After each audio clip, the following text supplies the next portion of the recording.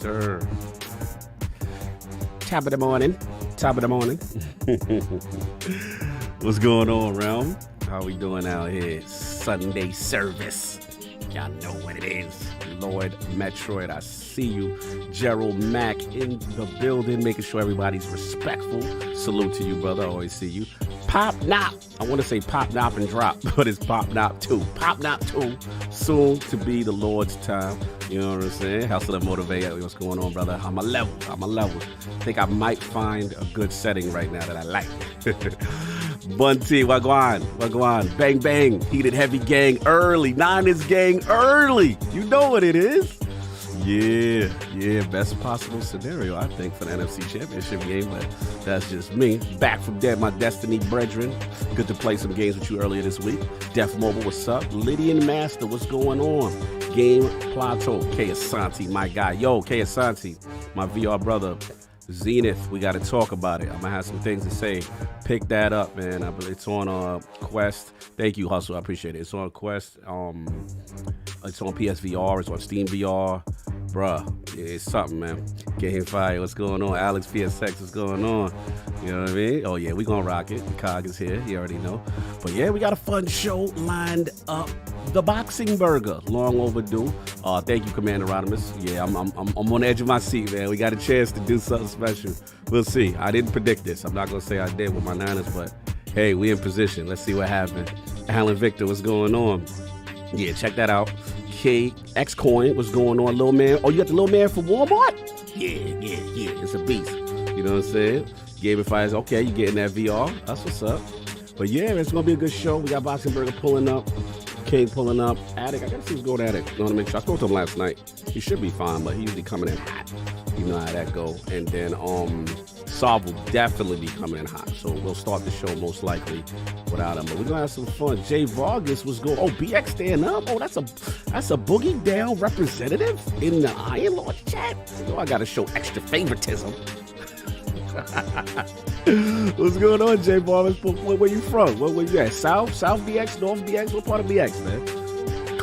Rep your set, man. You know what I'm saying? No doubt. So look, we're gonna get this thing going. Fun show. Definitely ain't gonna be 6 hours. So if you would try to do that thing again where y'all be like, yeah, thank you, Cog, for my whole shift last week. No. That's probably like a once in a generational type situation. But salute to everybody that came out. That was a lot of fun. But I will catch y'all in a minute. We got to get my man's Boxenberger in here. You know, King about to come in here with the music. Stitch, Switch coming in out. I see those Switch emojis, Stitch. I see you. You know what I'm saying? Oh, Kingsbridge. Okay. Kingsbridge. Yeah. I see you, Jay Vargas. Yeah. I got people over there. Used to shop it over there. That, Summer Boulevard, Fordham Road, all that. You know what I'm saying? But anyway, yeah, Decado, no 6 hour for you. No. All right, y'all. I'm going to talk to y'all. Love y'all. See you in a minute.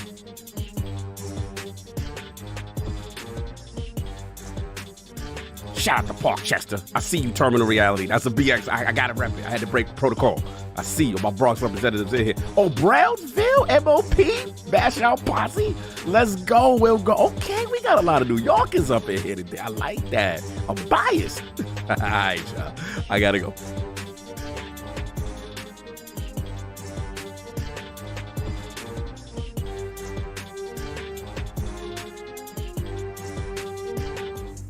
Hear you, man. Welcome to the show. If you would not mind, go ahead and find yourself a spot, get comfortable, grab a snack, do all that good stuff that we need to do, and we're about to get started. It's not important who I am. What's important is that you are pulling up to the Iron Lords podcast right now as we speak, and I guess I'm here to keep you entertained until it's time to get this show started. So look, y'all done messed up and turned me to an animal. And haters be swearing they real, but come to find out that they really mechanical. And yeah, I be eating these rappers, but that's all a part of me being a cannibal. And they say I'm better than money because you can bank on me being accountable. I know a million rappers that don't want to be on a song with me. That's understandable. I kill a beat and they want to compare me to Freddie and Jason. I'd rather be Hannibal. They be like, why use a video game? Just be original. Y'all too dramatical. I know it's random, but I am addicted to flipping the sample and making it flammable. This is that This is that yoga, fire, flame. They think it's arson up in the apartment. They call it department and I get the blame. Still I be running, collecting them rings. You just a target when I'm in the range. I was the hardest to start regardless back when you was messaging people on AIM. Check my vocals. All on Twitter, but I'm anti-social. Love my city, but I'm still bi-coastal. I got. Nah, let's switch that up. What is you What I doing? wanna do? Don't stop. Nah, that was dope. I'm Keep just that going. Keep that going. Nah, go ahead. Look, I guess you could say that I'm very spoiled. For them to be your dogs, they ain't very loyal. But I ain't gon' hold ya, I ain't here to boil you. You ain't gotta say it, I'm embarrassed for ya. Always been a nerd, never been a loser. Making Voltron with a gang of cougars. And I'm going places, better tell a Uber. Cause it's pretty hard to sleep on Freddy Krueger. That's... Whew. Let's do that again.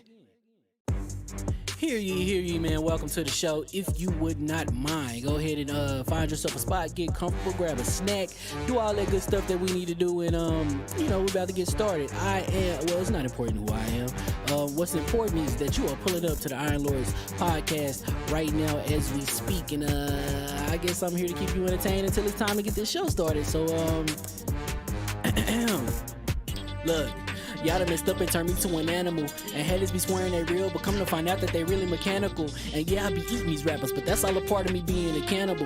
And they say I'm better than money because you can bank on me being accountable. I know a million rappers that don't want to be on a song with me, that's understandable. I kill a beat and they want to compare me to Freddie and Jason. I'd rather be Hannibal. They be like, why use a video game? Just be original, y'all too dramatical. I know it's random, but I am addicted to flipping the sample and making it flammable. This is that This is that yoga, fire, flame. They think it's arson up in the apartment. They call it department and I get the blame. Still I be running, collecting them rings. You just a target when I'm in the range. I was the hardest to start regardless back when you was messaging people on AIM. Check my vocals. All on Twitter, but I'm anti-social. Love my city, but I'm still bi-coastal. I got. Nah, let's switch that up. What is you What I doing? wanna do? Don't stop. Nah, that was dope. I'm Keep just that super going. nervous. Keep that going. Nah, go ahead. Look, I guess you could say that I'm very spoiled. For them to be your dogs, they ain't very loyal. But I ain't gon' hold ya, I ain't here to boil you. You ain't gotta say it, I'm embarrassed for ya. Always been a nerd, never been a loser. Making Voltron with a gang of cougars. And I'm going places, better tell a Uber. Cause it's pretty hard to sleep on Freddy Krueger. That's... Whew. Let's do that again. Hear ye, man. Welcome to the show. If you would not mind, go ahead and find yourself a spot, get comfortable, grab a snack, do all that good stuff that we need to do, and we're about to get started. It's not important who I am. What's important is that you are pulling up to the Iron Lords podcast right now as we speak, and I guess I'm here to keep you entertained until it's time to get this show started. So look. Y'all done messed up and turned me to an animal. And haters be swearing they real, but come to find out that they really mechanical. And yeah, I be eating these rappers, but that's all a part of me being a cannibal. And they say I'm better than money because you can bank on me being accountable. I know a million rappers that don't want to be on a song with me, that's understandable. I kill a beat and they want to compare me to Freddie and Jason. I'd rather be Hannibal. They be like, why use a video game? Just be original, y'all too dramatical. I know it's random, but I am addicted to flipping the sample and making it flammable. This is that This is that yoga, fire, flame. They think it's arson up in the apartment. They call it department and I get the blame. Still I be running, collecting them rings. You just a target when I'm in the range. I was the hardest to start regardless back when you was messaging people on AIM. Check my vocals. All on Twitter, but I'm anti-social. Love my city, but I'm still bi-coastal. I got. Nah, let's switch that up. What is you What I doing? wanna do? Don't stop. Nah, that was dope. I'm just Keep super nervous. that going. Keep that going. Nah, go ahead. Look, I guess you could say that I'm very spoiled. For them to be your dogs, they ain't very loyal. But I ain't gon' hold ya, I ain't here to boil you. You ain't gotta say it, I'm embarrassed for ya. Always been a nerd, never been a loser. Making Voltron with a gang of cougars. And I'm going places, better tell a Uber. Cause it's pretty hard to sleep on Freddy Krueger. That's... Whew. Let's do that again. Hear ye, man. Welcome to the show. If you would not mind, go ahead and find yourself a spot, get comfortable, grab a snack, do all that good stuff that we need to do, and we're about to get started. It's not important who I am. What's important is that you are pulling up to the Iron Lords podcast right now as we speak, and I guess I'm here to keep you entertained until it's time to get this show started. So look. Y'all done messed up and turned me to an animal. And haters be swearing they real, but come to find out that they really mechanical. And yeah, I be eating these rappers, but that's all a part of me being a cannibal. And they say I'm better than money because you can bank on me being accountable. I know a million rappers that don't want to be on a song with me, that's understandable. I kill a beat and they want to compare me to Freddie and Jason. I'd rather be Hannibal. They be like, why use a video game? Just be original, y'all too dramatical. I know it's random, but I am addicted to flipping the sample and making it flammable. This is that This is that yoga, fire, flame. They think it's arson up in the apartment. They call it department and I get the blame. Still I be running, collecting them rings. You just a target when I'm in the range. I was the hardest to start regardless back when you was messaging people on AIM. Check my vocals. All on Twitter, but I'm anti-social. Love my city, but I'm still bi-coastal. I got. Nah, let's switch that up.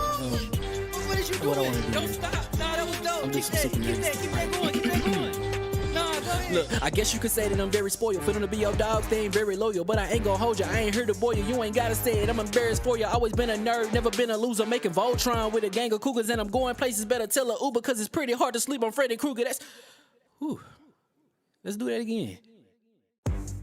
Hear ye, man. Welcome to the show. If you would not mind, go ahead and find yourself a spot, get comfortable, grab a snack, do all that good stuff that we need to do, and we're about to get started. It's not important who I am.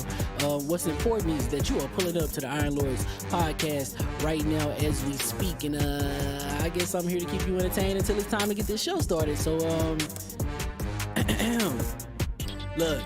Y'all done messed up and turned me to an animal. And haters be swearing they real, but come to find out that they really mechanical. And yeah, I be eating these rappers, but that's all a part of me being a cannibal. And they say I'm better than money because you can bank on me being accountable. I know a million rappers that don't wanna be on a song with me, that's understandable. I kill a beat and they wanna compare me to Freddie and Jason. I'd rather be Hannibal. They be like, why use a video game? Just be original, y'all too dramatical. I know it's random, but I'm addicted to flipping the sample and making it flammable. This is that yoga, fire, flame. They think it's arson up in the apartment, they call it department and I get the blame. Still I be running, collecting them rings. You just a target when I'm in the range. I was the hardest to start regardless back when you was messaging people on AIM. Check my vocals, all on Twitter, but I'm anti-social. Love my city, but I'm still bi-coastal. I got. Nah, let's switch that up. What is you doing? What I wanna do? Don't stop. Nah, that was dope. I'm just Keep that going. Keep that going. Nah, go ahead. Look, I guess you could say that I'm very spoiled. For them to be your dog, they ain't very loyal. But I ain't gonna hold you, I ain't here to boil you. You ain't gotta say it, I'm embarrassed for you. Always been a nerd, never been a loser. Making Voltron with a gang of cougars, and I'm going places. Better tell a Uber, cause it's pretty hard to sleep on Freddy Krueger. That's. Whew. Let's do that again.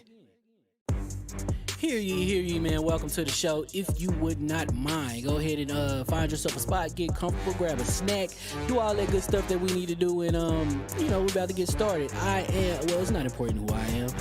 What's important is that you are pulling up to the Iron Lords podcast right now as we speak, and I guess I'm here to keep you entertained until it's time to get this show started. So look. Y'all done messed up and turned me to an animal. And haters be swearing they real, but come to find out that they really mechanical. And yeah, I be eating these rappers, but that's all a part of me being a cannibal. And they say I'm better than money because you can bank on me being accountable. I know a million rappers that don't wanna be on a song with me, that's understandable. I kill a beat and they wanna compare me to Freddie and Jason. I'd rather be Hannibal. They be like, why use a video game? Just be original, y'all too dramatical. I know it's random, but I'm addicted to flipping the sample and making it flammable. This is that yoga, fire, flame. They think it's arson up in the apartment, they call it department and I get the blame. Still I be running, collecting them rings. You just a target when I'm in the range. I was the hardest to start regardless back when you was messaging people on AIM. Check my vocals, all on Twitter, but I'm anti-social. Love my city, but I'm still bi-coastal. I got. Nah, let's switch that up. What is you doing? What I wanna do? Don't stop. Nah, that was dope. I'm just Keep that going. Keep that going. Nah, go ahead. Look, I guess you could say that I'm very spoiled. For them to be your dogs, they ain't very loyal. But I ain't gonna hold you, I ain't here to boil you. You ain't gotta say it, I'm embarrassed for you. Always been a nerd, never been a loser. Making Voltron with a gang of cougars, and I'm going places. Better tell a Uber, cause it's pretty hard to sleep on Freddy Krueger. That's. Whew. Let's do that again. Hear ye, man. Welcome to the show. If you would not mind, go ahead and find yourself a spot, get comfortable, grab a snack, do all that good stuff that we need to do, and we're about to get started. It's not important who I am.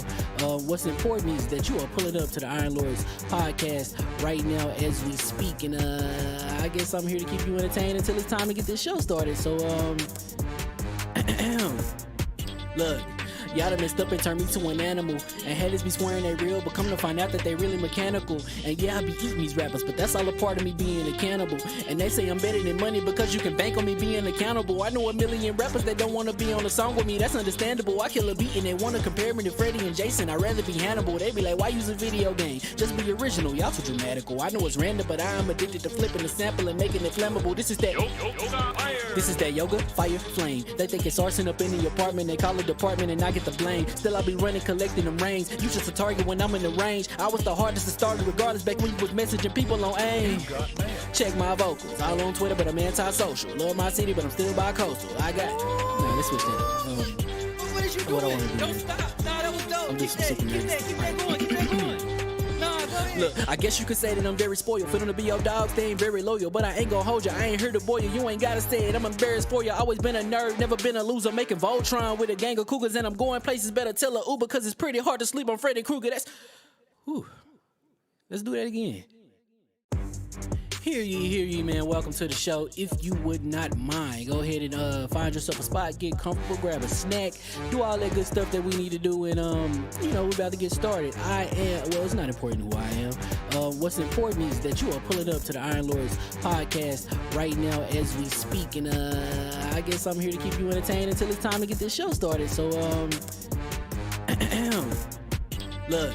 Y'all done messed up and turned me to an animal. And haters be swearing they real, but come to find out that they really mechanical. And yeah, I be eating these rappers, but that's all a part of me being a cannibal. And they say I'm better than money because you can bank on me being accountable. I know a million rappers that don't wanna be on a song with me, that's understandable. I kill a beat and they wanna compare me to Freddie and Jason. I'd rather be Hannibal. They be like, why use a video game? Just be original, y'all too dramatical. I know it's random, but I am addicted to flipping the sample and making it flammable. This is that yoga, fire, flame. They think it's arson up in the apartment, they call it department and I get the blame. Still I be running, collecting them rings. You just a target when I'm in the range. I was the hardest to start regardless back when you was messaging people on AIM. Check my vocals, all on Twitter, but I'm anti-social. Love my city, but I'm still bi-coastal. Let's switch that up. What is you doing? What I wanna do? Don't stop. Nah, that was dope. I'm Keep just super that going. Keep that going. Nah, go ahead. Look, I guess you could say that I'm very spoiled. For them to be your dogs, they ain't very loyal. But I ain't gonna hold you, I ain't here to boil you. You ain't gotta say it, I'm embarrassed for you. Always been a nerd, never been a loser. Making Voltron with a gang of cougars. And I'm going places, better tell a Uber. Cause it's pretty hard to sleep on Freddy Krueger. Let's do that again. Hear ye, man. Welcome to the show. If you would not mind, go ahead and find yourself a spot, get comfortable, grab a snack, do all that good stuff that we need to do, and we're about to get started. It's not important who I am. What's important is that you are pulling up to the Iron Lords podcast right now as we speak, and I guess I'm here to keep you entertained until it's time to get this show started. So look. Y'all done messed up and turned me to an animal. And haters be swearing they real, but come to find out that they really mechanical. And yeah, I be eating these rappers, but that's all a part of me being a cannibal. And they say I'm better than money because you can bank on me being accountable. I know a million rappers that don't wanna be on a song with me, that's understandable. I kill a beat and they wanna compare me to Freddie and Jason. I'd rather be Hannibal. They be like, why use a video game? Just be original, y'all too dramatical. I know it's random, but I am addicted to flipping the sample and making it flammable. This is that yoga, fire, flame. They think it's arson up in the apartment, they call it department and I get the blame. Still I be running, collecting them rings. You just a target when I'm in the range. I was the hardest to start regardless back when you was messaging people on AIM. Check my vocals, all on Twitter, but I'm anti-social. Love my city, but I'm still bi-coastal. Let's switch that up. What is you doing? What I wanna do? Don't stop. Nah, that was dope. I'm just Keep super that going. Keep that going. Nah, go ahead. Look, I guess you could say that I'm very spoiled. For them to be your dogs, they ain't very loyal. But I ain't gonna hold you, I ain't here to boil you. You ain't gotta say it, I'm embarrassed for you. Always been a nerd, never been a loser. Making Voltron with a gang of cougars. And I'm going places, better tell a Uber. Cause it's pretty hard to sleep on Freddy Krueger. Let's do that again. Hear ye, man. Welcome to the show. If you would not mind, go ahead and find yourself a spot, get comfortable, grab a snack, do all that good stuff that we need to do, and we're about to get started. It's not important who I am. What's important is that you are pulling up to the Iron Lords podcast right now as we speak, and I guess I'm here to keep you entertained until it's time to get this show started. So look.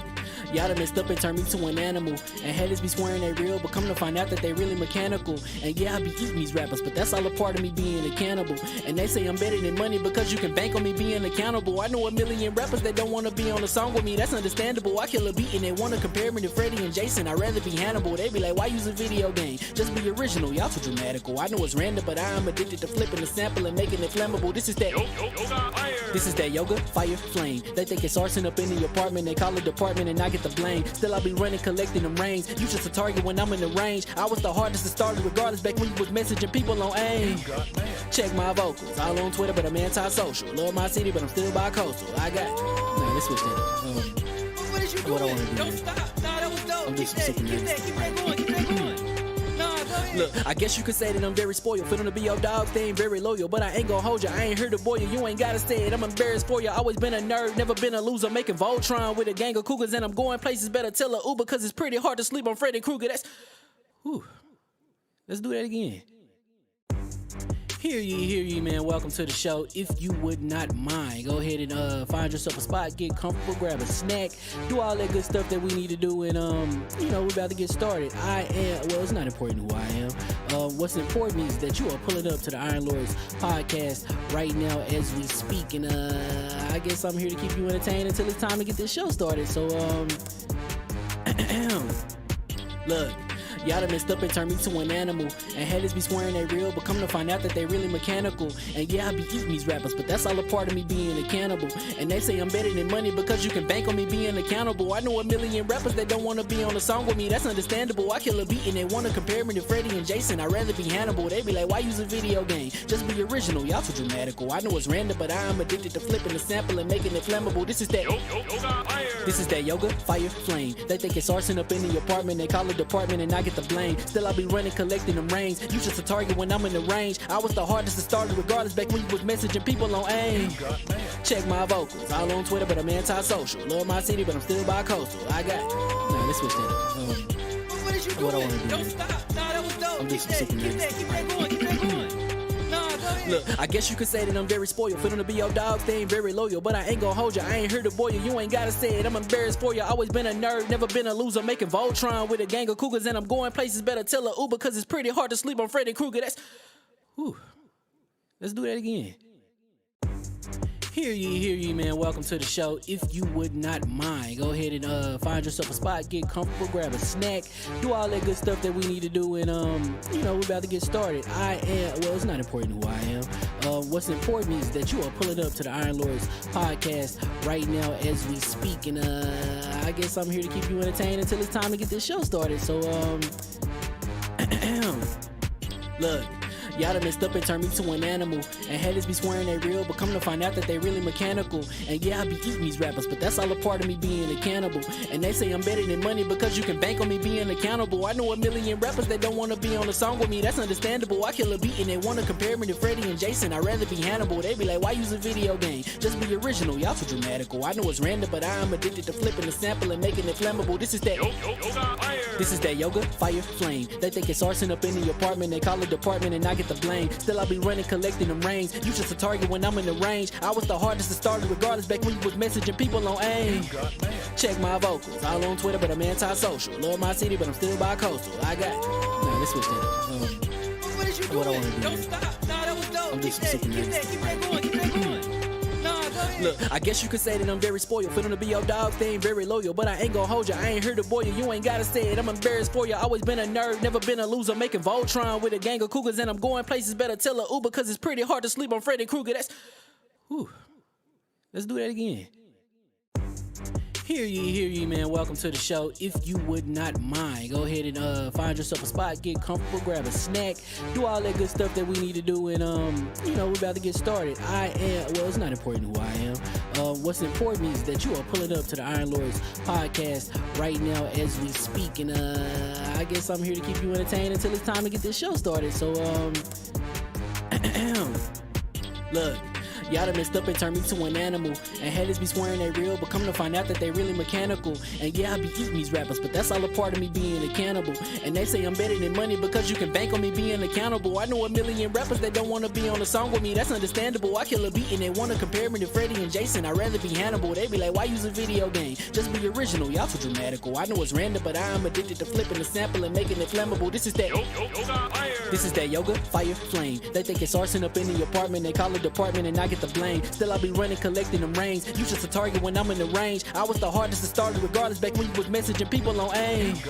Check my vocals, all on Twitter but I'm anti-social. Love my city but I'm still bi-coastal. I got let's switch that up. What is you What I doing? wanna do Don't is- stop. Nah, that was dope. I'm just Keep super that nasty. going.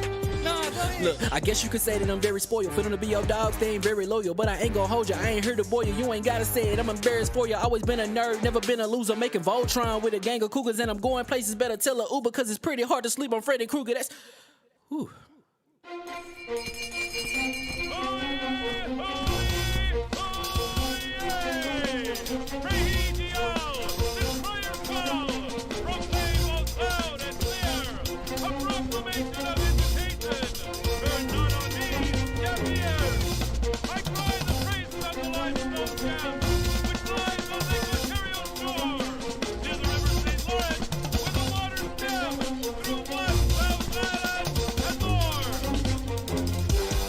I'ma just chill and watch them and eat snacks in the attic. I wanted to chill with the pack and be like a young whoop, but then they would mistake me for addict. If I can imagine it's cool to give you some advice, then invite your girl to your squadron. Cause if you don't give her that option, you gon' be single player like Sovereign. You gon' get tossed in the bushes by King David. Royalty and not a pretender.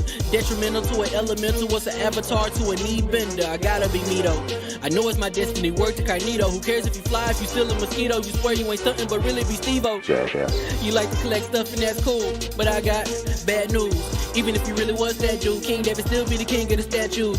Since a juvenile, I've been cursed with a curse to be musical. And if you hate it, we'll meet in the crucible. Other than that, then it's cool and it's beautiful. We let you know that your dreams are pursuable. Whatever you wanna do, then it's doable. If you got work on a Sunday, it's suitable. Cause you can listen to this in your cubicle on the Lord's Day.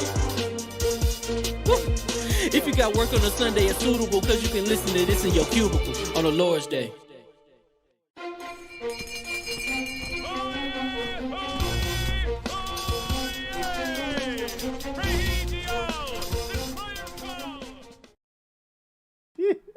And the mic is hot, and we are live. Hear ye, hear ye. And welcome to the Iron Lords Podcast, LLC, and also live on lordsofgaming.net, episode number 242.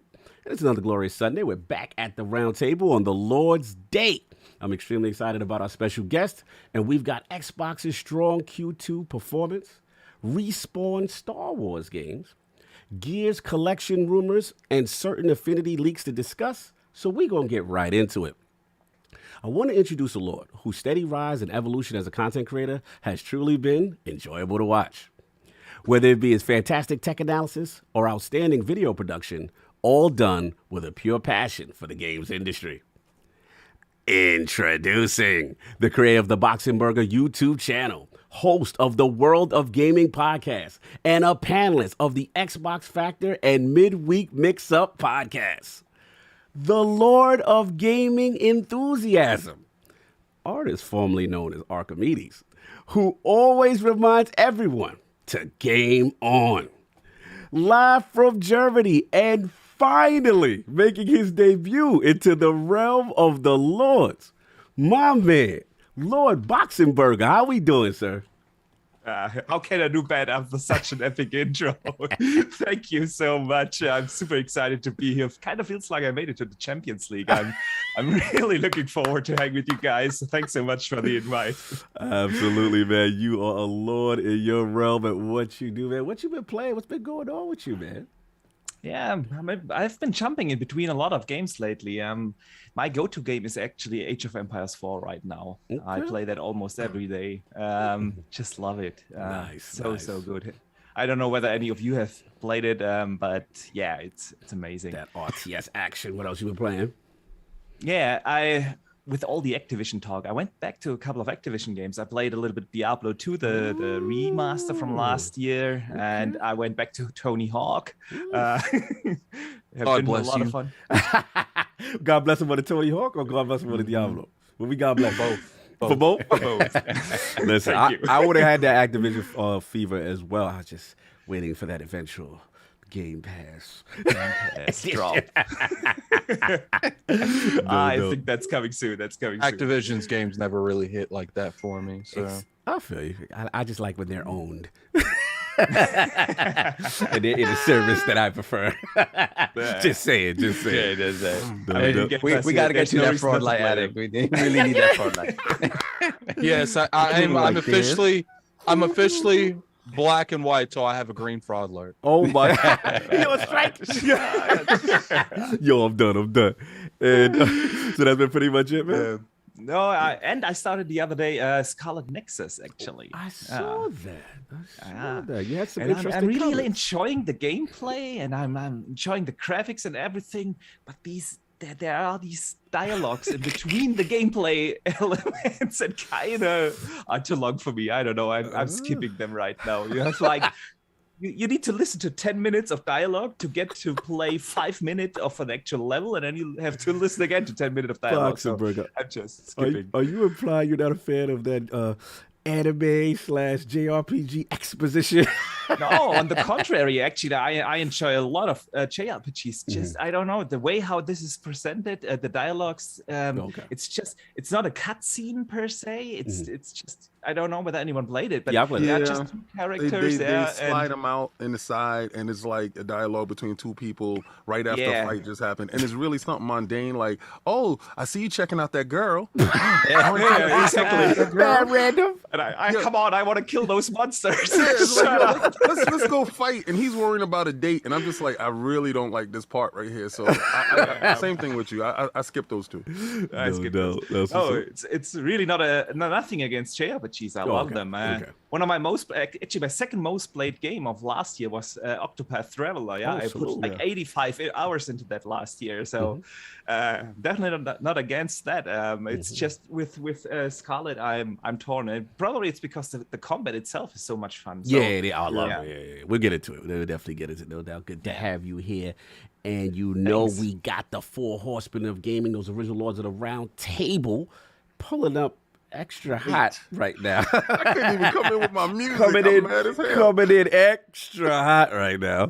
But starting with my co-host, with the co-host, my brother from another mother, the difficult game conqueror, lord of his own world, and the how of the young wolf. My man in a different time zone, multiverse. 1800s. Lord Addict, how are we doing, sir?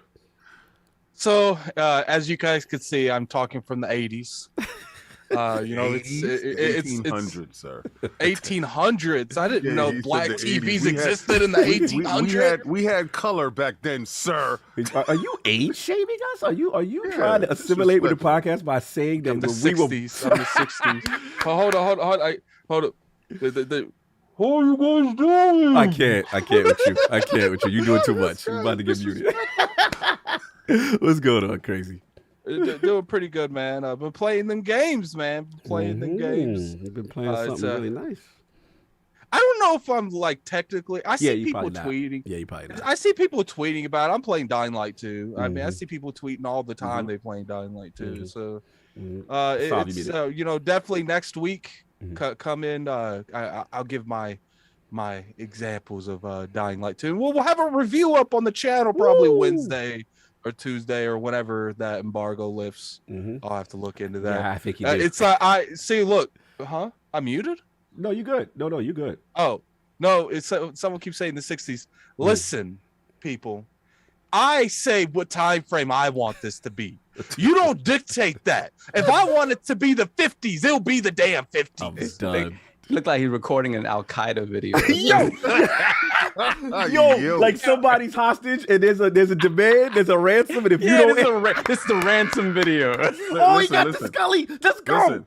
Let's Once go, he Addict. put the Scully on, Once he got is the in Scully, he control mean of said business. video. He mean business now. Talk to him. Listen, Talk to him about it. you're This gonna is- listen to my demands, and I want all the money in the basket. I want to hear the demands, Addict. I want to hear the demands. All the The demands is I get my green Fraud alert. my green fraud alert. I get a snack bar in the upstairs basement. Oh my God. It's in the upstairs basement. Whoa. Oh my Where are you living? This guy right here, man. He's unruly. Don't you love when look? It's crazy if you look at it when I'm talking Mhm. in the black. Well, since my filter is black and white, and you put that fraud alert on, the fraud alert's the only thing color on. Salute for Addict. So I demand my for his up demands. until I get my green fraud alert. I'm gonna be in the 80s from now on. Listen, you got to take that up with the Iron Bank. That's you and Solve. I'm out of this. I'm neutral. If you can find me a fraud alert siren or whatever the hell you call it, I told him. the I told Iron him where Bank to will go order get it for it. you. I told him where to go get it. He can look up anything on the web, and he decides not to get it. Anyway, and Yo, Addict, exactly what is the upstairs basement? moving on. Look, Time. man, And that's kinda of crazy. course, we have our most Clearly, it's where I keep the hostages. Apparently, that's what the chat's saying. time. And of course, we have our most technical gaming lord, the solo gamer who lives for the single player selfish experience, and also the Sostradamus, the Lord of Clarity and Lord Patreon of the Green Fraud Alert Iron Bank. My man coming in hot. Lord Sovereign, how we doing, sir? Ah, super hot. I'm a hot mess today. What's going on? Damn this snow. Oh, bro. Shoveling yesterday, shoveling today. Yeah. You know, I'm looking very rough. Yeah. No, man. I gotta get that joint. But it's We the looking only crazy. one. Yeah, we Yeah, looking crazy. man. That shoveling is real. Nor'easter in the northeast, y'all. New York, New Good Jersey. Lord. It's a nor'easter, almost a foot of snow. But continue, sir. Yeah. So I'm good though. I actually did get to game a little bit. Not exactly what I was expecting to. I still haven't finished Halo Infinite. Okay. Maybe I'll get to do that this Oh, week. shame on you, sir. Shame on me. So yesterday, two things. So yesterday I was trying to download the upgraded Uncharted collection on the PS5. This is a funny thing. This is not throwing shade at anything. But the amount of dust that was on that machine. No. I'm not even trying to. I'm not trying to start anything. So this is how we get labeled in with King. These are the kind of comments that they say we are an Xbox. As someone who uses their PlayStation 4 exclusives, it's been a little bit dry lately. You know what I mean? So February is lit. Okay. Lit. I'm excited. Did it look at you and say thank you? It was that. Thank you. See, this will get us in trouble. Yeah. So I was trying to download that, and the thing is that the Uncharted games that I game share with Kaibatsu, so they were on his account, so I couldn't get the $10 upgrade. So I was waiting for him to do all that so I could download the Legacy Collection for the $10, not the $50. Anyway, yes, it worked. It worked. Okay, because I tried it and I wasn't able to upgrade. No matter what I did in game, nothing worked. They always wanted the full price. Oh, really? Yeah. So if you got Uncharted 4 through the whatever collection, the PS Plus collection, that doesn't count. It doesn't count. No. I have it. I also bought the DLC, what's it called? Lost Legacy. I also digitally have that. You had that and Digitally, nothing. I have that. Oh wow! No. Whenever I go to the store, it says 50, not 10. So that's right. Oh no, that's not supposed to happen. I gave up. I told you, swipe that card. Sorry about that. I apologize for adding to the drama. Why are you apologizing for something I told you what was gonna happen? Just get that checkbook ready. So anyway, I didn't get a chance to play that. So you know what? Shame on me. Something that I haven't played yet. What's up? And I've started like a million times. I never finished The Last of Us Left Behind. I never finished it. I started a million times. So I finally sat down while I waited for that. And I played it. Wow, man. Druckmann is straight like he's the dude. It's I can't wait until he comes over to Xbox like everybody else. Now, the other thing that I played was on the Switch, but it's also on Game Pass, but I don't have time to play it on Game Pass. It's a game called Record of Lodoss War, right? And it's the subtitles like Deedlit something Labyrinth something. It's a Metroidvania. King, you're talking about the one? Are you talking about the one with the elf? Yeah. Yo. It looks crazy. Yo. What's that? Okay. It is in Game Pass. It's in Game Pass. So you already know. You already got my attention now. Now you got my attention. Yo, it is so beautiful looking. And the animations are fantastic. It's a Metroidvania. Shout out to Phil. King, I don't know if you remember Dreamcast, Record of Lodoss War. Yes. It was like a Diablo-like, right? It was cool. Yes. It was but it was in the same universe. This is something totally different. It's a side-scrolling Metroidvania. But you know, this is taken from that. Yes. Oh, yeah, so it's like a direct right after. Okay, so after you finish that one in the Dreamcast, right? It's an ending of the war. That's why she doesn't remember things in the beginning. Yes. And she's like, I know you. What are I you know talking you, about? but what are you talking about? Exactly. Right. Yo, it's hot. It is so hot. I'm up to the last boss. The last boss is so janky. It's gonna make you just put it down for a little bit to come back to it. Adding is the type of dude to finish it. Put the name again in chat. Somebody in the chat spell it. Record of Lodoss War. Deedlit in Wonder Labyrinth. How many names did this game have? Just go with Deedlit in Wonder Labyrinth. Deedlit. D-Lock is Deedlit. Let's go. Deedlit. Let's go. But it is a beautiful game. Wow, I was really impressed. Animations is bonkers. Yeah. Okay. So I played it on Switch because I don't have time to sit down and play it on Game Pass. But man, don't be afraid to say that. No, it's fine. It's beautiful. Don't be afraid to say that you spend money that you get for free. Don't be afraid that it was coming in hot. Yeah, talk about that wallet. Talk about that wallet. So the wallet, it was a $15 purchase. Whatever. Yeah, it is. But I gotta say though, when things get hot and heavy in that game. The frame. Oh, the frame rate. Frame rate was doing Shout out to the Switch. It wasn't an all natural situation. It was not all natty. It was not all natty. They don't do all natty with them. There was no boost mode on the such side. Okay, fair enough. All right, no doubt. And of course, we have the incredible Hulk of this, aka the XS Gamer. Ooh, The prophet of Xbox. Swami. King of the statues, who demands nothing less than that premium experience, and is the leader of the fraud alert movement. Beloved Lord King. How we doing, sir? Oh, so we're what is this? 3 weeks into 30 days of King Jackets. Okay. I was trying to figure out which one. I'm gonna take a picture of the back of this jacket because this is the reason why I got it. Is a wolf, and I'm like, oh man, we was on this path for a minute. We was on the path for a minute. It's so crispy that you can hear the leather still trying to get acclimated. That's what it's doing. It's crisp. Yeah, you know, I was just buying and just putting them up and just. You know, I go in the store and be like, yo, let me get 5 of those. You know how I do. Let's get it. What you been up to? Make up spaces about that. What you been up to, sir? Fortnite and Fortnite only. Nice. Yo, I've come to the conclusion right now that I think that they put subliminals in this game. It's crack. That's what it is. It's crack. It has to be because on God in them, I can be asleep and this is a Gumball song, right? Because I got to this Gumball dude, right? And I got the Gumball guy out. And he's so dope because he's a gumball machine and he eats gumballs.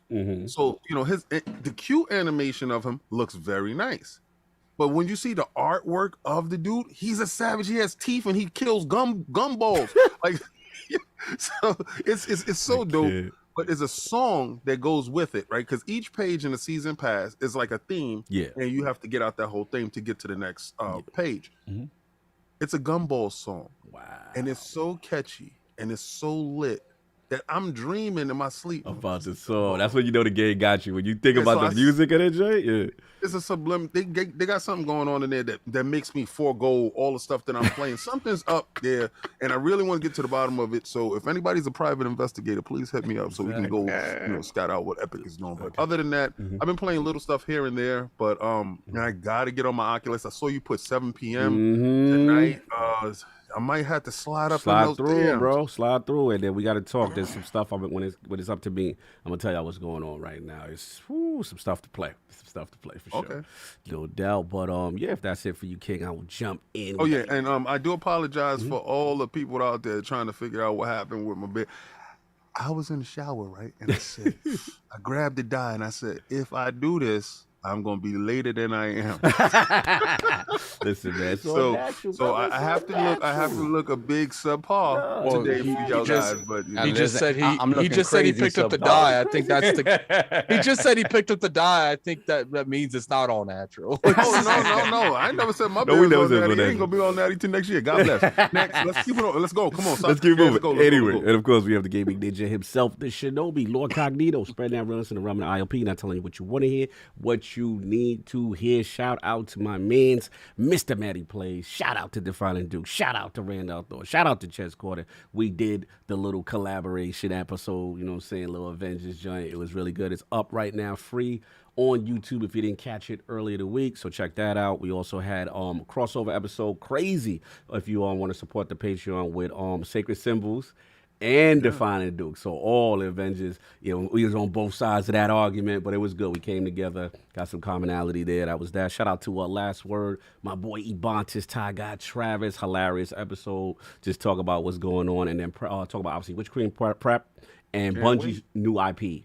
We getting some little more inklings on that, so check that out for that. As far as gaming for me, a little bit of Destiny. I was like just doing my little homework, my ritual stuff, just to get back. Let me do my strikes. Let me do it. Just get my materials and all that stuff up. I actually tried the gunk for the first time. I put that to the side. Here's my thing about it. What do you think about it? I like it. The problem I have is I just wish, one, they had like a bigger budget to make it. Like if this game was a beautiful, really pristine looking game, it'll be crazy. It's just like, you could feel a little bit of the AA indie quality on the graphical presentation of it. But it was a small group. Right, I know. Like in my mind, I'm like, this could be this is one of those ones I want them to stick with. That's basically what I'm going at. This could be a banger if a little bit more attention to graphic. Like if it looked like a Jack and Dexter, you know what I'm saying? That type of fidelity with what they're doing with the gunk and the thing and the beautiful world. How far did you make it into? Like it? chapter 3, you know what I'm saying? Okay, so when you get a little bit further, you're gonna see the budget start to expand. Okay. And it's a lot of things that little subtle things. What I thought it felt very Nintendo-esque to me. Yes. Early 64 type of stuff. Yes. I love the platforming of it. I love the thoughtfulness with the puzzles. It was a throwback. That's a throwback, yeah. And I will say I like the voice dialogue with the second character who's with you, telling you why you're going on, what's going on, and y'all having this nice banter. It was a nice feel. I would just say a little bit more action elements, but again, I haven't played long enough. Maybe it heats up. Maybe it heats up. Yeah. And then after that, but I think they should stick with it. I think there is potential here. Well, it is when you get to the end of the story, because I finished it. So when you get to the end of the story, there is a pathway to other things. Okay. One thing I didn't like about it, and I hope they expand on it. When they first showed the trailer of it, it seemed to me more action packed. Yes, I thought it was going to be more action packed, and it really wasn't. More exploratory. It's more exploratory. It's a real chill game. Yes. But see, Boxenberger, I like that. I needed that right now. Now, I didn't need all this crazy, and I like the little upgrade pad. It's just the right enough game for me right now. So it was a good space. But I could understand people wanting more action. Quick resume helps those exploratory games so much, because like when you got to go and you turn your stuff off and you come back and you're right back where you were at in these exploratory games that you don't have to find a save space and stuff. I think that really helps the working individual. You know, people that have a lot of stuff going on, and that game really helped me with that. Yeah. So the Overjoy and the Legend, I gotta plug it. You know, shout out to Kai Basu, shout out to Valakar, shout out to Sinister. We're supposed to just play After the Fall, which is Oculus, kind of like a 4-player, think Left 4 Dead kind of joint, right? Yeah. Cool, I like it. The only thing is they lost me on one part when it's like we already friends in the damn UI, but then when you get in the game, all right, give me your Switch Nintendo Social Security card number so we can join up in the lobby. And then now once you do it one time, you're good. But I'm like, why I gotta do this? So that kind of messed me up. And then Sinister got bumped, and then he couldn't do a rejoin in progress, so he was like, So it's still good. It's a great game, but they gotta work that friend stuff. But the game I gotta get here and talk about right now is Zenith: The Last City. Yeah, I saw you talking about Bro. All right, so I threw that on, and I'm like, all right, we're gonna play this for like 15 to 20 minutes just to see what it is, see what's going on, you know, whatever. All right, let me get the bad out the way first. Let's get the bad out first. All right. First, y'all got the worst custom creators. Shout out to Mama Michael, who we had on. Remember when we had Mama Michael on? Yeah. Remember we was talking about custom creators and representation. Like, I get so pissed off with some of these JRPG games. Like, sometimes Astral Chain does this well, where it's literally the same avatar with a different shade, and nothing's really changing for the other ethnicities. They got to work on that, because other than that, and maybe a couple little minor things, this game's amazing. This is a MMO, VR MMO. Think King, Breath of the Wild MMO meets Phantasy Star sci-fi. Word? You can literally climb anything. You could fly. You got classes. They got what you call it, like a melee double sword class. They got the Christopher Hart put that bro. Mad people can join. Yeah, like it's Destiny with the thing. They got public events. They got, but it's I will say the story is so far, but it's one of these worlds when you look at it, you like, oh, I would. Whoever designed this is amazing. It's expansive. They got cities. It is seamless. And apparently it's a small team that's doing this. It's cross-play with Oculus, PlayStation VR, Steam VR. Yo, they got it, bro. Like, literally, when I climbed a mountain, jumped off and started gliding and flying, and you put your with the joint, you put your hands back. Like, what's that? The Naruto joint? Addicts gonna love this game.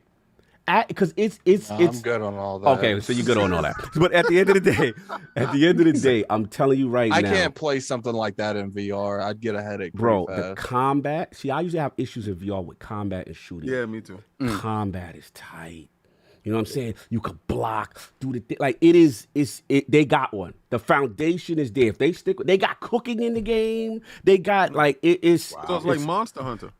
It's bigger than Monster But Hunter. Monster Hunter is it's like Monster Hunter World is huge. It has that ability with the glider and stuff like that. And cooking. Yeah, I mean, I gotta check it out. Check it out. today. It's true open world MMO VR, and I'm not gonna. And the art style is really cool, man. And the enemies look cool. Everything look like it's just you gotta check it out. Yeah, what's the question? How do they handle like movement and tethering and all that All right, stuff? so the movement is they got the comfort options for the guys that just want to sit down and don't want to do no standing. You got that. You can just move around like a first person. You can control every aspect if you have motion sickness to turn it and all that stuff. If you don't like that, they got the teleport system for the guys that have motion sickness or whatever, who you don't want to do the quick movement because some people that really affects them. But they got motion sickness is bad for me when I play. Now they got for but you. I tried that in Resident Evil and that didn't even really help me there either. Like I don't like the weird 45-degree turns like that. Right. Those just The thing what I like about all of them and this one is they have every option on the turning can be tweaked. Everything can be like they are literally catering to anybody with any type of motion sickness. But anyway, I'm rambling. So you do VR? I have a PlayStation VR, but yeah, I haven't played that in a long time, to be honest. Nix, the game I is. didn't I'm have sorry, I didn't have a proper PC to handle VR properly, and now that I upgraded my rig, actually, I'm thinking about getting an Oculus. We'll talk later. I mean, Cog definitely, open eyes to a lot of things. I was VR early. The PlayStation VR, the tethering thing stopped me. But I mean, this aspect, once I hear that everybody can play, yes. I definitely wanted Christopher Hart to use his VR more. So. What I want to do, I definitely want to play Zenith. Yeah. But when I saw y'all say Zenith, I'm like, who got a Zenith television? Zenith TV. Yeah, Zenith. I said, that's TCL is definitely above that. Please. Don't be in no The name of the studio is Ramen VR. But yeah, check it out. It's called, for those who missed the name, Zenith the Last City. It just came out this week again on Oculus, PSVR, Quest VR. And full cross-play, and you can play with a whole. They got guilds, they got clans, they got everything. King, we gotta get Rocco. We'll talk about it. But anyway, so we got all that solved. Let's pay the bills, and then we got this patient guest that's been waiting for us. No doubt. So let's get these super chats that we have up until now. Let's do this. We have Dono Taco, $5 super chat. Have the Lord tried Zenith VR yet? I played a bit yesterday, and it's pretty cool. A good VR MMO is something I've been looking forward to. Yes, yeah. Look at that. Perfect time. Perfect time. Then we got Wandering Dutch, £10 super chat. Shout out to brother Boxenberger representing, of course. Have a great show, all. Here comes 5K, no doubt. Shout out to our ILP brothers for showcasing greatness. Thank you, brother. Oh, my God, Dutch, man. Salute to Dutch, brother. Then we have Flame, $10 super chat. Good afternoon, fellas. I was going to make a comment about Respawn being better than 343 for having over double the numbers of Infinite with numbers than Infinite with Apex in half the time, but we have a guest, so I can't. Oh, wait. Trying to be, come on, Flame. Come on, Flame. Pragmatic Eagle with the $50 super chat. Thank you, sir. Good afternoon, Lords, ladies, and fellow gamers. It's the Lord's Day and time for the best podcast out there. Thank you so much, man. Lords, Addict, Sovereign, King, Cognito, and today's guest, Boxenberger. The realm is ready for another great episode. Let's go. Yeah. Then we have Bounty, $5 super chat. The original Don Dada, ya Jamaican Jim, stop the blood clot crying. Enough respect, Lord. Big up yourself. Bah, bah, bah. Bang, bang. Let's go. I love doing that. I love it. Then we got Bruno Ramos Diaz. Let's put the crest in the chat for Bruno Ramos Diaz. Yes, Welcome sir. to the realm, sir. Thank you so much. Then we got Creeper Evox, $5 super chat. Star PS5 looking like a coal miner up in there. Yeah, it did, bro. Oh, man. I'm sorry, but like I said, February's gonna be lit. Seafood next week. I'm happy. 8 hours and then it's gonna get shut back down until September. We got Horizon coming. More than 8 hours. Then we got Raiden Blade, member for 12 months. Thank you, sir. Lord Bronze. Sav is joining King. Now only the disc version is playable. Those poor digital owners. Record of Lotus War. Sega kids. Happy days. Golden days. Yes. I was one of those. Man, you go into deep rabbit holes when it comes to like obscure Dreamcast games. All facts. Yeah. Really good stuff. Yes, sir. And we have Always Cola, $5 super chat. Sac Passe. Oh, Nambule, we got an Nambule. Nambule, No, baby. baby. Nambule, baby. First the Salute. MCU and now the ILPU. Always bringing great characters together. Can't wait for the next 6-hour ILPU No. movie event. No, brother, no. No. Yeah. No. No. That was Yeah, one of the once in a lifetime generational Oh moments. my, exactly. Boy, Yes. you gotta Remember that prepare. moment. Remember it well. Cherish it. Another 8 years, and then we get to it like the MCU. Yeah, exactly. Exactly. Then we got Doofy, $2 super chat. Hit that like ILP fam. Thank you, my brother. For Yes, sure, sir. for Let's sure. hit Thank that you. like Hit that button. like Lay that button. out. Hit the Subscribe ILP to the like, channel. And How it goes. let's get to that Patreon. Do that. No doubt. Then we have, well, we got a couple more that popped in here. We have Big Cloud Gaming, $5 super chat. Salute to my brother. Shout out to you, sir. Oh, salute. What up, bit? Then we got Flame once again, $2 super chat. Give me credit. I haven't been messy in weeks. That is not true, sir, but that's fine. Flame. We'll You give have you that. the ability to be messy today. Please do so. Yeah, nobody's taking it away from you. That's true. No doubt. Then we have Hargeet Chini, $2 super chat. Salute to the Lords on this snowy Sunday. Yes. Yes. I gotta go East shovel, Coast, man. nor'eastern, man. We shoveling all day. All day. And All send right. some of the snow over. We are missing snow here. Oh my goodness. You, Oh you my can have it snow all. son. You sir. can have it all. For free. So you For got real. pragmatic Eagle earlier, right? Yeah, the Okay, $50. I just want to make sure. Cool. No doubt. Everything caught up? Yes, sir. We All right, caught cool. up. One last for me. Shout out to Mitchie Pooh, who brought Yeah. that black mug. He said he showed his appreciation for all the entertaining and thoughtful discussion. As an OG Xbox gamer, I was increasingly becoming distant from gaming. I appreciate you all and Game Pass, laugh out loud, for reigniting my passion and introducing me to other creators. Salute. Oh, that's what's up. Bless And him, then someone else didn't put his name. He got that 10K key. People still try to sneak that in, I see. Just scored it. Congrats, ILP, on Oh, taking we subs. gotta take that down. Yeah, speak to. I gotta please talk speak to yeah, speak to the Suave. boss to cut Yeah, that down. Talk to Suave. Get that off. Shout out to Ace in the chat. We are not doing 6.5 hours. Ace, I see you. Stop it. And shout out to another anonymous user. He got that little man die cut sticker. All right. Yeah. Got the stickers. I would see people cop the stickers. That's what's up, little I saw a man. dude put the sticker on his little man. On his little man yesterday. Stop. Are you boss. serious? Yeah. Wow. It was on Twitter yesterday. I forgot who it was. now. Oh, tag me in there. I did not see Yeah, that. That's shout crazy. out to him for doing that. It was. I was like, oh, that's so cute. And you know what? I think I gotta get a little man to put him on my PC just to look at him because, yo, Microsoft, what's up? Oh, What's up? talk to him. Like, little man should definitely be inside. What's that game they got? Which one? That cartoon game that's inspired by Little Man. Like Cuphead and all that? Cuphead. Yeah, Cuphead fit like Little Man should be inside he from that Cuphead. era. Yeah, he from that era. yeah. For sure. Hey, we can use them in black and white. Let's talk to me. No doubt. So let's get the last two that we got to get a Boxenberger going. Hold on a second. Yeah. Okay, so we have Dono Taku, $10 super chat. I want to call fraud alert on the Lords for not having an entire segment dedicated to the return of the Dreamcast Classic, Cow the Kangaroo. That's right. Wow. Give me y'all Sega badge. Yeah, they are. It's not a remake. It's supposed to be like a sequel to Cow the Kangaroo. I saw the release trailer yesterday. I'm gonna say no, sir. Yeah. I mean, I'd rather- shout out to Cow. Get at it. I'd rather pick my eyes out than have that. Oh my. Jesus. Keep him in black There and we white. have Hollywood. Yeah, keep him with the Blair Witch Project. over Till he there. get his floor alert. Till he get his floor alert. Then we can put him back in color.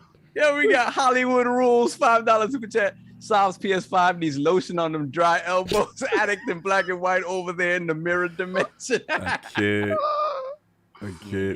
Yeah, my PS5 definitely needed some Palmers. Ashy, ain't it? Then we got Gaming Forte, $5 super chat. Great to see Boxenberger in the realm. Let's pray that Jimmy G doesn't throw the game away today. It's all about the execution. Don't jinx it. Don't jinx it. And as always, hey, King Boo Boo. Hey, Forte. Are we done? Is We are we finished done, or sir. Let's is we get done? to it. All right. So now that we got all the business, all the stuff done, and what the Lord's been planning, we got to focus on Lord Boxenberger, his video game system history, his journey into content creation and podcasting, and of course, what led him to those outstanding videos on the Boxenberger YouTube channel. So, Lord Boxenberger, let's start from the very beginning. What were some of the first video game systems you had, and what got you into gaming? Well, we have to go way back. My father had an Atari. Was probably the first video game system I played on, but I also remember him not being too happy when my brother and I played on that. Probably because we were too young, I don't know. So I always say my first actual video game system was the OG Game Boy. That is where it all started. My mother got that to me for my birthday. I remember that all too well in 1990, and just the Christmas after that, I got the NES, and from there on out, I had almost every system released. To be honest. And what area are you living in? Because in Germany, south of Germany. Yeah. All right. Okay. So you're in Germany. Nintendo was heavy there. Was it Sega? Sega was literally not existing. Wow. They made the exact same mistake, in my opinion, like Xbox did up until a couple of years ago. They simply didn't advertise their system at all. Wow. My brother and I, we had the Sega systems, but to this day, it's really funny. To this day, I outside of my Twitter world and YouTube world, I don't know anyone who had a Sega system. Wow. I was the only kid at school who had a Sega as well as a Nintendo. But it kind of was hard because you never had someone to talk about the games. You never had the chance to trade your games. You know, in the Genesis Mega Drive days, when you were a kid at school, you usually traded games on the schoolyard. We did it with the Nintendo games, but I was not able to do that with my Sega games. So that's why I definitely grew up on Nintendo more than I did on Sega. Let me ask you one quick question before you move, because this is very interesting. So in Germany, in the region, was it the system, the console was available? Was it not available? Was it available and they just did not advertise at all? Yeah, it was available, but it was literally not advertised. Wow, that's crazy. Okay. They just did a product dump with no advertising. No advertising. It's exactly what Xbox did many years later. Shout out to the Xbox One. And they didn't change that up until the mid of the Xbox One generation, to be honest. Good. Wow. Because I noticed when you said Game Boy and then you went to NES, I was like, so, because the parents is formed by when they go inside the store. So, and if you see advertisements in the area and stuff like that, and all parents want to get the most popular thing for their kid, usually, but, so I guess if they don't see no advertisement for Sega, then they're like, what the hell is that? A thing. The Sega was actually a quite funny thing. I remember that I was like 11 or 12 years old when we got the first time a Sega system in the house, and I got that because I was on a school exchange in the UK. We were for 1 week. Our entire class was visiting families in the UK that we had a partnership with from school, and I was there, and the kid I lived where I lived for 1 week, he had a Sega. That's what introduced me to Sega. Wow! And when I came back, I wanted it for Christmas, and that's how I got it. It's so crazy. Shout out to the exchange program. They gave you a whole new. What was it like? You played a Golden Axe. What did you play? Yeah, what was the game that made Golden Axe? I played Golden Axe. Of course, the Sonic games and so on. There was a Batman game on the Sega. I don't remember the full name of it. I love that. That is the one that I remember the most, to be honest. Yeah, that Batman game. Yeah. Okay, that's what's up. I only knew one person that had a Sega. So. Oh, you and Boxenberger are the same. Yeah, I only knew one person. In that regard, we definitely are. No, and then later when I was already a little bit older when the Dreamcast came out. I really enjoyed that. To this day, I still think this console was so far ahead of its time. For sure. Games like Skies of Arcadia were awesome and so on. I really enjoyed. Pardon me? What was the console that you purchased with your money? I want to say the N64 was the first that I purchased with my own money. Okay. Okay. Yeah. Don't judge him, King. Fix your face. No, I'm not saying. Listen. What was that face about? It was definitely. It's interesting, but I'm trying to take in the whole region where he's in, right? Uses your face looking wild. And I think Nintendo had like a stranglehold on the region. Yeah. So. Other people weren't able to actually, come in there. So, I mean, it forms his opinion, but There's nothing wrong with that. No, Nintendo you're right. 64 was amazing. No, you're right. What Nintendo did so well is localization. They really nailed that, and especially if your target audience, and let's be real, back in the time, video games were made for kids mainly. The adult gamers like we are didn't exist that much back in the time, and they really nailed the localization thing.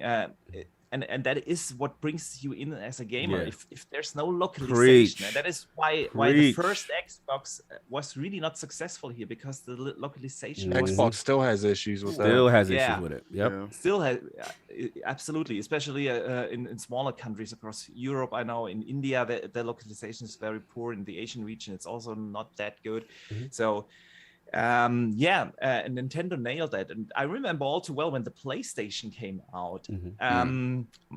I was introduced to PlayStation through the best friend of mine. He got it, and I remember we were, I want to say 13, 14. Our English wasn't that good, to be honest, and everything was in English. All games were in English, and it was really hard for us to play Resident Evil. Wow. When you have no idea what's going on. Literally, with a dictionary, we sat next to the TV and playing that game. That was hard. But Sony also learned that really quick, and they improved very, very quickly in their localization efforts. And that was what made them so successful then over here. Yeah, this is. I mean, to this day. PlayStation is the brand over here.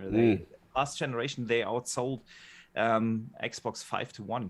Yeah. Wow. I would believe so. Yeah, no, it's very interesting. I'm glad we get in this perspective. And even though I was teasing King, King makes a good point, because it's like, we forget, because we're technically, the home region for Xbox, so to speak, what I'm saying, or whatever. But you forget in other countries, that's such a disconnect. Could you imagine playing a game and it's like, all in another language here, and we have to deal with that for the rest of our life. Like it's in another language. We don't understand really what's going on. That what I'm saying. Go ahead, Saul. You was about to say something. The translation?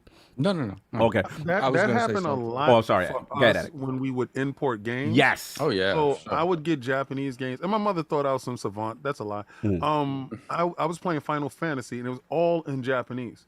So I had to learn by a lot of trial and error and writing stuff down and do due diligence. So I understand your frustration with that part, and then I had to wait for the game to come out. But I understand that must have been Microsoft's arrogance to think that English is spoken or read throughout the world, right? Whereas I don't even think it was their arrogance. I think it was just them, being realistic with what they can expand with in a certain amount of time. I don't think so, because I'm gonna say this part. I think Sony used Nintendo's blueprint, right? Nintendo, being an Eastern company, understood localization was key, right? Because Japanese and Chinese and stuff like that isn't spoken across the world. So obviously we most localize these games to these regions that we're targeting, right? And Sony, being from that same home base, looked at that formula and said, this is key for this, because you said Nintendo at that period of time outsold Sega in that area because of localization and stuff like that. And then along comes Sony and does the same thing to Xbox. And I think that has something to do with the fact that their native tongue excuse me, is not spoken across the world, so they understand localization is priority. And when that stuff does happen, and when you're able to get an import game or whatever, and you see you can go down and put the text in German, and you can go down, that lends a lot, and those games get sold, and that means that they're looking at the region as something that's important. And I really think Nintendo took that as a priority. That's why I think that the 64 was your console that you purchased with your money, because you understood that all the games that you were going to get was going to be in your native tongue. That's just my opinion. I'm just listening to it. I'm like, wow. Get at it. What's funny is that, when it comes to localization and making sure it's in everyone's language that wants to play it, anime has this giant war going on constantly on who if watch something and dubbed or subbed.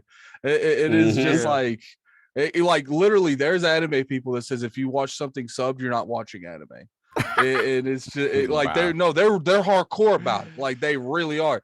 And if you get bored, go on YouTube and type in different localization voices, and it's crazy the different tone and how different people sound when because they'll take an emotional scene and they'll have like a perspective of like everyone that's ever done that scene. Like it's crazy if you listen to like To the different, because obviously it's different actors, like Yeah. not one actor speaking all those different Right. languages. So it's interesting to see how like the different tone of people across the world will do on something. Yeah. I'm sorry. And especially with humor, Yes. it's sometimes Yes. really difficult to bring Yes. that over because there's wordplay, or Yep, whatever. wordplay, yep, language. And what I wanted to shout out before I give it right back to you, Boxenberger, was just that, like what King was saying in reference to, you know, we were doing the whole jab, like getting Final Fantasy, not knowing what the hell's going on and playing it, and because it just goes to show you the passion for the region to still want the game, right? That they want video games. They love what's going on so bad. This looks so fire that I don't know what's going on, but I want to still play it. And I got a dictionary on the side or whatever it is. I got to salute you on that because that's a passion, right? Most people are not going to go through that and they just throw their hands up. But salute to you. Continue on your journey. You were saying so with the Sega stuff and then obviously Nintendo systems and in the region.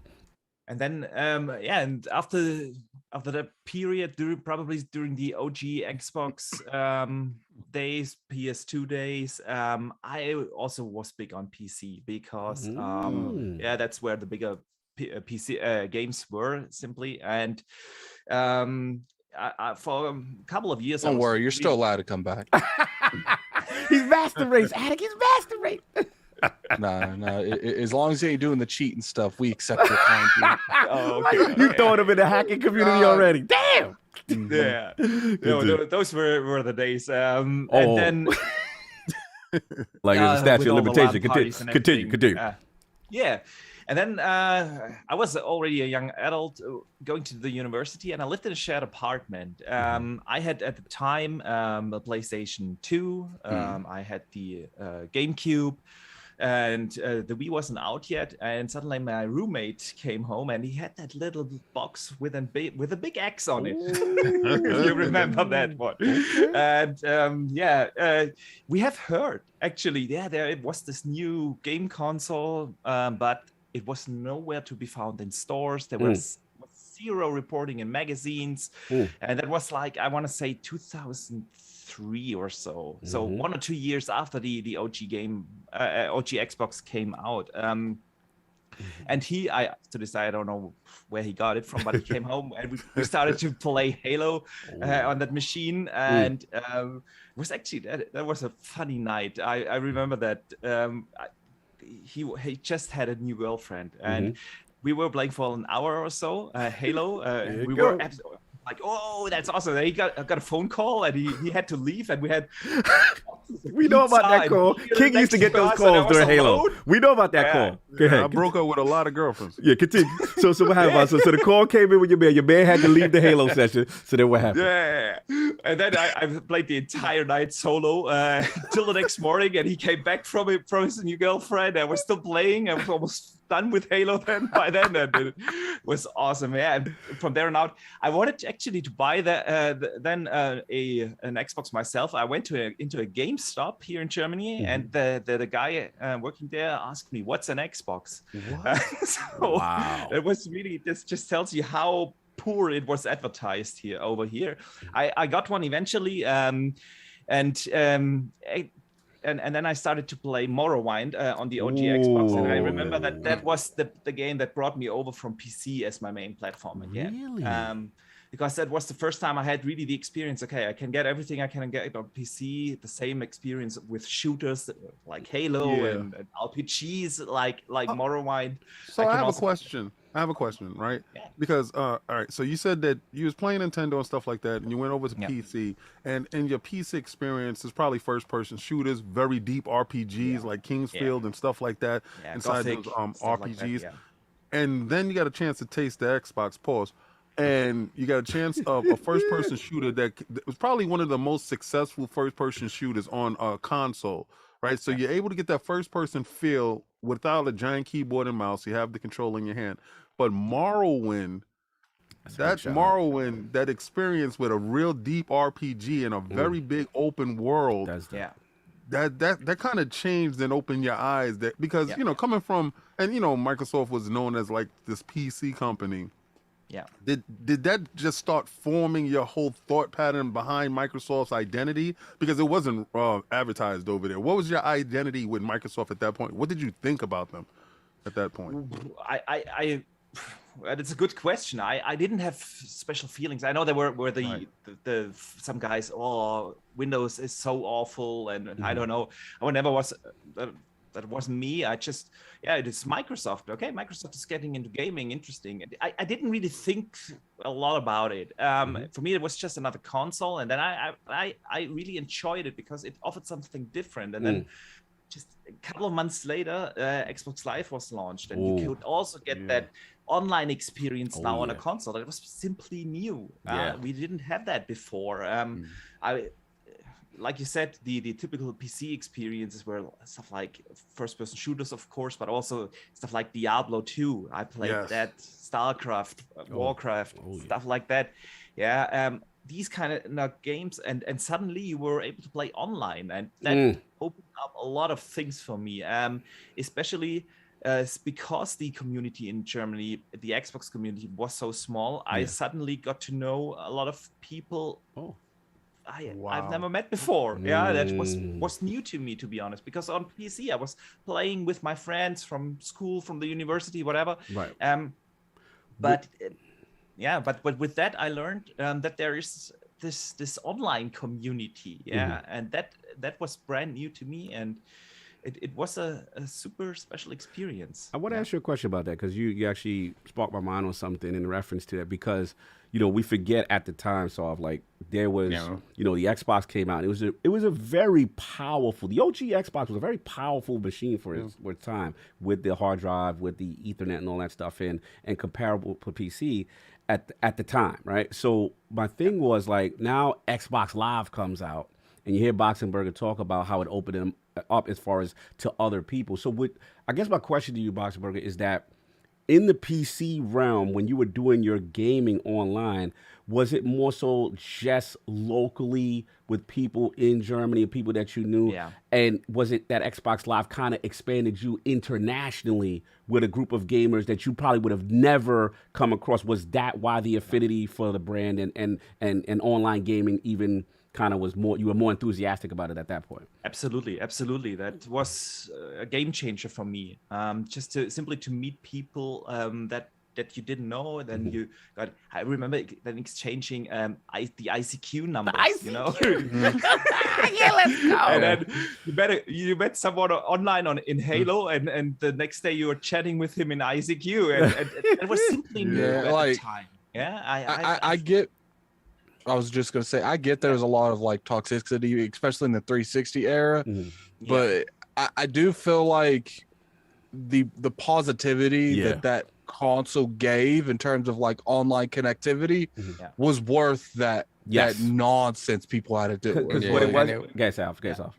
And it was just the fact, like when he says about, on the PC was really, really, really the Wild West back then. Like if you were on there, it didn't matter.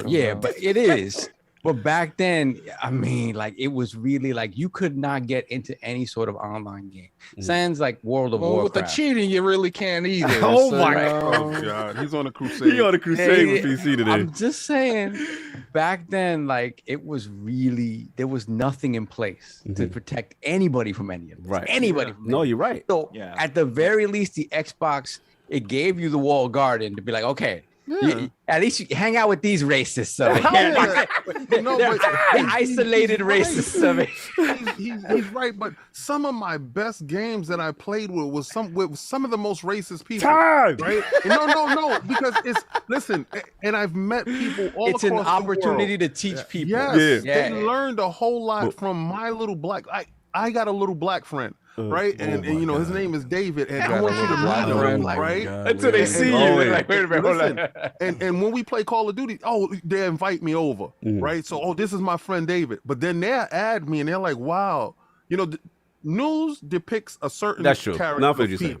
Right? So at the same time, I really didn't have friends from this place or that place. But when I started getting friends from like Germany or different parts of Europe, and I'm asking questions or what's going on over there. I know what you mean. That's Xbox bridged the gap that normally Yes. you don't get a chance to I have would these agree. conversations I would with. agree. And even on PC, like if I wasn't educated enough to have a microphone and a headset and all that other stuff. When I was playing, there'd be a lot of text, right? Yes. So Microsoft broke that barrier down that everybody got a mic in a box. Yes. So Yes. everybody was talking. So when you start learning things and meeting different peoples and understanding different cultures, I thought that was Yes. amazing. To I me. agree. So you bringing that part up, that they broke down a walled garden in an aspect of vocabulary and speech and meeting people, because we're barried off from people. Completely. Now that whole access is accessible to you now, and that's a beautiful thing. To hear you say that changed a lot of things for you, that's beautiful. Yeah, what I wanted to add real quick was that I agree with you, King, in the sense that for me it was hearing a different accent than mine. Yes. And I'm like, because you was like, hold on, where are you from? And they be like, yo, I'm in Australia, man. And I'm like, what? Like, What's yo, up, I'm mate? talking to someone else. And then Yes. you add that person, like when you have a positive experience online and then you add that person to your friends list, like the first couple of people you added, it was a big deal. And those are your brothers, those are your sisters in that game. And it was so cool to be like, yo, I am literally playing with someone that in a region that I've never visited. Yes. Sounds completely different culture, aspect. And the last part I want to say is that which Boxenberger talked about eloquently, is that when we talk about the PC, the thing that Xbox Live doesn't get enough credit for is that unified party chat system across all games. Right? Yep. That's the thing, because what would happen is we would see each community in the past had its own separate, you had to be online in that game with the friend list specific to that game. Right? But that didn't travel. So Gaming Addict, Lord Addict traveled with me on Xbox Live to all. That's the thing that people don't give it enough credit for. And it was a game changer to hear your perspective. What was your gamer tag? Yeah, what's the game tag? Yeah. What you running with? You don't even want to answer. You know what? It's something crazy. Pause. Yeah. What was it, It was- Boxenberger? It was Master Boxy. Master Boxen. Master Boxen was outside. But Master the thing Boxen. is, my first Xbox account actually got locked by Xbox. I want to say 12 years ago, at the very end of the 360 era, What you doing, because back in the time in Germany we had very strong regulations when it comes to violence in games. And especially in Wolfenstein, there's this Nazi symbol. What's the English word? The Swastika. Yeah. Yeah, you're not allowed to use that in entertainment media. So no movies, whatever, can depict that symbol. So they always censor that out. And I changed the region to UK to buy. It was either Wolfenstein or Wolfenstein. Doom. So you couldn't Probably even... Wolfenstein, yeah. Yeah, and I bought that, and that was not allowed, and that's why they locked my account. Wolfenstein. So when you go to my profile, it's like 12 years. It was Return to Castle Wolfenstein. That was the open world Wolfenstein. They were not happy. Before we give it to Addict Boxer, give me that correct German pronunciation. I love when he says what's that? Wolfenstein. Fire! Go ahead, Addict. I just had to hear you, man. There you go. It kind of reminds me of like when I would want to play, like there's a game called Lost Odyssey I'm a huge fan of, and on my older gamer tag I remember that I was having a hard time getting an achievement, and I'm just getting destroyed. I'm like, I just don't understand, like, why does everyone have this but I don't? So then I found out that there was an expansion that was only in Japan. Really? Like it was a free DLC that gave you something that you had to be there to get. So I was sitting there and I was talking to my friend John, and he's like, just roll through that localization and say you're from Japan. Switch that. Well, see, I did it with like a different account. I didn't do it with like the actual account I had. Yeah. But yeah, like my old account, I got a Japan account just so I can download one DLC to get that achievement. That's what's up, man. These are great stories. I love to hear this perspective. Okay, continue, Boxenberger. I got a couple more questions for you.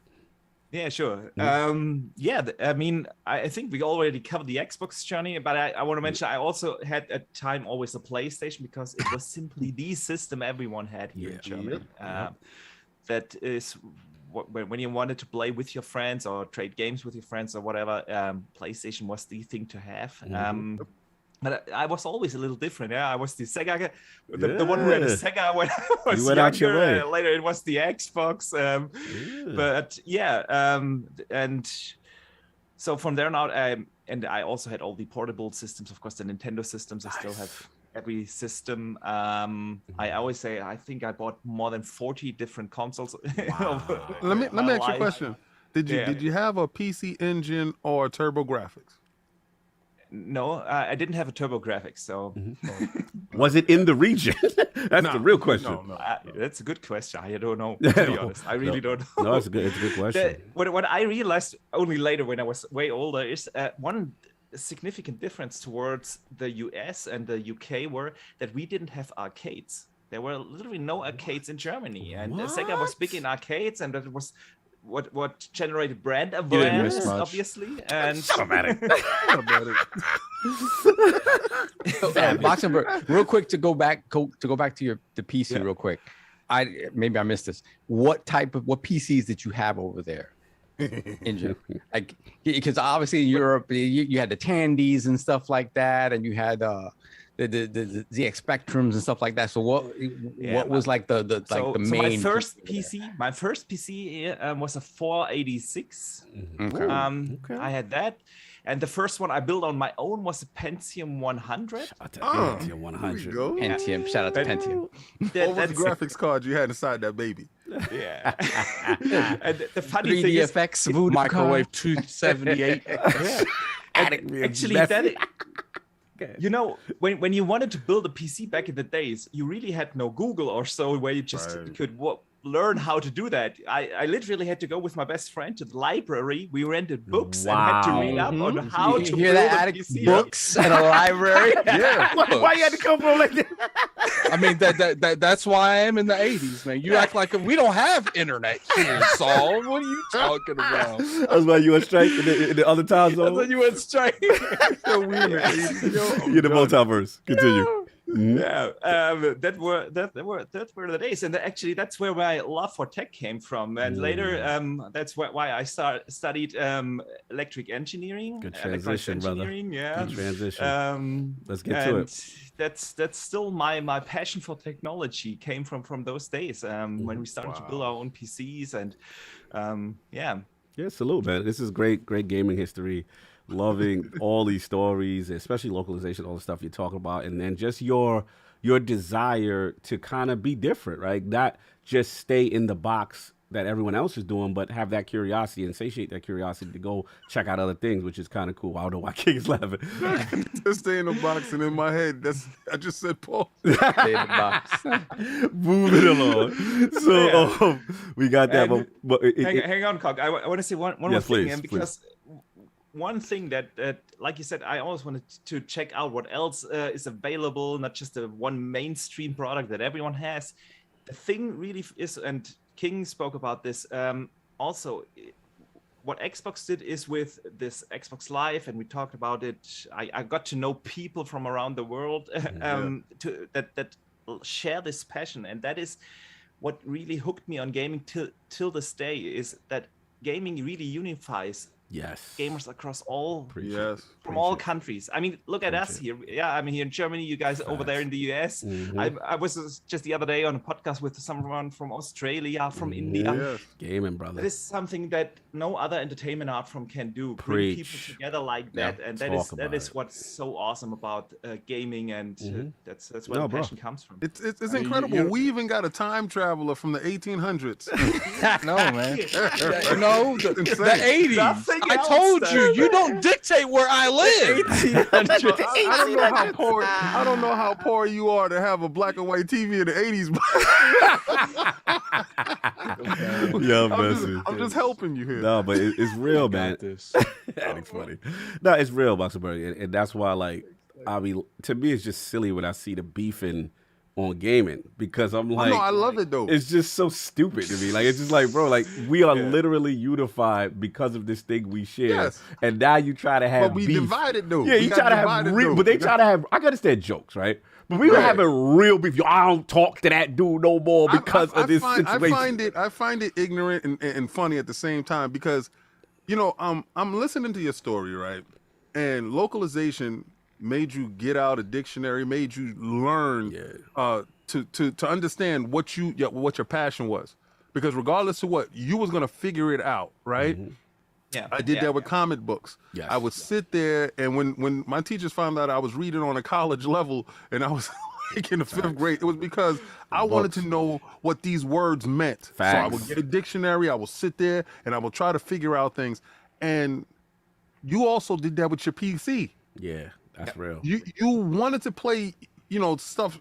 It's such a passion that you went went and you actually engineered your stuff. So this tells you that nothing's going to be a barrier for you. You had Nintendo that was localized in your region, but Sega wasn't. And once you got a taste of it, you wanted that. And you wasn't going to be put in a box pause like, Saab said. I mean, Cognito said, you have expanded. Xbox Live has expanded your reach. I've also noticed with your channel, you have expanded. So good transition. It's in you, right? It's in the person. So when we listen to people talk about, I don't talk to you because you play. Yeah, I've never understood that mentality. It literally sounds like this. Cognito, you play PlayStation 4. It's on site. Yeah, it's on site. But it's a closed mind. Yeah. And open-minded individuals don't share that same aspect of those things. So we find it funny where other people, that's still like their Bible. It's kind of weird, but it's just opening up your mind to new experiences and understanding there's a common thread within these experiences. Yeah. It's gaming. That's the main us. thing. You got to have a preference, but there's definitely a common thread. Someone's gonna say something before I move on. You guys talking about Xbox and stuff. Addict in the '80s has no idea what you're talking about. Time on Addict. Anytime on here. Moving on. Perfect transition from Addict and Boxenberger. Yeah, man. So like we talked about that enthusiasm. We talked about, that desire to get into tech. And then I want to talk about content creation specifically, and what was the drive behind that and some of the early influences to say, you know what, I want to make a channel. I want to get out there and say what I have to say about gaming. Talk to me about that. Yeah. I mean, the first things where it all started for me were a lot of forums, of course. That's where you started, like, I don't know, 15 years ago, going online, talking to people. Like I said, I was introduced through Xbox Live to the possibility it didn't came to my mind before that I could just go online and find people who share the same passion than I do. And I was very big on a specific German forum, the biggest Xbox forum, and I was the user with the most comments on there. He was active. And then I also found Twitter, and suddenly I really can't remember why I started to tweet in English, because I was approached by so many people, and then I met people online, and then I started to tweet in English. And yeah, from there on out, I found a couple of years ago, 3-4 years ago, Mr. Boomstick, actually. And he asked me to come on his show. And that was the first time I did a podcast. And a couple of people heard that and was invited to other shows. And so I was podcasting for like 2 years or so, 1.5, 2 years. And then the pandemic started. Oh, no. And the day the quarantine was put in place for the entirety of Germany, my company decided that we go on unpaid leave, and I was stuck at home for like 8 weeks. Wow. And what better way to spend your time than to start a YouTube channel? And I was thinking about it for a long time, to be honest. A lot of people approached me, hey, you have such strong opinions, why don't you do your own content? And that's when I started. So 2nd of March 2020 was the day when I uploaded my first video.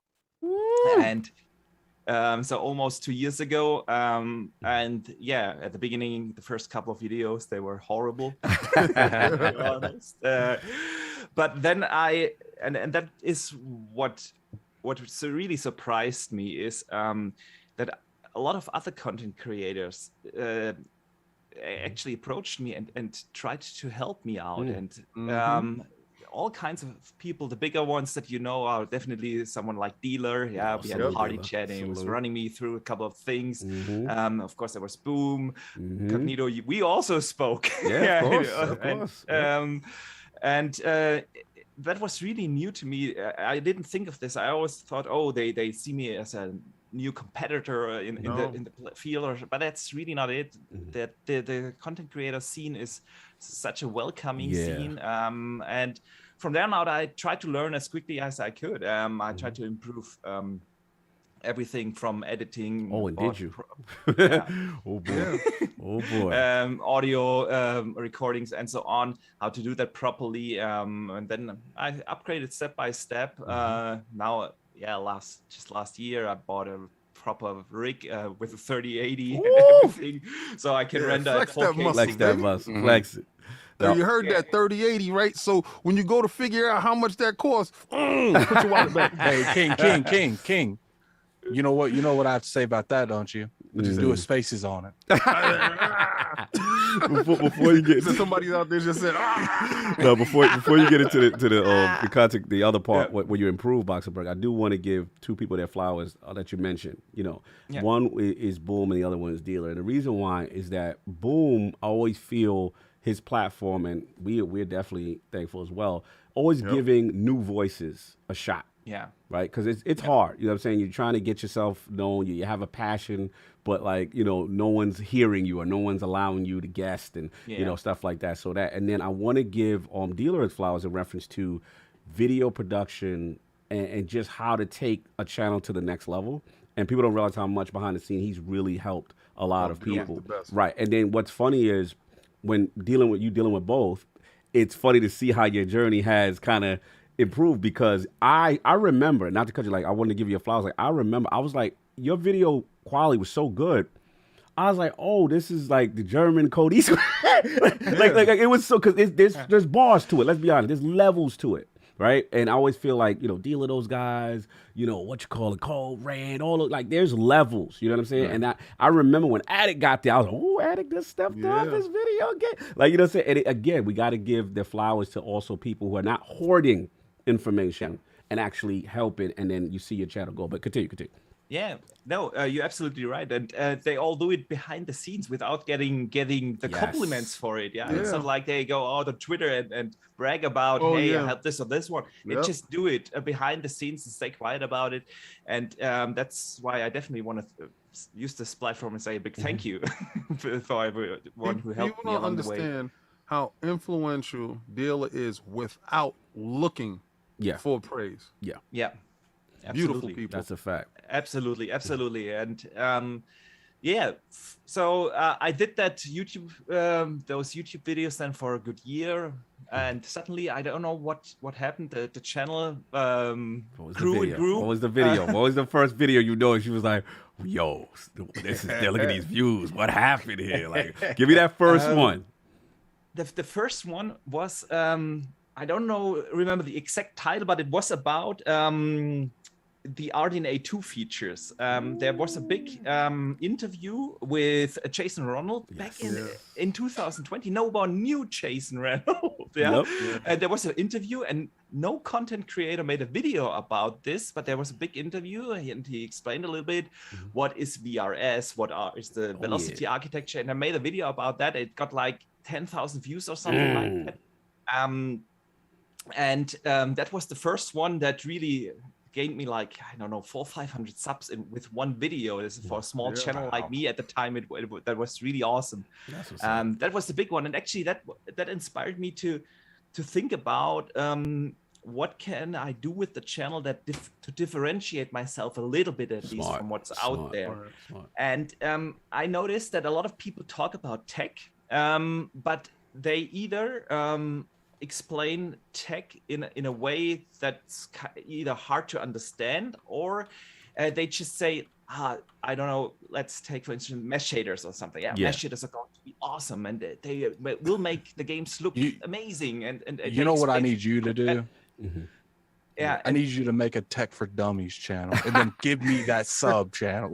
Tell me where it's at. That way, because sometimes I'd be like, I'll be like watching tech channels. I'll be like, dude, I have no idea what you're talking about. Yeah, the looks better. Exactly. And either tech channels do that, or they just say, "Oh, the stuff is awesome," but don't really explain why. And that's what I try to do with my channel now.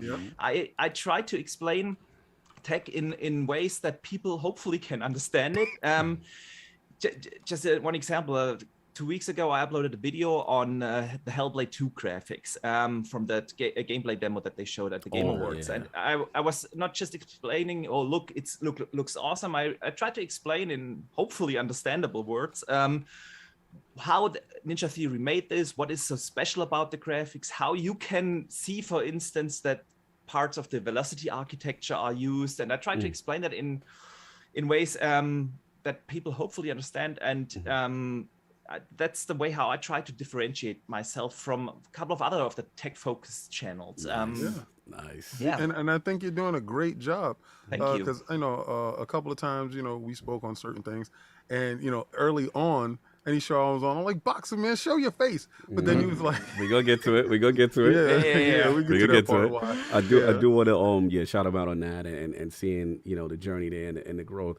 I wanted to also talk about obviously panelists for a couple of podcasts, right? I remember first coming across you, what was on Boom, and then obviously I seen more midweek mix up. Shout out to Dutch, who was in the chat early. I was on there, I cast it with you and stuff like that. I'm like, wow, this guy really knows his stuff, very passionate about gaming. And then you kind of jumped into the fray now, your own world of gaming, which so I had a little influence. What I'm saying? I was tapped. He was like, "Cog, I need to know," and I was like, "Yeah, you're the international." You know what I'm saying? It makes sense. You know what I'm saying? I get that. So talk about that, and from being a panelist to a couple of podcasts, and then say now, besides video, because video is one thing, and doing chat, that's one beast in itself.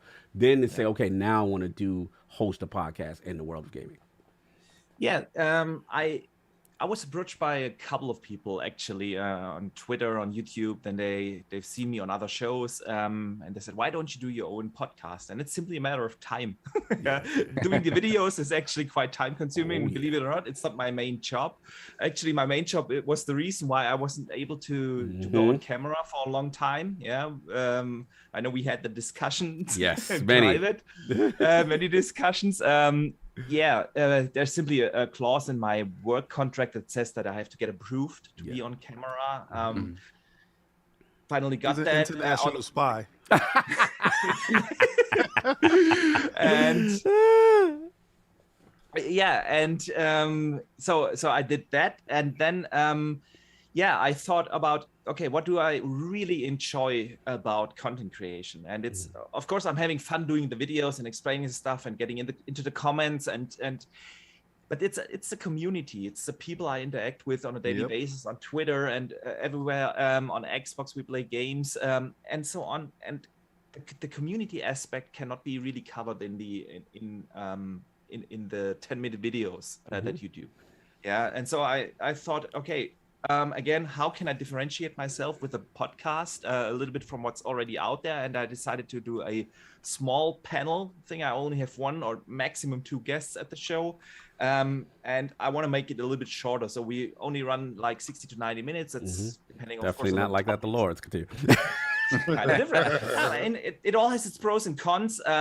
But I wanted to get that out because I think an hour, 60 to 90 minute show, let's say 90 minutes, can be squeezed in easy over in your everyday life. So that's what I wanted to do. And I just started that a couple of weeks ago. We had the premiere. The podcast is now called The World of Gaming. Again, I think gaming is something that makes us happy all around the world. And there's so much that everything has to offer. We talked about it prior to the premiere. You gave me some advice on the naming and everything. Big thank you to you for all the advice you gave me. Anytime, brother. Anytime. So, just started that. It's going well. My second episode already hit more than 1,000 views, which is awesome for such a channel like mine. And I'm now closing in on 5,000 subs. 200 subs away from the 5K. So we almost there. Okay. Yeah, we're almost there. We're almost there. So yeah, that's why I'm pretty happy with the channel right now and how everything is going. And I got a couple of other plans for the rest of the year. So yeah, exciting times. And I learned that content creation, it just became the same hobby like gaming itself. Yeah, talking about games and discussing everything with the community is what I really enjoy. And yeah. So gaming and making content about it is just salute, brother. I love what you do. I'm put your channel in the chat so people don't know. We got to get you to that 5K right quick. You know what I'm saying? So Boxenberger, I have a request directly from Xbox Live from one of my our followers. His name is Cbeck23, and he asks, Sov, can you ask Boxenberger to correctly pronounce Herzog Zwei? Ooh. Herzog what? Herzog, the old Sega RTS game called Herzog we got to Zwei. send it to him. He might Herzog, and and Zwei is ZWEI. So how would you say that? Herzog ZWEI. Yeah, send him a joint in the chat. So like in the Zoom chat, send him what a link to the game. And then he could look at it. That would be awesome. Yeah. Then I can pronounce that probably. Okay. Yeah, we got to hit him up with that because you know the realm be asking. But yeah, man, I definitely want to transition again. Salute to you on that. I love the growth there. You're expanding. More people are knowing it. And again, I want to give you your flowers in reference to what you talked about earlier, which was kind of putting yourself out there. And you had a legit reason. It wasn't like you was scared to do anything. It was just like, hey, my job, I got it. You know what I'm saying? But I still want to give you credit because there's still a fearlessness to it, and I feel like once that happens, there's a better connect, and King taught us that, to be honest, because I was resistant for a long time. Almost all the Lords here was resistant. Shout out to Bone in the chat. He was like, I remember listening to ILP, and only King was on camera at one point, and that was very true. So shout out to Bone. I think that is very important to engage and connect with your community. Absolutely. For the simple fact, I view things by my own lens, right? So you're looking at a avatar beeping. I don't get no emotion. I don't get if you're engaged. I don't get if you decided to wash and clean up for that day and respect my time, because everybody that's in that chat, we have to respect their time, respecting our time. So I'm trying to give back to them the same way they're giving back to us, right? And I think camera, you won't get the stupidity that I do without camera, right? Because let's keep it real. A lot of times I'm doing ignorant, funny stuff, and I want to be as visible as possible for you to get this. Because when you tell your friend, listen, this fool did the wildest thing that I've ever seen, and either you love me or you hate me, but you got a chance to see it, right? And I don't care if I make a fool of myself, because some people take this stuff way too seriously. Yeah. And I don't. We are talking about games, and only the people that make the games, that invest serious money into these games, should be on pins and needles. We play, we talk about, and we enjoy. So why everything shouldn't be fun and lighthearted, right? And I think bringing that across through camera, because me and you spoke, like every show, I was like, yo, what's up, man? Because it would be weird. Like we do the show like King with him, and then like he's on, his camera's out, but then we go live and it'd be like, whoop. We like, yo, what's going on? And I'm loving his content, and I'm like, man, oh man, like if this is a barrier, right? And I tell that to everybody. Some people have whatever reasons they do it, that's their business. But I know how I feel when I tune into something. And I listen to the people around me, and they say the same thing. So it's trust me. And I'm looking at people's background. Trust me, I'm being nosy at every time. All right. I'm like, if look at the pictures on the wall, or maybe because I'm one of those individuals that those voyeurs that want to see what you're doing in the background. What did you place back there? Are you admitting on live that you stalking people? No, I'm admitted online that I'm gathering information for any time you act up. I feel like that wouldn't go very well if some cops pulled up to you. What do you mean you're gathering I'm information? gathering information. I'm an independent contractor, and the fact that if you act up, I will place your business out. Oh, so you're blackmailing as well as stalking. Yes, sir. I'm Yes, sir. done. Please write that Yeah. down. Time on No, YouTube. I'm right there with you, King. Receipts are essential. Oh my Receipts. Good, Boxenberger. No, I'm right there with you, King. I started to turn on the camera in December, so 2 months Yes. ago or so. I finally got love the it. approval, and yeah, it's totally different to be on a podcast. And like you said, we gotta respect the time that people take out of their busy schedule to listen to us, to watch our content, whatever. And it just provides a better connection. Like you said, you can see, okay, what's the guy looking like, what's his emotions, is he falling asleep while talking, or actually passionate? I also, by the way, look at the backgrounds of people, of course. It's true. You can see here on the wall, I have a couple of canvases hanging from screenshots that I take, the most beautiful screenshots I take. I print them on canvas and hang in there, and then of course I rotate. So yeah. Salute, brother. So are you one of those people, since you said you take screenshots? Because I've noticed this a lot with the people that was doing Red Dead 2. The world is beautiful. Absolutely. And some people will take screenshots and get certain angles and really fall in love with the shot, that and Forza and Gran Turismo, and take pictures of these shots. And so you actually print them out and post them up? Exactly. I print them on canvas, and then I put them on the wall, and then I rotate, of course. Yeah, that's beautiful. That's what's up, brother. Yeah, man. Final couple of questions before we move on.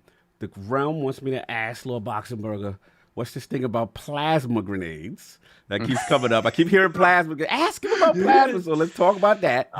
It kind of became a joke in the community because I made a video about Halo Infinite, and I used the phrasing like, "There's nothing like sticking a plasma grenade up someone's bottom," or something like that. And then that became a community thing, and especially Sean, who is in chat, he's heavily advertising plasma grenade. So that was one. All right, so we got that. Then two, the science behind the name. You know, the Boxenberger, and is Archimedes retired forever? Because that's what you were first, though. That's how I came across. Yeah. Okay, so let's go. The thing was, when I created my accounts, Archimedes was basically taken everywhere. So I used Boxenberger, which is actually a nickname of my in real life. Yeah. So break that down. What is it? What is the nickname? Yeah, it's not an abbreviation. It's a what's the English word? An acronym? An acronym of my last name. Oh, okay. So Got not you. my last name is Boxenberger, but it sounds kind of similar. Oh, okay, I got you. Okay. So yeah, and that's why it's actually my nickname in real life, Boxenberger. My friends call me Boxy or Boxenberger, depending on who. And so I used that as my ad, on Twitter. It always has been, and I had to name, because the channel name Archimedes was taken. I also named the YouTube channel Archimedes Boxenberger then. I didn't really think it through, to be honest, in the beginning, and I just got to know, people got to know me as Archimedes out there, the gaming scientist, because that's what I was known in the forums. Since I'm a scientist in real life, that was something that I used in forums, and so I really didn't think it through. But then when the channel got a little bit bigger, I was approached. Okay, listen, I can't find the channel under Archimedes. And then I said, okay, because it's Boxenberger. And then I started to unify the entire thing to make it easier just for discoverability and brand recognition, basically. And that's why I ditched the Archimedes and just used the Boxenberger then everywhere. Salute. Love the history. Love the names. Love what you're doing in the space and just that trajectory, brother. It's really cool to see you, man. So we got to ask the final question that we ask all the guests in the realm. I need Lord Boxenberger's top 5 video games or franchises of all time. So the top 5. Could easily name 6 because now I have to throw one out. There's one game I would always bring up from the Super Nintendo area, which is which was a Secret of Evermore. I don't know whether anyone remembers that. Yes, Okay, yes, yeah. I love that game. Yeah, that's definitely one. Ocarina of Time. Ooh, Addict, do still we love it. approve? And I Yeah, say always Red Dead Redemption 1. Solve, do we approve? You muted. Oh, he's clapping muted, but he's about to He's approve. clapping. No, so. I'm not muted. Okay, he was a silent clap. You didn't hear that? No, You didn't now hear we hear it. Now we hear it. Okay, good. Cool. All right. Red Dead 1. Okay, The Witcher 3, definitely. Gotta Solve is name that. And now famous. it kind of becomes hard because I want to say Arkham City and Skyrim. So I have to throw one out. I leave those up to you. So those are my 6. Okay. Respect, and of So we're gonna course, throw Arkham out. Damn. so disrespectful. Sorry to Batman. Sorry to Batman. No, I mean it's a great game, but Skyrim, come on, man. Arkham gotta hit the bushes. Arkham City really did it for me. So Yeah, it's kind of hard. So, Yeah. yeah, it's up to you to make the choice who gets thrown in the bushes. You gotta Is it pick between one of your Skyrim? children. You can't be cheating about Yeah, it. You gotta pick yeah. between your kids. Pick Who gets removed? yeah. Come on. Which one of your Which children one gets are you murdered? removing? It's really hard, but I would remove Arkham then because Skyrim is something I still play. I don't know why, but when they released that anniversary edition a couple of months ago, I went back and I just felt at home. I put hundreds of hours into that game. I own it on everything, on the Switch and everything. On the Switch, on your refrigerator. It's on the crazy refrigerator, on how they Alexa, can and sell everything. that game on every platform, and we are fools to buy it every time. And Todd every says, damn he's like, time. why you keep selling it? Because you keep buying it. Set out to this gangster. That was gangster by God Howard. So that was very good, man. Salute to you. And last final question. The favorite console of all time for Lord Boxenberger and why? It's also a tough one. I mean, there were a couple of great ones. Obviously, I hold the N64 Ooh, this would be a first. very, very well in my. But I want to say 360. Okay. Because the 360 really, that was a generation like nothing else. That was a generation that established the online gaming. Yeah. Yes, we had it on the OG Xbox, but it really got big during those days. And there were so many IPs and franchises that were born in that era that I still love and play. And there are so many incredible memories with that system. Oh, yeah. So I want to say the 360. Great choice. Salute to Lord Boxenberger. Amazing gaming history. You know what I'm saying? And he's hanging out today, so we don't get throwing anybody out. We get to chill with him. You know what I'm saying? Doing these topics. But yeah, man. I was while you queue up the chats off. You want me to get into the poll? Yeah. All right. Pause. Cool. Yeah, no doubt. Wow. Moving along. Yeah, so we got 700 people in the Yes, chat. please. Well, 700 plus. Please share this out. Give this out. Boxenberger just gave you his whole history, which was incredible from the aspect of he is a genius. So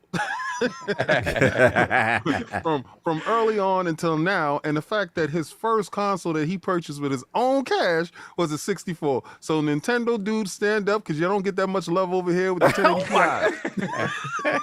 this guy. Anyway, last week's poll results are in, and the people have spoken.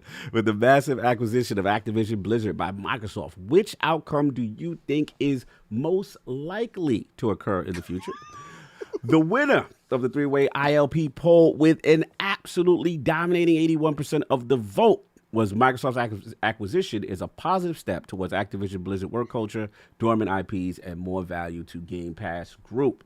Coming in at second place at 9%, only 9%, was the Messy Lords. I don't care. I still desire to talk about Call of Duty exclusivity, Fade Team Up. And in last place at clay percent, Desire. vote was Microsoft's consolidation of multiple large studios feels monopolistic and not good for the health of the games industry. Shaq's King sucks his team. Shout out to all the lords who participated last week. Lord Addict, man, the realm thinks it's overall a good thing. What do you feel? I mean, obviously that's Facts. Oh, you know the future. I don't. Yeah, obviously. Look, well, first off, I only know the past. I don't know the future. So, What is an Activision Blizzard? What is that? I don't even know what Blizzard is. I like Sierra. Mhm. Because that's what they was, right? Pong is nice. Attic, you agree with the people? You think the people got it right? Yeah, definitely. No doubt, no doubt. Let's get before we get into these topics. Lord Sav, you all caught up? Yeah, let's get these super chats. Let's do it. Lord Boxenberger, if you can check the Zoom chat so you can check on that pronunciation. The Yes, world yes. wants to properly, Yeah. hear Yeah, how I that's know. pronounced. Yeah, we will Now, put you. now I know which one he meant. It's Herzog 2.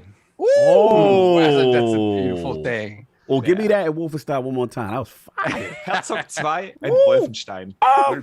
Awesome. Let's go. Love Coming it. hot. Love it. Love it. All right, we have Corrections. Silent Cypher, $5 super chat. Great to see Boxenberger in the realm this morning. Cheers, guys. Keep the great content coming. Then we have Pragmatic Eagle member for 27 months. Shout out to you, sir. Thank you. Yeah. So many negative, hate-focused channels out there. Yours, Boxenberger's approach is refreshing. I'm sure you'll see more growth as more gamers tire of the constant negativity on other channels. Preach. Thank you. Preach, Thank you. It's a lot. Yeah. I'm about to be negative soon, though. Just close your ears for that aspect. Damn it, King. Damn it, kid. Then we have Black Ronin, 357, $5 super chat. Ask Master Boxenberger about the 70s and 80s funk he keeps playing on the channel and why it's giving life. They're feeling that background music. Feeling that Boxenberger. music? What's up with that? Yeah. Yeah. I mean, come on, gaming is such a joy. It's such an awesome thing. You gotta have the positive spirit out there. And that's why I always try to use funky, good mood music. So yeah. Salute. Yep. Salute. I respect that music aspect. I respect it. Respect it. Thank Then you. we got Senjutsu Sage, a member for 10 Ooh. months. Oh, Shout out the to you, homie. sir. Sage. I subscribe to your channel, Boxenberger. What's funny is that Boxenberger reminds me a ton of my best friend from back in first grade. That's Oh, awesome. salute. Salute. That's what's Thank up. you. Mm-hmm. Ow. What did your friend in first grade do that was so important? No, I'm just joking. Oh, Sav, they said it wasn't Master. They said it was supposed to be Meister. Get it right, Sav. A Meister. Yeah, that's what they said. Nah, One of them they wrote- Oh, they wrote Master. They wrote Master. All right, so it is, 'Cause you get it. I copy pasted. Don't come for Sav like that. Thank you. Creeper. I would have said Meister. Okay. Shout out to autocorrect. True that. True that. No, True you that. mean master. Let's go. Then we have Sage once again. Throw Arkham out unless we acquire Batman and WB. So that's the only way Arkham beats out Skyrim is Yeah, doing we that. can do that though, because our wallets is good. Yo. Then we have Hargeet Chani, member for 8 months. Thank you, sir. Can we feel it yet? Microsoft backing Xbox. Is PlayStation going to stay on top? Buy ZeniMax, Activision Blizzard King, UB, and Square next? Maybe King's right. No PS6. Either way, power dynamics changed. Enthusiasm has shifted to Xbox. Wow. Wow. That is I a lot. There's a told lot y'all, of different thoughts in one. lot in of I one want y'all sentence. to just continue to watch the videotape as we move forward. As we proceed, to give you what you need. Then we have Reggie Mobile 9, $5 super chat. Great show as always, Lords. Good to see Boxenberger get some shine. Let's get another 6 hours this week. No. Everybody been asking for that. Yeah. I mean, it's a highly viewed show, but you got to understand, only big reverberations get something like that. Yeah, it's So about if- it. It's if on the they get heels of another my 6 my hours, video. Yeah, if they get another 6 hours, then that means Microsoft acquired somebody crazy, or PlayStation got purchased by somebody big. Not that PlayStation purchased something, not that. Come on, stop that. We're gonna talk about that. There we have Splendiferous, $2 super chat. Boxenberger broke my heart, man. Nothing from Sega. Oh. No, but Sorry. he purchased did. Sega. Wait a second. Yeah, we gotta give him No, credit. I guess they wanted it in the top 5. something like that. Okay. Because, but I mean, he went on a whole exchange program, came back, and just went out and sorted his situation. Yeah. I And mean, remember, I was fine with that. Dreamcast was in his joint. So come on, man. Absolutely. Respect. They just wanted If I it. would have to put a Sega game in there, I would probably choose Skies of Arcadia. Beautiful. Yeah, I love that game. Yeah. Well done. And we have Mads with the 10 PLN. I keep forgetting what they mean. Matt, shout out to you, sir. Great show. I'm loving Boxenberger's gaming history. No doubt. Oh yeah. Mods, I need to be back on. Oh, yeah, mods in there. Let's go. Yeah. We had mods in the room in a while too. Yeah, he need to be back on. Yeah, I shout need out to to be mods. back on. was in the world of gaming. He was in the last- world of last gaming. week, so Yeah, last week I watched it. Shout out to mods. Thank Poland in the house. Poland in Germany. Salute. And we are caught up. Oh wow, that was great. Okay, cool. Yeah. So we gonna get into it. King, I believe you're up. You want me to set you up there, sir? Set me up All now. right, you already know how we do 1-2 combo. So yeah, man, we got to talk about this strong Q2 performance for Microsoft and Xbox. This was King's topic, obviously. Microsoft. I want to quote my man from The Verge, Lord Tom Warren. Yeah, Microsoft Xbox Series X and S consoles have been on sale for a year. They said overall gaming, actually, and Microsoft hardware revenue is up 4%, and Microsoft's overall gaming revenue is up 8% after the company set a record of $3.6 billion for the quarter. In its previous Q1 2022 earnings. Xbox content and services revenue also increased 10% over the year. Microsoft also revealed that in Game Pass has grown to 25 million thanks to big releases like Halo Infinite, Forza Horizon 5, and then they talked about the iconic Bethesda games added to the service during their earning calls. Satya Nadella revealed that more than 20 million people have played Halo Infinite, making the biggest Halo launcher in history. Nadella also revealed 18 million people have played Forza Horizon 5, and then Tom finalized the article by saying Microsoft is now looking ahead to its planned $68.7 billion acquisition of Activision Blizzard. The purchase is expected to close fiscal year 2023, and they said Microsoft's huge investment also means the company has formed a dedicated Microsoft gaming division with Phil Spencer taking over as CEO. So, Lord King, this is your topic. Let's talk about it. Let's talk about CEO Phil Dominus Maximus Aurelius Spencer. Growth on top of expansions, acquisitions, and more growth equals what to Game Pass? More growth. So I know you guys are sitting there saying, oh man, but King, you said it was 35 up in that Game Pass. All right, so let's say 25 is actually solid subscriptions, and for you little $1 dudes, you all the rest. Why you blaming the $1 dude? I listen to people talk about, I can get Game Pass for $1. So why don't you have it? All right, it's free stuff. Y'all living off the free stuff. So why don't you have it?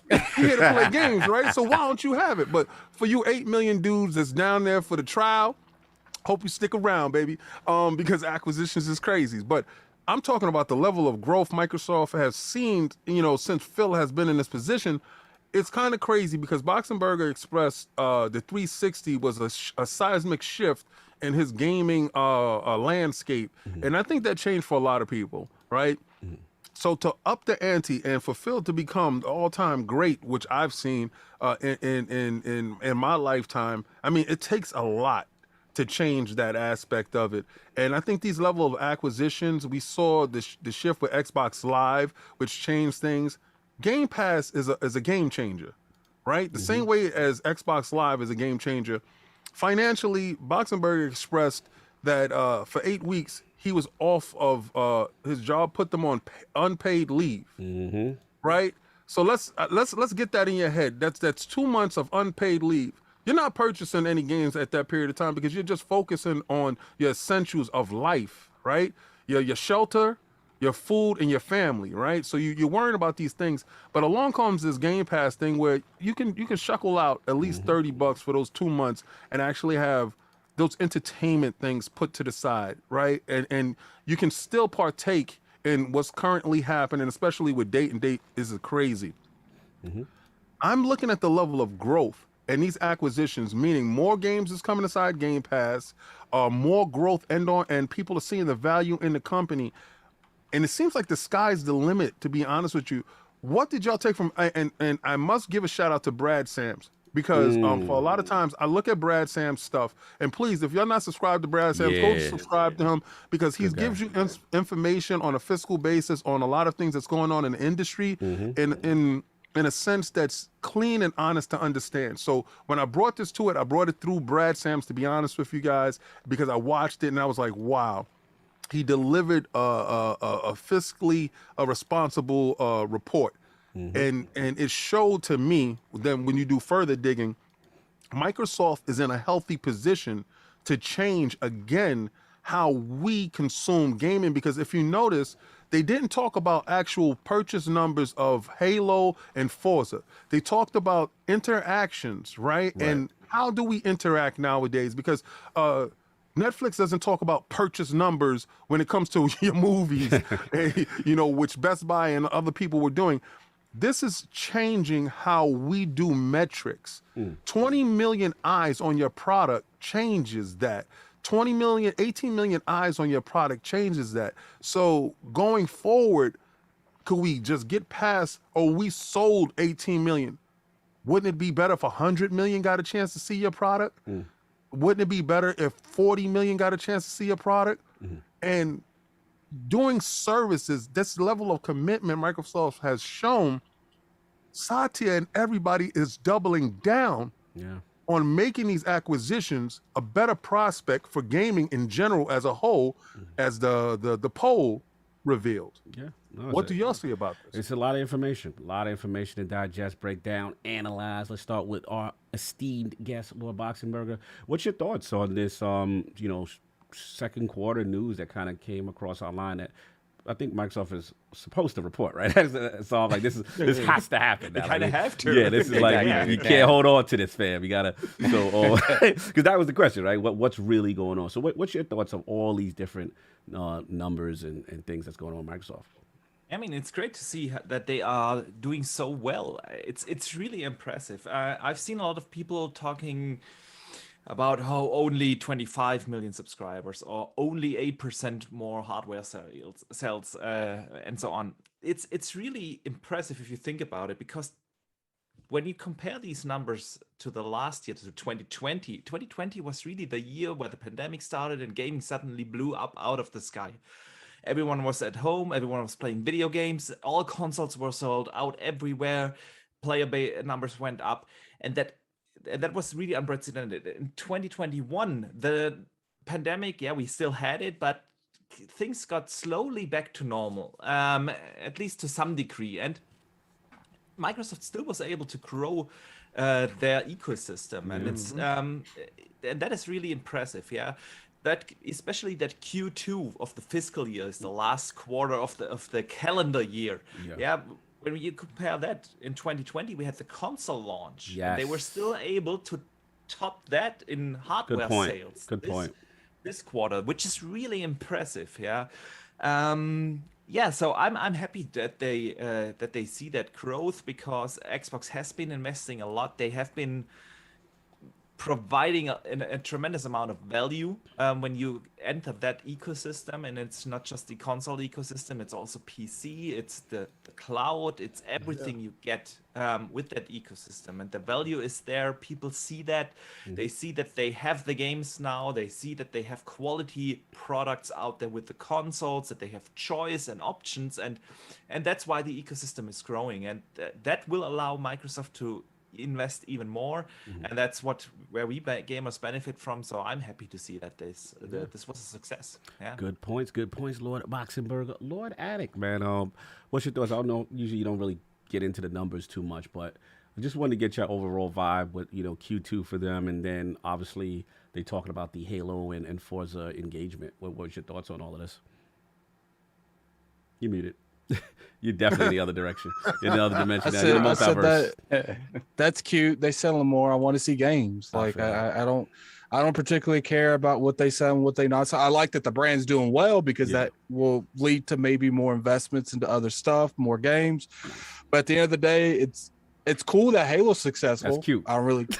It's cool that That's cute. That's cute. But where the game's at? But you know, I want to see my Fable, I want to see Avowed, I want to see at the end of the day, like I want to see Starfield. Like I don't care about how much Tommy and Kim got for Christmas. Like I just don't care. So let me ask you a question. Oh, here we go. You know, no, because this is a discussion, right? I mean, leading up to Halo's launch, it was an unmitigated disaster since Craig, right? And the question surrounding Halo was it going to be successful at any point in time? And when Forza Horizon hit and it did 18 and people saw the numbers going up, will that cannibalize the viewership on Halo? And the fact that Halo has eclipsed one of the most viewed games, I've heard of on a Microsoft platform in such a short period of time. My question is, it ain't just cute. What is it though? He didn't say that. I actually threw sauce. No, I on know. that. I know. I was Listen, I got to get my. I was banter instigating with the between you. guy I in ain't the gonna lie. I 1800s. threw sauce on that. I knew what was going to happen. I knew what was going to happen, so I threw I'm sauce. glad Halo was successful. I said I'm glad Halo's successful. Yeah. But guess what? Halo is December's news. I want January. I want February. So you doing the Janet Jackson? What have you done for me lately? Yes, I'm always what you done for me. I'm the addict show. I'm the addict world. I don't care what other people want. I want what I want. But you wanted Halo though, And I got Halo. and did you like it? Yes, but that's was it- irrelevant to how many they sold. Oh, okay. So you just only cared about the one person, like myself. I've always only cared about the one person. What are you acting like? Shout out to Addicts World making its triumphant return. It's been a while. See, at the end of the day, I can be, I can take a step back and, when they buy Activision stuff, I didn't care about it, but I understand. Yeah, that was big of you. That was big of you. How big it was. I know you don't care about that. How much serious it was. When it comes to Forza Horizon, I'm not the biggest racing fan, but I understand they need that. Man, look at the when growth. it comes Look at the to growth, losing Saul. stuff like the You see FIFA this stuff. growth? I like that. I understand that, being but ashamed to do it. I appreciate it. Sorry, we interrupted. At the end of the day, that's all cute. I want what I want. Because what my motives that push me to play games, my motives to push me to buy games is what I want. It's not what King wants. It's not what Cognito wants. It's not what Solve wants. It's what I want. I feel that. Tell him. What you want though? Tell him why you what mad I at want. it. You want though. What I want more than anything is I want my green light. Okay. Okay. He gonna stay in that multiverse until we over there. Go to party. Go. Listen, I'm gonna tell you again. Right? Go to Party City. Google it. Go inside and then send it to this Iron Bank. And you got it. Yeah. But anyway, until then, he's in Outworld. oh my God, move it on, man. We gotta get solved, man. You got a filter. Xbox Q2, man. How impressed? Not impressed? What you feeling? What your thoughts? It's impressive. So to get this, I've seen banter going back and forth about how much money this is or whatever. Let's be clear about something. This is revenue, complete overall revenue. It's not profit. Yeah, but they're still in the black. Everything they're making money and they're growing. That is the important thing. I've seen a lot of conjecture back and forth. But it's not these numbers. I'm like, all right, fine.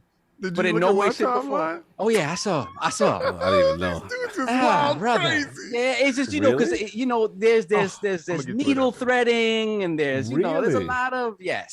Oh, I thought this was gonna be celebrated. Oh, so they're still like this is not impressive. No. He's gonna get to a part, and I'm gonna have to talk about that part that he's getting to because I know where he's going. Break it down. No, break it down. I've been off Twitter for the most part. Break it down because it may not be specifically what I'm going to say. What they saying? Okay, so all right, so everybody's whole thing is what Sony's gonna do to counteract this, right? First of all, let's be clear. You can't go to the store and go pick up a PlayStation 5. You can't go in there and pick up a Series X. Yeah. You might be able to find a Series S, but as soon as those dudes hit the store, somebody's inside the store radioing to somebody, we got a little man up in here. You got to get him up out of here. All right, so those things happen. Older systems are selling at a rapid pace. Let's be clear about that. Xbox One X, I don't even see them, but I see them on eBay for crazy prices. Now, somebody said that Sony's looking to purchase EA. Okay, listen, dudes. Sony has a lot of debt, right? So when you purchase companies, you purchase their debt as well. When Microsoft is purchasing Activision, whatever debt Activision has, they have to purchase their debt. You have to go through what the company owes and how much they're worth, right?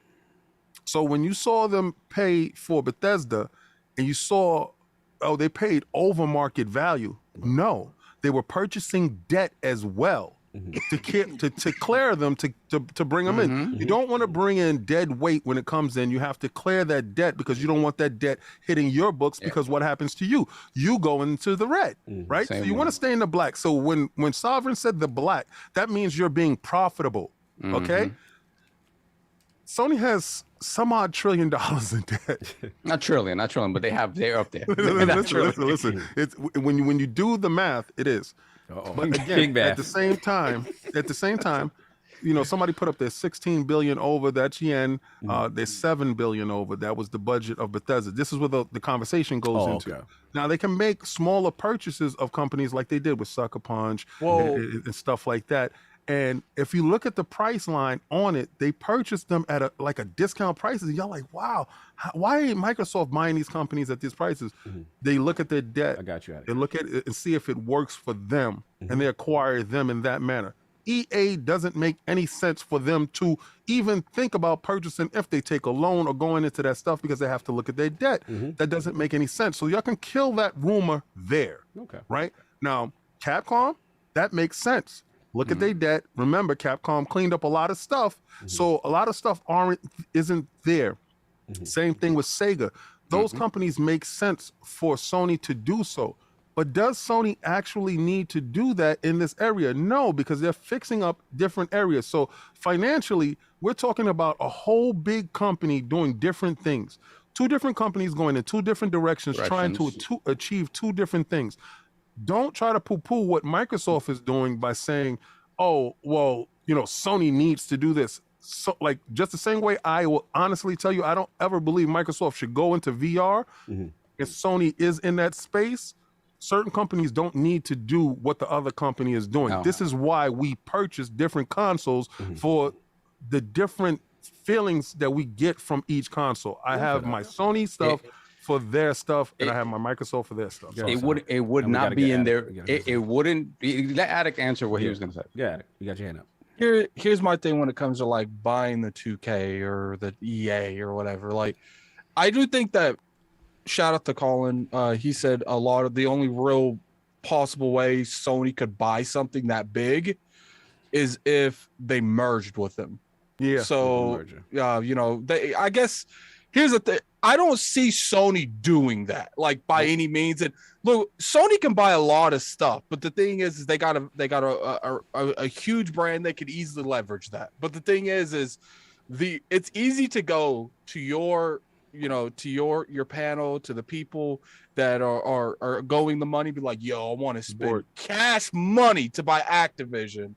They're going to be a little bit more open to doing that than Sony going to their people and be like, yo, we want to take out this loan and that loan. It's a lot easier. Like, it's not as easy as just going out there. Could Sony possibly come up with the money? I'm not going to say they can't, but the odds of that happening is so slow, so slim. And then when it comes to Square Enix, it's not, why buy Square Enix? Like, there's literally no reason to buy Square Enix because they already own all that pretty much. The majority of the games are exclusive. And I don't see a world where they get to that point where they need where those games are not going to come on their platform or not even be exclusive. So like, that's my point. Is it's just like, look, I could see Capcom, but once again, do they really need Capcom? Capcom's not solving any issues. Right. The issue that they have is the possibility of the biggest multiplayer and probably the most multiplayer game that they have over there with the Warzone, and losing not necessarily just the game possibly, but losing the ideal of being able to market that game every year, and losing the ideal of being the home of PlayStation is Call of Duty.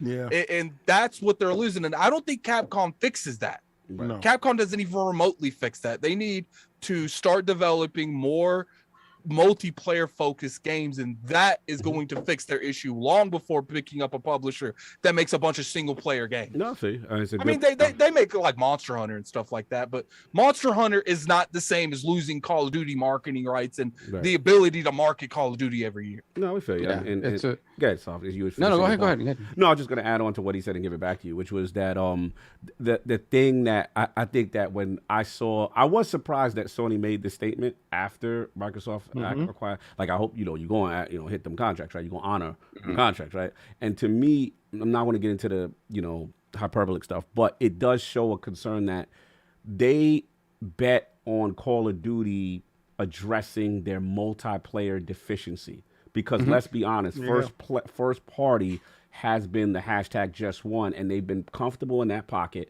And in their mind, we'll buy marketing rights for a Destiny. We'll buy marketing rights for a Call of Duty. We'll buy anything that's the biggest multiplayer game. We want that brand association, right? So that's a part of the deal that I forgot to mention last time during the 6 hour podcast, that it really affects them. And part of me, not to, again, be hyperbolic, likes it because it's like, as much as I give Xbox for hashtag just one, I'm giving them the same energy for hashtag just two. Where I got you, Boxenberger. Where is your first part? Like, I grew up with the SOCOMs. You know what I'm saying? And then even they had King Knows, the kill zones and the resistance. Yeah. And they would at least, exactly. They would at least put their feet in there, right? So what I'm hoping is now that safety net of throwing the money at the time exclusive or the marketing is gone with Call of Duty specifically, maybe now they invest in their multiplayer first party, and then we get more of a balanced portfolio from them. That's what I would like to say. Boxenberger, you up? What you got? Yeah, I just wanted to add really quick. It's not just the multiplayer games. It is also their concern about PS Plus. Yeah. Because what reason really is there right now if you don't have a Call of Duty anymore? And a couple of others, like you mentioned Destiny. Since their first party isn't supporting any multiplayer games at the moment. What's the point of PS Plus for a couple or many subscribers, of course? And that's something they also have to rethink now. They have to rethink. They have to rethink. That's all. They have to pivot. But I'll finish your thing, and I'll get my bars off after you. I think I'm sorry, Attic. I miss Attic. Sorry. Well, I just had something real quick to say. Yeah, thank you. Like people that this say, always happens with his bots. Yeah, it's always you. I love it. No, real quick, and then you could go. And I won't talk into the next topic. But people need to realize that people are like, oh, Sony could have anticipated this. There's no realm where Sony anticipated Microsoft buying Activision. Like, it's one thing to buy Bethesda. That's why Sony really never said anything when they bought Bethesda. If you remember, they didn't make any forms of tweets there when was they bought Bethesda. We would hope you honor. There was none of that. Like, you're right. You're absolutely right. And people was like, oh, I think that the contracts, the contracts probably have something preventing them to come to Game Pass, et cetera, et cetera. That contract was made in 2016, apparently. Yeah.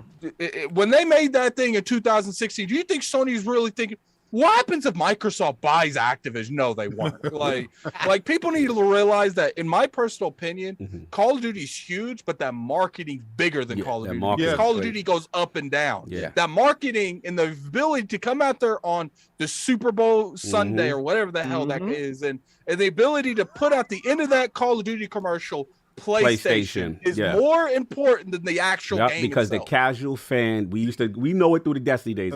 King. They associate that brand. They don't know that that's on Xbox as well. You know what I'm saying? They just like, Sony, but the commercial Call of Duty on Sony. That's how you get the cat, and that's why it's as big. And the fact, like you said, this is an annual franchise. This is not something like Elder Scrolls. You're going to get one or two Fallout. So they like, okay, we can eat that. We can get one of those every generation. Once a decade. Yeah, once a decade. We'll miss that. Okay, you got that exclusive. But now you're taking that bread and butter, what they had plans for, and the word was, there was internal meetings. There was like, I want to say cold red, but we going to have to talk about what our strategy moving forward in the multiplayer space. So I'll continue. We interrupt you mad times, and then I get to go.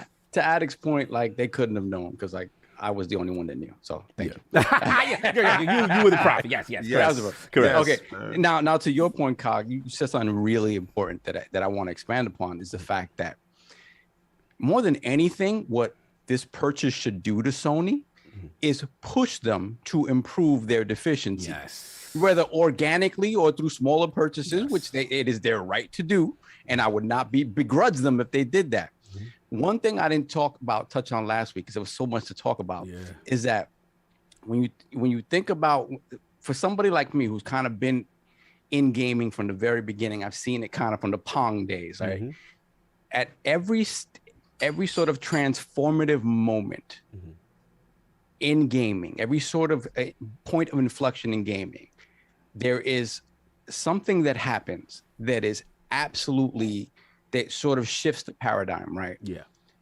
And we had it in the very beginning when Atari just collapsed completely and died. And Shout out to ET. and shout out to ET, right? That's unfair, but shout out to ET. And then when you look at what happened afterwards, see, people don't remember that when nobody wanted to hear anything associated with any kind of video game. Nothing. No kind of video game. Nintendo jumps in with a fat little mustache plumber, and people are like, wait a minute. Yep. And all of a sudden, it starts all over again. Nintendo came back and once again shifted the paradigm, completely changed the game, and brought video games back to prominence. Then what happens, right? You get the SNES. You get all those improvements in that way. And then what happens? You get a little bit of hubris from Nintendo, right? And what happens, right? They slap Sony off to the side. They're like, nah, you're not making our CD system. Oh, word? Bet. I got you guys.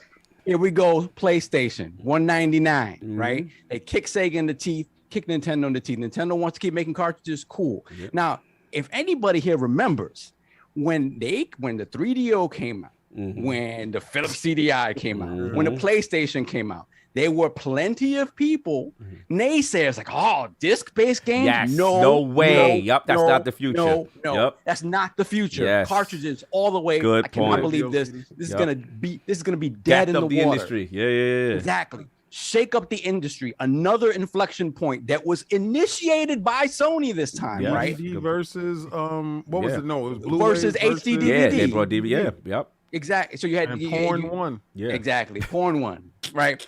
So the thing about it is at every point in time, right? And then you have Xbox coming in and changing the game when it came to hard drives in the box, when it came to Ethernet. Online infrastructure, right?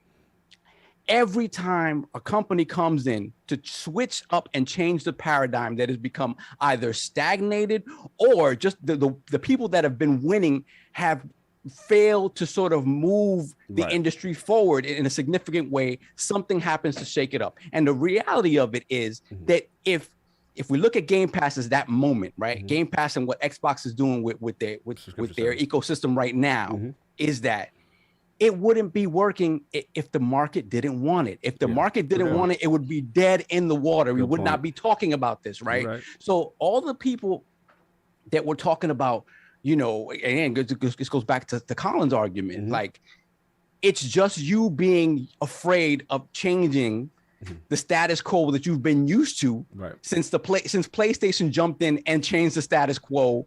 God knows how many years ago now. And 30 years ago now. He admitted it. That's why I asked. That's why I used the Jordan LeBron thing for the old heads, because you know what I'm saying. Like, but at the end of the day, like when we see where the industry is going and stuff like that.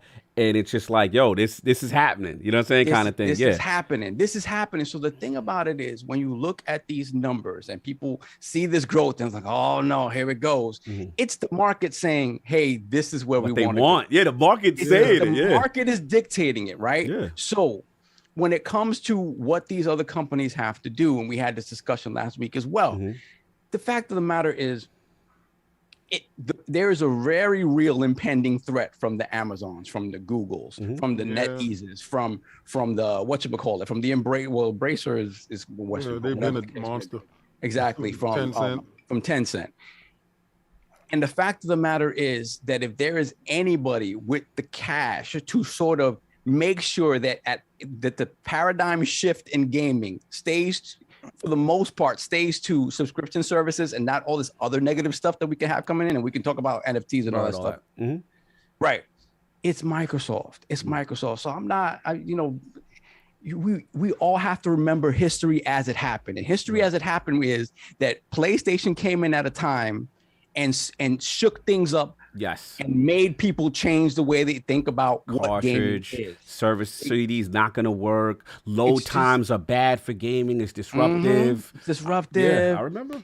And the music is nice, but nah. The cost polygons, and it's like, You have to remember that and not be hypocritical when you look at what Microsoft is doing right now and be like, oh, it's bad for gaming. Right. It's just that early sense of fear at changing what we know. Right.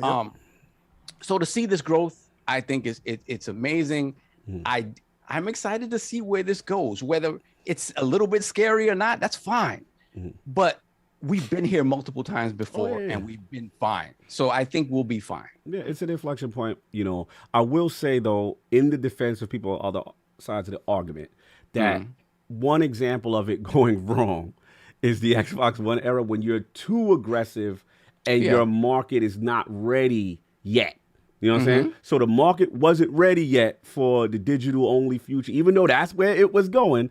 They didn't. I think where Microsoft learned is, and Phil said it eloquently recently, their model does not depend solely on Game Pass being successful. They still want that whole mixed aspect. They still want respect retail. They still got cloud. They still got, you know what I'm saying? Is that okay? Is what you're saying more of spiel and corporate talk? Because all right, you know, that's what Dominant said. I'm just well, exactly. I still obviously believe that he has to watch exactly how he speaks because you have a relationship with retailers. Of course, right? I know you still produce a box that has disc, of course, and that's the box that is the hardest to find. You know, it's a reason why the digital box is readily easier to find. Right. And I believe that's with the PlayStation 5 as well. It's a reason why the disc version is the hardest one to get, because that one is really the one that is actually getting to the stores. You understand that the retailers want more of. Right. You know, they would probably shun the digital boxes because that reveals their mortality, to be honest with you, because at some point in time, when it all turns digital, the only thing that you will have in stock is the box, and you won't have the games where they make the revenue off of. They actually make a ton of revenue off of these games. So I think in his conversation, he has to shield retailers. And to let retailers know that it's okay. The same way Sony came out and had these contracts will be honored type of thing, you know, there's a fear of mortality there. You know, we've watched NEC go under. We've watched Sega go under. We've watched these companies go under. Don't forget 3DO, Panasonic, and all these other companies. People, we don't talk from an aspect of not being their front line, taking the losses on this hardware. You know, we were the test dummies for GameFly, for OnLive, and these other stuff that actually failed. Some of you guys purchased what was that Stadia. Some of you guys got in on Stadia and are sitting on the sidelines talking about, man, I was fooled and I thought this would be it. And that was probably your first taste at a company folding. So when you see there's a competition going, and I'm pretty sure Nintendo revenue is end on end higher. Right. Yes. Same thing with Microsoft. You look at this race and you say, who can actually fall out of this race? Nintendo has stand the test of time with everyone, and they're still there. So you put Nintendo to the side and you say, and they've done stuff that is contrary to what the market is doing. So you're not fearful in that. Then you look at the other two. So if you look at one success, you have to look at the mortality of the other one, and you fear that. I'm telling you, don't fear change. Change is going to be inevitable. But what can grow out of this is I can get your games on my platform. That's your narrative. I'm not going there. No, so let me finish. That get Boxenberger. Guys is looking for me to be messy. Yes, I know you're being messy. Yeah, let me get Boxenberger. You be a messy. Go ahead, Boxenberger. What you got? You're patient. Yeah, I raised the head when you brought up the argument about them not only relying on the success of Game Pass, because there was a very interesting interview with Sarah Mond about a couple of months ago, and she was asked the question, where does she see Xbox and the ecosystem in 10 years at the 30th anniversary? And she actually spoke about that, and she compared Game Pass to other forms of entertainment like music, books, movies, etc.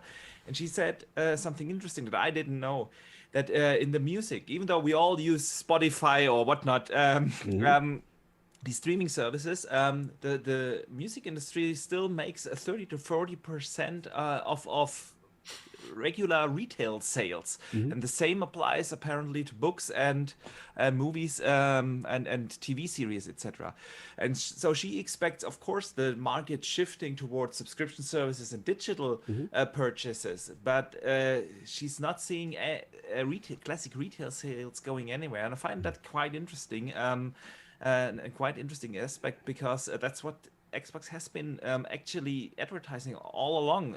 They want options. They want options in their ecosystem. It's not about making the ecosystem this way. It's about providing a variety. Exactly. But I do understand what King is going, and even though me and him clash sometimes with that, I do understand what he's going in one sense, in the sense that, to me, this is my opinion. I think we're still in that transitionary phase to get to where King wants it to go. And I think there is something that has to be in place to protect, those retail relationships, so to speak.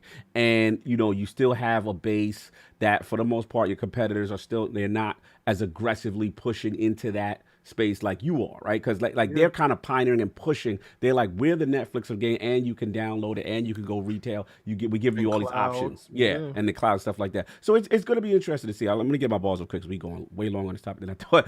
But look, this is impressive. This is impressive. I'm with Addict in the sense, as long as it's growth, I'm fine. But the thing that was interesting to me though was the Halo and the Forza situation. And, the Halo did the 20, and I'm like, okay, that's what's up, But the Forza, to me, and I want to pose this right back. We get adequate on this. I'm curious, because they did the 18 mil.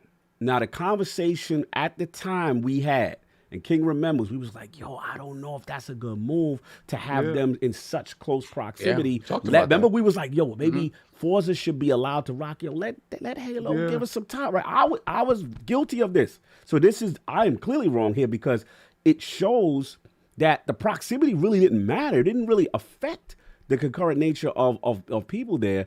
And I want to ask you that. That's the first thing. And then the second thing I noticed, and why I want to give Forza its roses, is that we're seeing that strength in China with Forza specifically. Like, it's becoming the international game. And let's be real, Halo, half of it is free to play, right? So in theory, Forza could look at you and be like, yo, this 18 off the rip.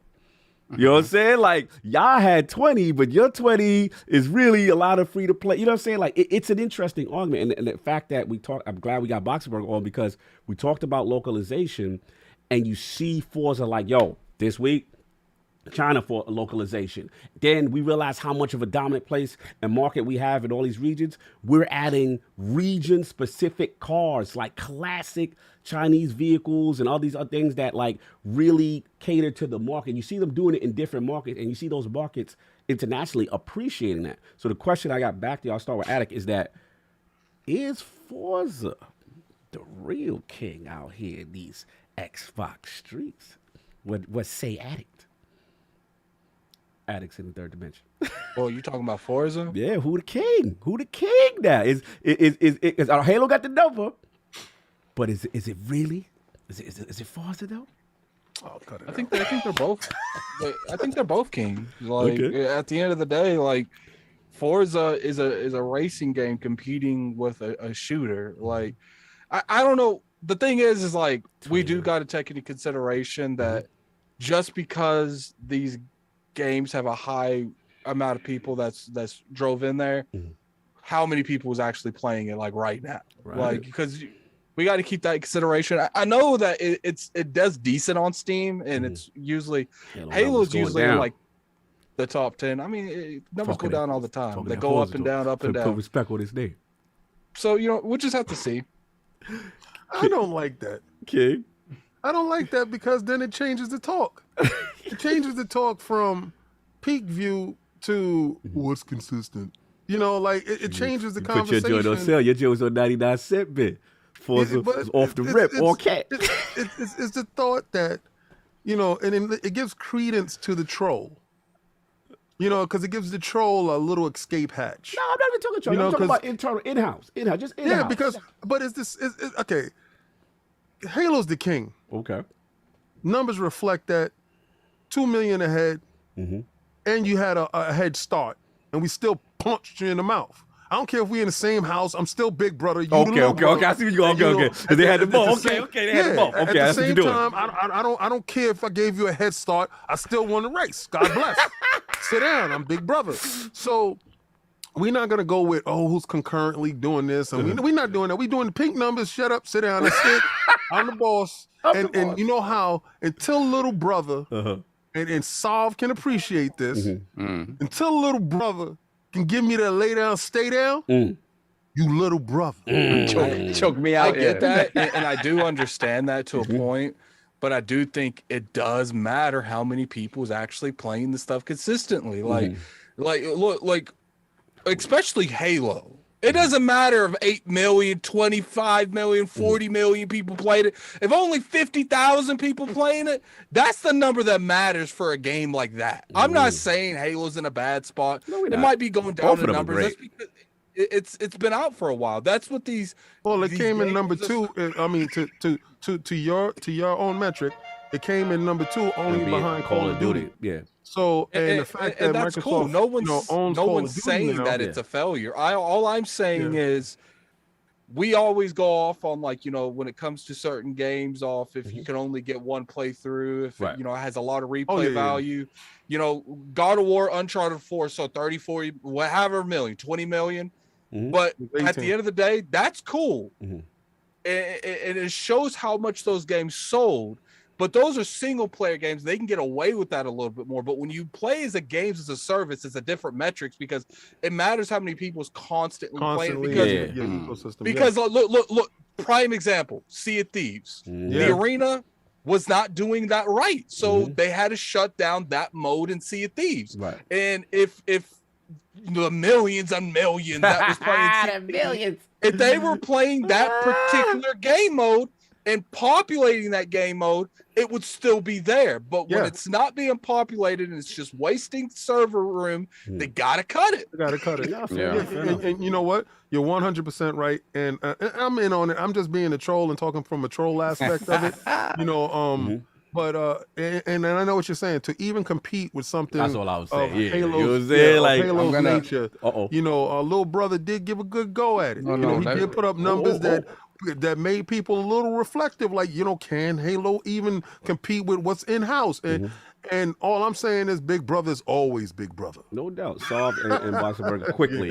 Does like, that change who's the king of Xbox games? No, but I think it is an interesting conversation because of the things you guys have mentioned. Because with Halo being free to play, right, the way that game is engaged with is different now than core Halo, right? And I don't believe all the stuff that people online, it's dying, it's whatever. It's hills and valleys, right? And I do think they have to improve their cadence of sort of like of release. Let first off, let me correct people in the people saying Attic 50,000. That was just a random number I was throwing out. I don't know. I don't play on the cheating PC crowd, so I don't know what they're doing over there. I gotta and then Citizen said Addict's not in color, so Kingo see it. That was bars. Shout out to Sid. Yo, son, that was bars. That was beautiful. So I appreciate that. No doubt, no doubt. So that metric again, if they have to be careful, and I've said this before, if they don't make sure they stick to the cadence that people who play free-to-play games expect, yes, the numbers are going to drop, and it's going to be. Now, the thing with Forza Horizon is different, is that this game is a game that's a little more transcendent because it's a casual game. Yes. It is a game that anybody can get in and play. International. Forza Motorsport proper is not getting these numbers at all. It's just not going to happen. I'm with you. It's I just not always going to said happen. Horizon was the king over them. So Horizon is in a special position where the game is finally getting the love that it deserves. It is doing these things internationally to appeal to those different types of gamers. And in the long term, maybe little brother can step up. Don't let them drop that Tokyo on Halo neck. See, the thing I think it's that imperative Tokyo that they do that comes next. on. Take your whole player base. games like Multiplayer, Halo. I mean, co-op didn't even come out yet. You guys is about to get smacked around. Like, No you doubt. be doing this with one hand. You're just But only this getting the game, jab. but Get that's the the jab? thing. The co-op you're talking about matters to old school Halo heads. Yeah, True, but true. Doesn't also the necessarily Forge. matter. How does the Forge? True, Listen, man. true. This is We're gonna one get into hand. we This is got a just topic jab. for we got a topic for Certain Affinity and what Halo about to do. The thing is, though, when it comes to certain of these games, like I don't think every game Microsoft's going to do. Like people have this narrative that Microsoft's going to navigate and try to turn every game they have into games as a service, and that's just not true. Like they do have games that they want to be as games of service, and I do think Despite the things that we heard. internally, Microsoft, if it is possible to turn a game into a games as a service, which Halo could have always been a games as a service, but it was never turned into one. So I don't see an issue with them turning something like Halo into games as a service. Now if they turn something like Fable and Perfect Dark, then we'll have a conversation. I knew he was gonna say that. He's like, if they touch my I'm gonna be mad. But no. But the thing is like if it makes with Fable. if it makes sense turning it into a games as a service, I don't mind. Gears totally makes sense that that's the games as a service. Forza has the season stuff, so that makes sense turning that as the games as a service. Halo, it should probably always been a games as a service. Those make sense. Ask you a question. What if they take the multiplayer aspect of Fable? Because, you know, we need a multiplayer component. Why don't we Fable take the Legends too, multiplayer baby. aspect of Oh, Fable? y'all just gonna piss him off. This is gonna go They'll into probably have another some rant. kind of We they'll make probably that- have some kind of co-op experience. Yeah, we make that free to play, right? I mean, and then you get got to the consider story. you got to consider they are doing it's it's being made by the same people that made Playground. the seasons for Forza. There we go. So That's my dude. there's something they can definitely do Smart. something there. But the thing is like these games as a service stuff isn't designed to give you everything at once. Yes, Like, That's correct. right. what it is I like want Halo's Forza in space. vanilla story could have been better, but I thought it was appropriate and it did what I needed it done. Forza, see like what people are talking about is like, oh, next year, you know, when you have the next Forza drop and you have all these games drop, the Starfield, alongside these games, you're gonna have the next expansion of Halo being marketed with these games. Oh no, facts. And when they do probably that 3 months DLC before name that that, I'm not gonna mention for the people that haven't ended it. before the 3 months before that Halo expansion started marketing, they're gonna start marketing the next Forza experience that's going on there with the winter or whatever it is. Right. Then they'll probably the next year they'll drop the Lego stuff. Yeah, So Hot Wheels. you know On that's your how neck. this service is designed. That's right, Hot Wheels. And I want Fable to be right up in that mix. Yeah. You're ridiculous. I mean, I don't mind if they turn it into a games of service as long as it makes sense and it works well. Like They tried Wasteland, to turn Fable into with Fable Legends Fable into Legends.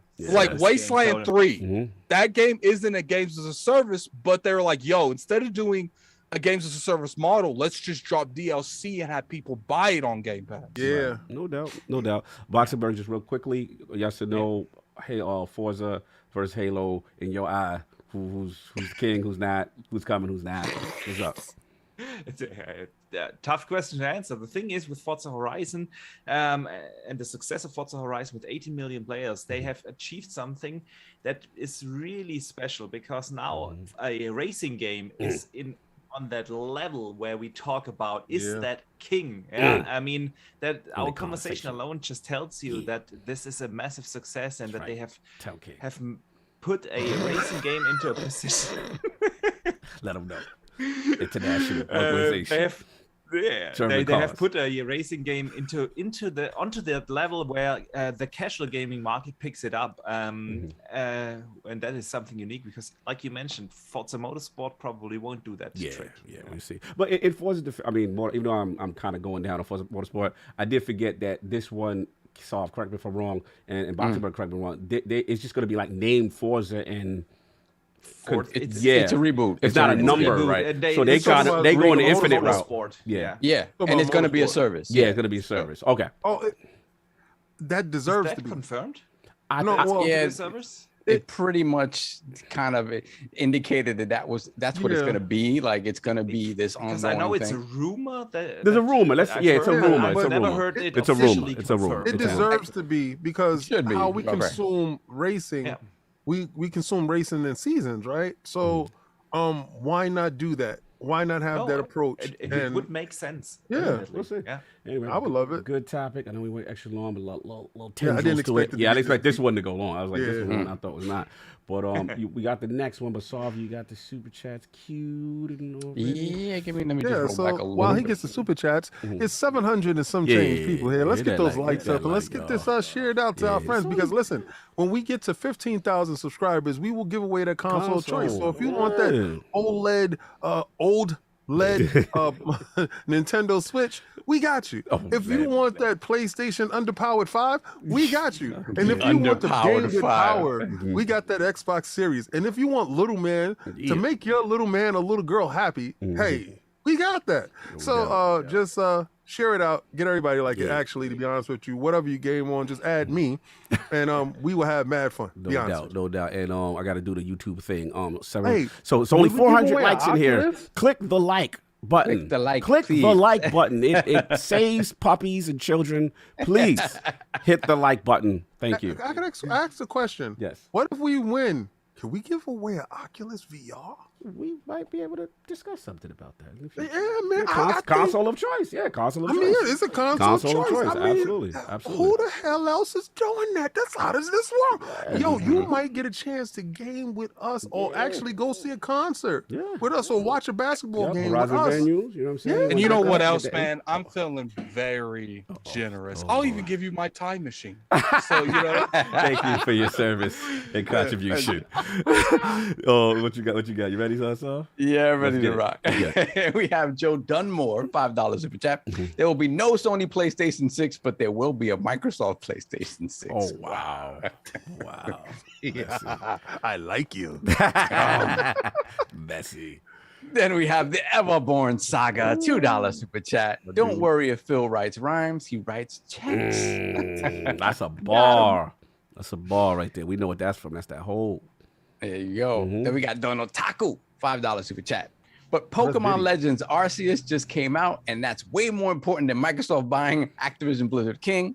Let's get an extra 3 hours on that topic. All right? Yeah, absolutely. No Pokemon Addict, nothing. Well, you know, right now he can't talk about Pokemon, but listen, we know for a fact that Nintendo ain't going nowhere. As much as we try to get them up out of here, they put out cardboard and you brought it. So God bless you. Yeah. Then we got Parasite 82 Green, £4.49 super chat. When Microsoft dropped the Activision Blizzard news, reminded me of when Nas came at Jay with Ether. That was my first damn moment of 2022. Yeah, Ether. Parasite in my mind. Eve. I want that so bad. I remember that. Yeah, I remember that. Classic. What else we got? Where Enix. Then we got C-Mad, $5 super chat. What percentage of the 480 million active Activision Blizz users do you all feel Xbox can flip to Game Pass? All 480 of them. Why you think they got purchased? 1% of 4.8 is 4.8 million. 3% is 14.4 million. 5% is 24 million. 10% is 48 million. Where is Game Pass at the end of 2023? That kind of makes sense, but if you do something in your provisional clause to convert those accounts over to Game Pass, instantly Game Pass becomes a complete juggernaut. Yeah, and I want to point out too that Game Pass has grown this much off of like very little first party support. It's been a lot of indies, a lot of third party support. Like I think Outriders. Right now they're expecting their biggest growth is when you start seeing the Fables drop, the Avowals drop, the Perfect Darts drop. Like when they have these games coming out every 3 months, their point is to not only keep people to get people to come on, they're also trying to keep people on the service too. Yep. Make you can't live without it, like Netflix. Then we have Necromancer Zale, $5 super chat. Sony's next big announcement will be getting purchased by Microsoft. Wow. Nah, I just want to be a nice third-party developer. And I think it is possible someone like Disney buys Sony though. No, Netflix. That's crazy. Then we have Hargeet Chani, $5 super chat. Retailers putting up signs on PlayStation displays warning about no COD. Chill. ILP bend the knee. Wow, really? I saw something. I don't know who. I don't know if it was a fan that did that or an actual retailer that put the stick up. Like, yo, Microsoft bought Activision. Be careful. Well, they're having that conversation inside stores. I'm not gonna say who because I don't want y'all to get these dudes fired, but that's out of control. Yeah, I don't see a realistic reason why retailers would even tell consumers that right. Anything. Yeah, exactly. They just because by the time this happens, there might be 2 cars that came out. So so that doesn't make a lot of sense. That would be stupid. Then we have Voidlock Spartan, member for 2 months. Thank you, sir. We got a little man up front here. Man, hit the like button. Game Pass is the Netflix of gaming. PlayStation afterthought is the Tubi TV of gaming. Wow. We know it won't be day one. Yeah, probably not. I hope so. I hope Jim is watching and understands to shake the world. That will happen. Needs to do that, but we'll see. Splendiferous, $5 super chat. I love Boxenberger, but I gotta give him a hard time. No love lost. Skyrim is one of my favorites of all time, but Sega is personal. You want to eat. He says he wants to eat the cake, but don't want to come in. Wow. Wow. Rude. Jesus, man. Like, the man gave Sega love. What do you want? What do you want him to do? It's just like this. He went out to the black market and copped this joint. Probably with a hoodie on, under threat of duress. You know what I'm Come saying? on, man. Nobody in the region repping. He went out to go get it. Like, come on, show some love. Then we have Lucius Augustus, member for 6 months. Love that name. Lord Bronze, shout out to you, sir. Every time there's a change in the industry, there's always trade-offs. Disruption typically helps the consumer. I'm with it. There you go. Change is inevitable. And we have Hargeet Chani, $5 super chat. Solve facts. Industries change over time. Do you see Amazon, Google, or Apple disrupting gaming? What about Tencent? Will one of them change things? We don't have any idea what Tencent is planning to do, but Tencent is making more money than anybody in gaming, which is scary. And then Apple, Google, and Amazon, you know what it is? I think the draw to not having to have the draw to everything being online and in the cloud was too much for Amazon and Google to resist, I think. Because when you think about it, after the infrastructure and you don't have the same overhead you have making games in the traditional way. You just don't. And I think to them, they were like, oh my God, we can make all this money if we have this infrastructure that we have in place already. And it's not quite what they expected it to be. So shout out to Microsoft. Keep doing what you're doing. I think Netflix, I think out of all of that, you fail to put Netflix in that space. And I'm always telling you guys, be cognizant of the fact that Sony has a hell of a category in a library that if Netflix was ever to purchase Sony out in its entirety, that means Sony movies and those IPs that they do have to be made because they're always looking for new content. Remember, could you imagine God of War as a Netflix series? They're already doing The Last of Us, and they put eight season, unprecedented stuff. I mean, look at the tea leaves. And if they was to either purchase a partnership with them, cash influx with Sony, they will already have a console that's in the market, and they can do things with that IP, with those IPs that Microsoft cannot do. No, for sure, for sure. We got some. Yeah, we got. Let me see. Lucas Fox, $5 super chat. Saab is 100% right. The market dictates success and will always choose the intersection of convenience and value. Very good. Very well put. Very well put. Streaming games is the future. Yep. We don't know how close that future actually is, but yeah, it probably is. Then we have JD Gamer, member for 23 months. Thank you, sir. JD.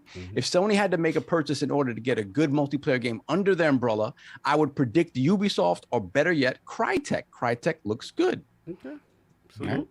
Salute. I always said that Microsoft should swoop up.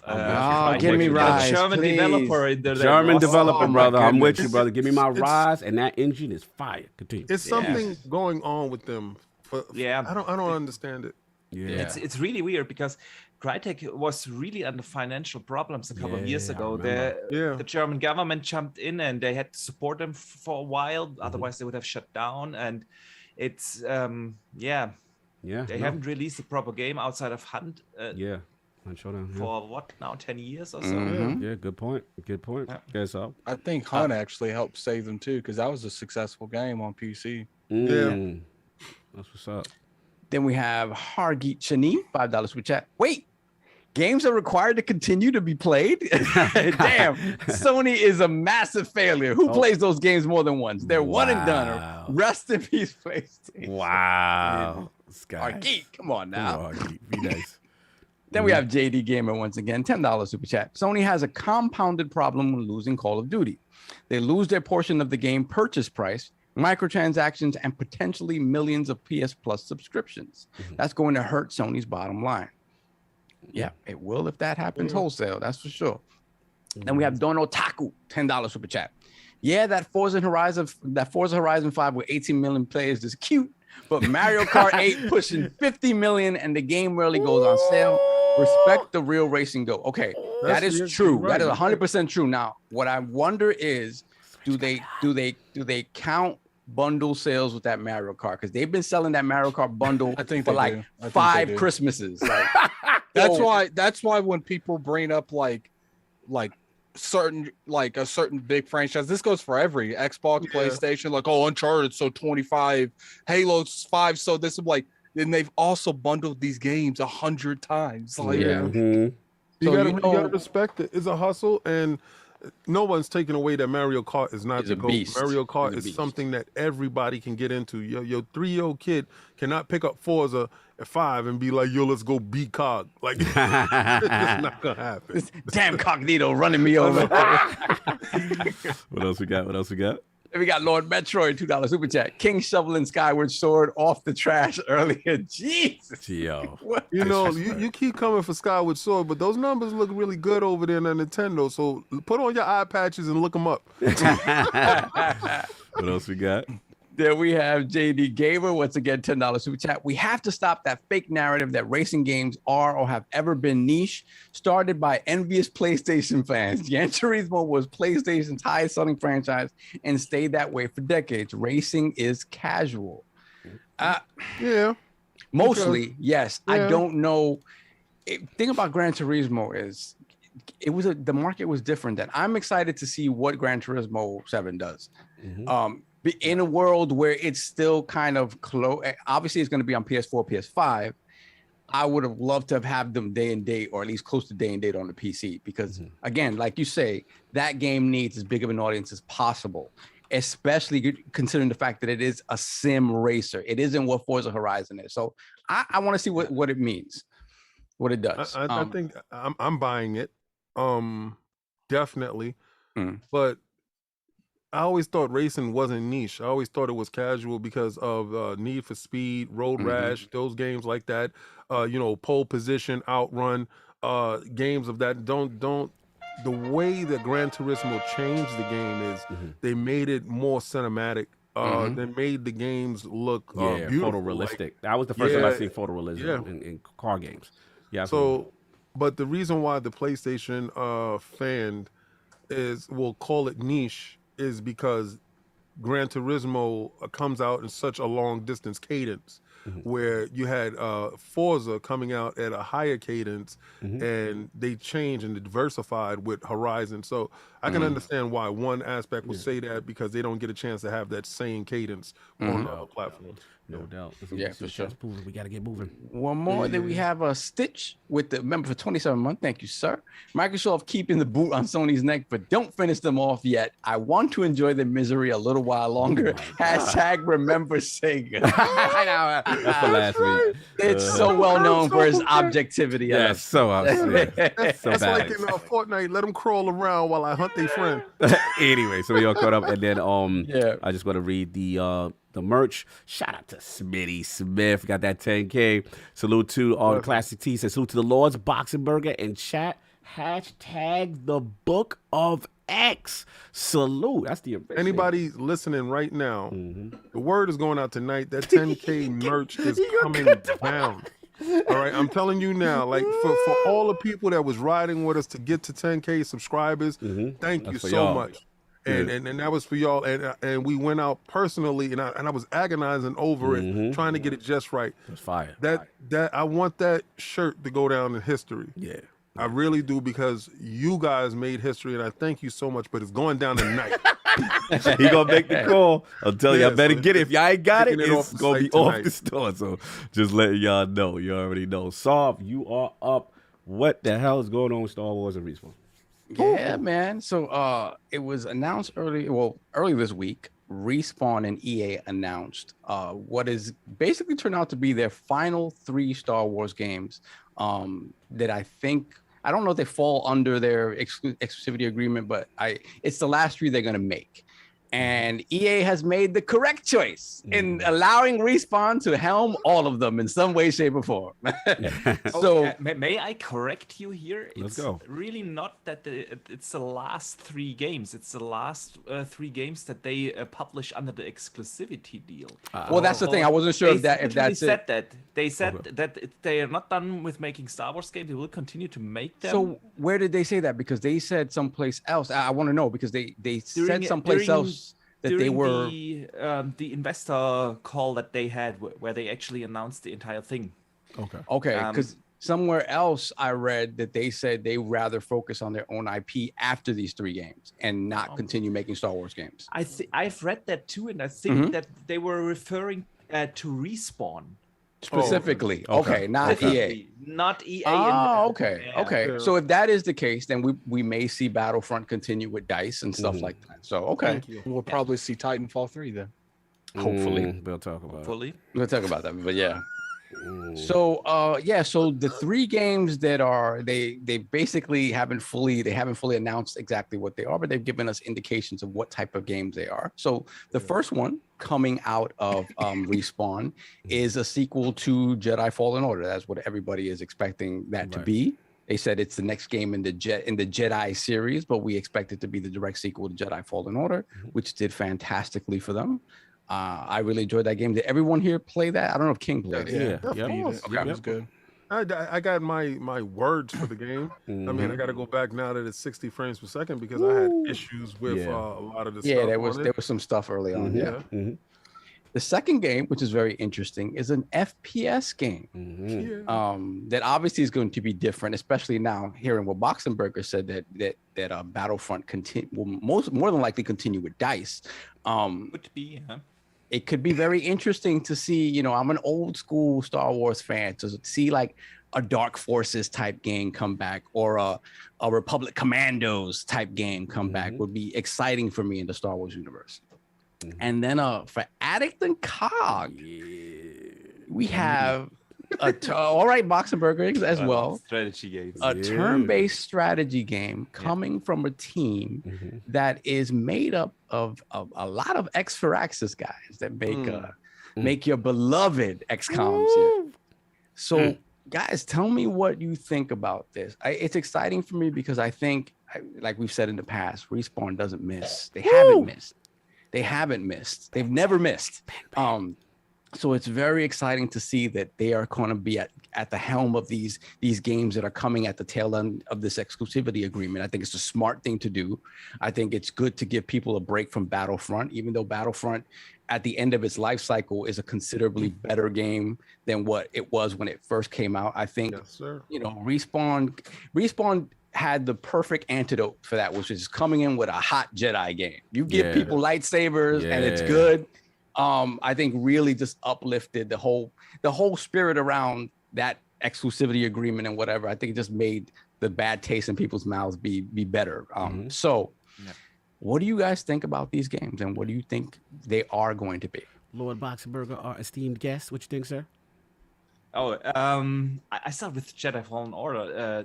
I'm super excited. The rumor says this comes out this fall, and Respawn said that they started to work on the sequel even before the first one came out. That game has been a while in development, and I'm really excited to see what they do with the second one. I loved the first one. It was my game of the year that year. Was it perfect? No, obviously not. But it was an amazing game, and it didn't didn't do the typical EA thing, you know. It wasn't a Frostbite engine game, it was an Unreal Engine game, it was a single player game, no microtransactions, no DLC. It was so atypical for EA. So really looking forward to see what they do with the sequel there. Then we have the first person shooter. Of course, everyone thinks first Battlefront, but that's why I investigated a little bit, and I found that they said during the investor call, apparently that they are continuing to make Star Wars games, just not under the exclusivity license deal. So I don't know what it's going to be, given that how great Titanfall was and how great the campaign for Titanfall 2 was. I really want to see what they do with the first-person shooter in the Star Wars realm. Good point. I don't think that we will see that game soon, though. I think that game is a couple of years out. Yeah. And the third one is the one that is really interesting. Bring it in, bring it home. I didn't know that it's turn-based. I just read strategy, but I'll take it. I'll take it. Love me some turn-based strategy games. Welcome back now you're welcome back. And well, it was the question, but now you're biased towards me, so I'm good. The thing here, I know how much you love Gears Tactics, for instance. Awesome game. Talk about it. See, the thing is, I didn't know who BitReactor was, so I looked it up. What that research tell you? Yeah, and that is a studio, an indie studio that is founded by the creators of Civilization and XCOM. Civ. Forgot about Civ. How can you not be excited then for a strategy game in Star Wars? And we know a lot of other Star Wars games are coming. We know about the Ubisoft game. It's going to be a Ubisoft open world game. I love the Ubisoft games, but we know what we will get there. We know about the Quantic Dream game, which is going to be an action adventure game. We know about the KOTOR remake. We all know about these games. When has there ever been a proper Star Wars strategy game? I can't remember. Never. I really can't. I definitely want to Star Wars chess, maybe. There was in the original Battlefronts, there was a conquest mode that had a little bit of strategy to it. Oh, okay. Yeah, no doubt. No, good points, Lord Boxenberger. Lord Attic Man, 3 Respawn Star Wars games. Where you at? I think they're a fantastic studio. I'm kind of worried about working on 3 games. Did they say if it's at the same time or not? I mean, I would think so. They're gonna talk about all of them. They work on all 3 of them. So. Because when you shoot 1 bullet at a time, you do good, but when you start shooting 3, maybe one, 2 ain't gonna hit. Which I got a lot of faith in them, so we'll have to see exactly what happens. We'll see. Okay. King, where you at? I have different thoughts on the Jedi Fallen Order sequel. Spicy. Because watching the Book of Boba Fett, I got a chance to see that his droid unit that was from Jedi Fallen Order, and I want to know how the Jedi dies. Right? That he gets separated from his droid unit, or what happens that he gets separated from his droid unit. So I think part 2 fleshes that out. I would hope that part 2 is a current gen, and when I'm saying current gen, I mean series console, PlayStation 5 console, PC, 3080 type of stuff. I want current gen. I think the last gen has been holding us back as far as what we're able to achieve. So yes, I want 60 frames, 120 frames. I want high fidelity. I want hopefully not no Frostbite, Unreal Engine 5. There's no Frostbite there. Vince is in the building, King. You ain't got what so he do what he want to do. And that's what I like Vince for. He does what's in the best interest of the consumer, as far as not necessarily going with what's best interest of the company and their bottom line. If you need to purchase engine to achieve the highest fidelity, then do so, or to achieve what the studio needs done. I think great games dictate sales, right? So we all knew that Jedi Fallen Order, the first one, admit a little bit of flaws, was still a great game. Yeah. The first-person shooter, I want to know, who's it going to be? Is it going to be Cad Bane? Would it be the Mandalorian? Would it be another bounty hunter? Would it be some obscure What it's about, right? character? Because Jedi Fallen Order gave us a character that we weren't familiar with and made him a prominent role inside the Jedi universe. So Star Wars has a diverse cast. I mean, you could have literally a stormtrooper that decided to defect, like in the movies, and he is the shooter. Like so the story, where would that story go? What engine would they use? I mean, when it comes to EA, I'm more concerned about the engine, because I feel when they force an engine on you, that gives us unreal expectations with things and how they play stuff. Yeah. Now but he's right. He's right. The thing is, Frostbite is in everything. Yeah, the sports games like FIFA Man run on Frostbite. We have first-person shooters. We have everything running in it, and that's not really always a good thing, because engines need to be specialized for certain things, and I think Unreal, that is what makes Unreal so special in the marketplace, that it is probably the most universal engine out there. Versatile. And that's what it's so flexible. So I'm right there with King. No, I'm with him too. I'll give it back to King. And that's where King's overall point is, when the boardroom, you try to cut corners and save money with a proprietary engine, but the proprietary engine doesn't necessarily facilitate the needs of the actual game and what the developers want to do. Back on you, King. All right. So, and then when we get to the real-time strategy game, my mind explodes with wonders. Where do I get a chance to pick my champions in this game? Is it a bounty hunters game? I'm heavily into that. Is it a Sith game? Is it a Jedi game? Or do you get a chance to pick which side that you're on? Or you're on the light, or you the dark, or you the order, or it's just so many different aspects that it can take, and taking these aspects from the world, because I'm steeped in Star Wars lore. Not to the point that I'm a fanatic, because I also love Star Trek, so you can't serve two masters. But right, I would love a Star Trek game. But at the same time, could you imagine pitting different bounty hunters together in a squad that's going in and then it's taking out the Imperial Order?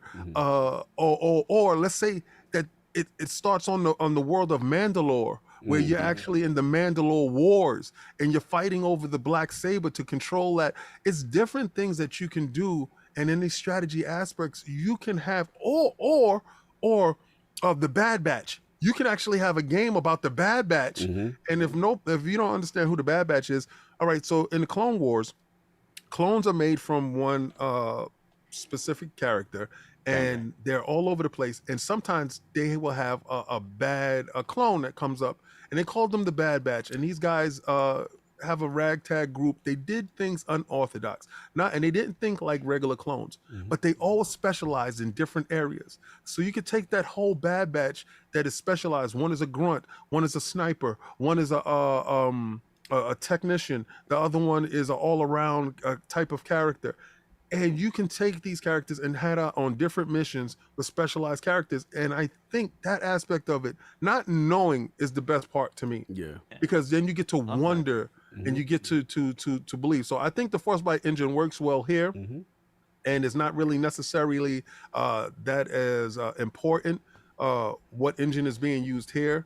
But I'm more excited for this part because this is something that I've been asking for Star Wars to tackle for a long time in my head, and now it's coming to the realization. And I'm glad that they didn't go with first person. They split it up with single player storyline driven game, first person shooter, and a real time strategy. And everyone should champion this whole aspect of it, because they didn't just say, "Oh, we're going to monetize this and make money from this." They went all across the spectrum.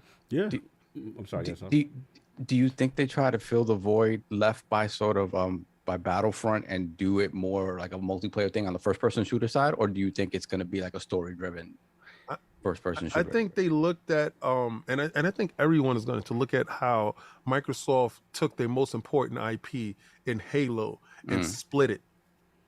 So they took what everybody was fearful of as far as are they going to just put out the multiplayer and just skimp on the single player, and knowing EA, knowing that if they can do this in the same cadence, they can make it live on and keep dropping out episodes or dropping out different characters that can facilitate a different play mechanics. They can do that. So I think you have that first person single experience to satiate the crowd. And I think you have that multiplayer aspect to that same game that can fulfill the Battlefront people in that whole aspect as well. And if they use that two-prong approach to it, they won't get as criticized as often as they are. Yeah, no, that's a good point. I'll jump in. This is great news, but COG is still sad. COG is still sad because I think, like Boxenberger said, that means my Titanfall 3 is all the way in the bushes. All the way in the bushes. They can sit there and say, yeah, we haven't given up. But your docket got very busy. You know what I'm saying? Because at the end of the day, Battlefield, Vince got a sign to save that. Right? Battlefield now is in the bushes again. Well, I shouldn't say again, but surprisingly. And they sent him over there to go save that. So he's got his teams and stuff like that. Now we hear about this, which is fantastic. Don't get me wrong. For Star Wars, this is fantastic. I'm with Sov. Respawn has not made a whack game yet, in my opinion. Everything they hit, you can say it's good, or you can, if you don't like one of the games, you can say it's good, but you can't say like Apex or whatever and these other games are bad games. And I don't even like Battle Royale like that, and I know Apex is a good game. You know what I'm saying? So at the end of the day, look, this is gonna be Vince got his work cut out. They are busy. The docket is busy, but the future for Star Wars is bright. It just shows me like how much trust EA has in Vince, how Vince is just elevated to have this much control, this much say so, and then the rumors we're hearing, shout out to Tom Henderson, they were saying that Jedi Fallen Order, they expecting maybe something, it was already in development, right? So they expecting a potential reveal maybe at Star Wars Day in May. You know what I mean? So we could see that. And I want to shout out our boy, Patrick Wren, you know what I'm saying, formerly of 343, now over there at Respawn, working on Star Wars games. I don't know which one he's on, but hey, you know what I'm saying, giving them that extra experience of what he did is going to be great. FPS Star Wars is interesting. I want to know what they focus on, if it's going to be a multiplayer kind of Battlefront thing, or if they're going to do a full-length story, kind of like what King is talking about. But like Boxenberger and Addict said, like, bro, when I heard about a strategy game, I've lost it, because it's like Bit Reactor. Firaxis to me is the current GOAT with XCOM. When it comes to how to do a turn-based strategy game, how to include a story, then like Boxenberger said, like, they have the Civilization background. They have, like, this could be RTS or whatever, but what we got to know is that is going to be a quality game. How do they tackle it? Which part of the Star Wars universe they're gonna put in there? Sign me up. I'm all the way in on that one. And Jedi Fallen Order, it was really, really good. It did well. I think Benji Sales put out some information about 8 million. Double ditches. Yeah, 8 million in 3 months, 10 million in 5 months, reached 20 million players in less than 2 years. Yeah. The sequel being officially confirmed today is a very big deal. It'll be absolutely huge. And we like the combat. We like some Souls aspects of it, the cinematic nature, the third person, just one. Like King said, I'm with him. I want my frames. I want the fidelity. I would like a next gen only, if possible. Really push Unreal that 5. thing. Yeah, Unreal 5. Oh, if it's ready, I mean, I don't know if they were in transition, but if it's ready, man, the potential of that. So yeah, they look. Respawn is out here. They're doing well. I'm curious to see. They do got a lot on their docket, but if anybody that could do it, it's Vince. I got trust in Vince, so that's what I got. Super Chats in the final topics of. Okay. Sliding in on the final topic, and I would like for you guys to hit that like button, because it helps the algorithm and it stops little puppies from being beaten. Save the puppies. Hit the like button. Recently read something interesting that a lot of people don't want to hit the like button on YouTube because they think, because most people use their real life name account, from Google, and they don't want to hit the like button because they think everyone can see it, like in other social medias, like Twitter, Johnny Facebook. Smith, hit the like. Yeah, it's anonymous. It's God forbid they want to tell people they support this horrible channel. Like, trust me, I won't screenshot all you PlayStation dudes that rib me and say that you like. Look, that like ratio, clean that like ratio is up to like 80-90%. We did good today. Puppies were Yeah, saved. I mean, listen, maybe they like the fiscal stuff that I reported. See, and the fact that you can't, you put dislike, but we can't know who really disliked it. Exactly. We say the puppies, y'all. Y'all did a good job for the children and the puppies, no doubt. For the children and the Let's puppies. stop the puppy beating. Let's hit that like button. The puppy abuse. I'm done. Move on. So, you ready to go? JD Gamer with yet another objective take. PlayStation fans wanted Forza to be niche, so they didn't have to admit Forza's total domination of Gran Turismo for the past 10 years. Also, I need Microsoft to bring in Asobo, Avalanche, IO, Crystal Dynamics, and Crytek. Damn, with the whole way. Gotta love JD. Industry. Salute. My Then dude. we got Brett Baker, $5 super chat. Do you think Microsoft will continue to make licensed titles of games such as Indiana Jones once it releases? Not on a big scale, but maybe one every 2 to 3 years. I think if it's successful, then you have a franchise on your hands, I think. I think whoever's funneling the bag dictates that, because if you can get a licensed deal with the ability to market on whatever platform it is, like they did with Disney, I think so, yes. Yeah, for sure. Then we have King Webb, $1 super chat. Thank you, sir. Appreciate that. Yeah. Then we have JD Gamer, $2 super chat. Yes, bundles are counted in those numbers. So yeah, the Mario Kart numbers are a bit inflated. But Mario Kart's still the GOAT though. Let me ask you a question. Is it inflated when you go out to get a bundle just because that's your favorite game? Or is it hardware inflated where you purchase it to get the free game because you took it out and you gave it to your cousin for his Christmas gift, but he didn't get the game? It's digital. No, see, this is where they're smart. Oh, they don't count digital sales, right? But to my knowledge, I think it's a digital version of the game. Oh, that's dope. That's dope. That's dope. That's dope. I think, I'm not sure. Don't quote me on that, but I think it's a digital version of the game in the bundle. But they don't count digital sales in MPD though. That's dope. That's how you get around it. Oh, that's dope. Maybe. Then we have Brett Baker, $5 super chat. Microsoft should have Bethesda make a Fallout-style Star Wars Mandalorian first-person RPG. Oh my God! Maybe a game as a service? No, you messed it up. Well, with you got that. the Messed it up solving like that. Messed it up. You got the I've said it. I've world. said it on another podcast. I think the Ubisoft game will be settled in that Mandalorian Mhm. universe. Yeah. Okay. This is gonna be nice. Yeah, and it's using Snowdrop, right? They're using the Snowdrop engine. Yeah. The Snowdrop. Snowdrop be looking nice. I'll be looking at it. Mhm. Yeah. Then we have THX 1138, $10 super chat. Disney should bring back Star Wars 1313. That was canceled. Yes, did you guys see that new Did you footage? see That was that? yeah, man. I did That was ahead of its time. They had big time. Boba Fett up there, and he was, oh my God. Because this is what happened. 1313 was a thing unto itself. And then they went back to Disney, and Disney was like, great, but we need a recognizable character. Change it to Boba Fett. Oh, Yo, I gotta and see let me what the tell you visual was. something. I gotta see what the It visual was. looks bananas. Look crazy. And they might, since Boba Fett is doing so well, you never know. Never know. That'd be something if that comes back in some way, shape, or form. That'd be great. Wow. I remember, I liked Bounty Hunter. You remember the Star Wars Bounty Hunter game? Yeah, of course. That was great. Yeah, that was good. Let's get it. The main character was Boba Fett, searching and claiming bounty around the galaxy. Unreal Engine 5, current gen consoles. That would be amazing. Yes, sir. I'm with you.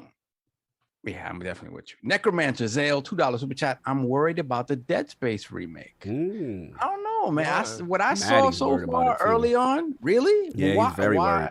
Why the worry? I guess what it is, just the studio that's doing it. I don't know if their reputation is the highest, and he's concerned about how certain things age might be translated and take away the spirit of certain things, and if they make the character talk or something, like Maddie's very hardcore with Dead Space, and he's concerned. He's so concerned that he's like, yo, play the original so that you get the essence of what it's about to be, just in case they go off and let Calvin if do they this. if they give Isaac a voice, it'll be weird. That's what he said. That's what he said. That's what Maddie said.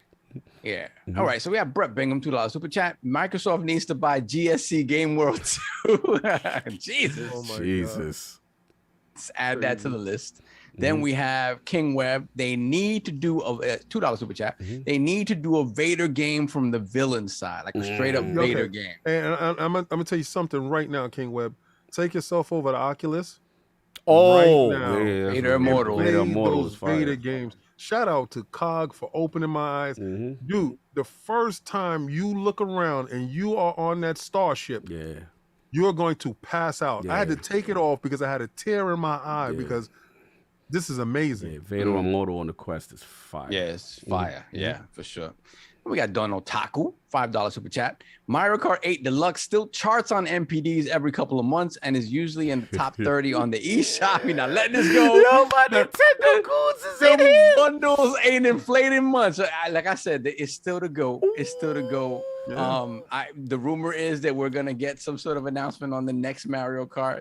Yeah, I heard that they're drop. going to be using the Skyward Sword birds. Move it on. We good? That's it. We're caught up. All right, let's get this one out. It's Addict's topic. I don't know if Addict wants me to set it up or he got it. You can set it up. Yeah, man, this is quick. I mean, rumorville, y'all. A lot of stuff going on. Hit that button.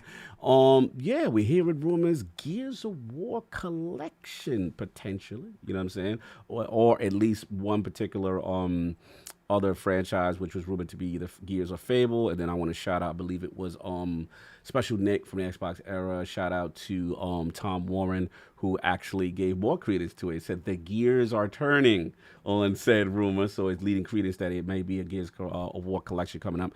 And then Certain Affinity has been in the news, you know what I'm saying? And they've been leaked to two potential projects. One is Monster Hunter, a co-op Monster Hunter game, kind of co-published with Xbox Game Publishing, excuse me.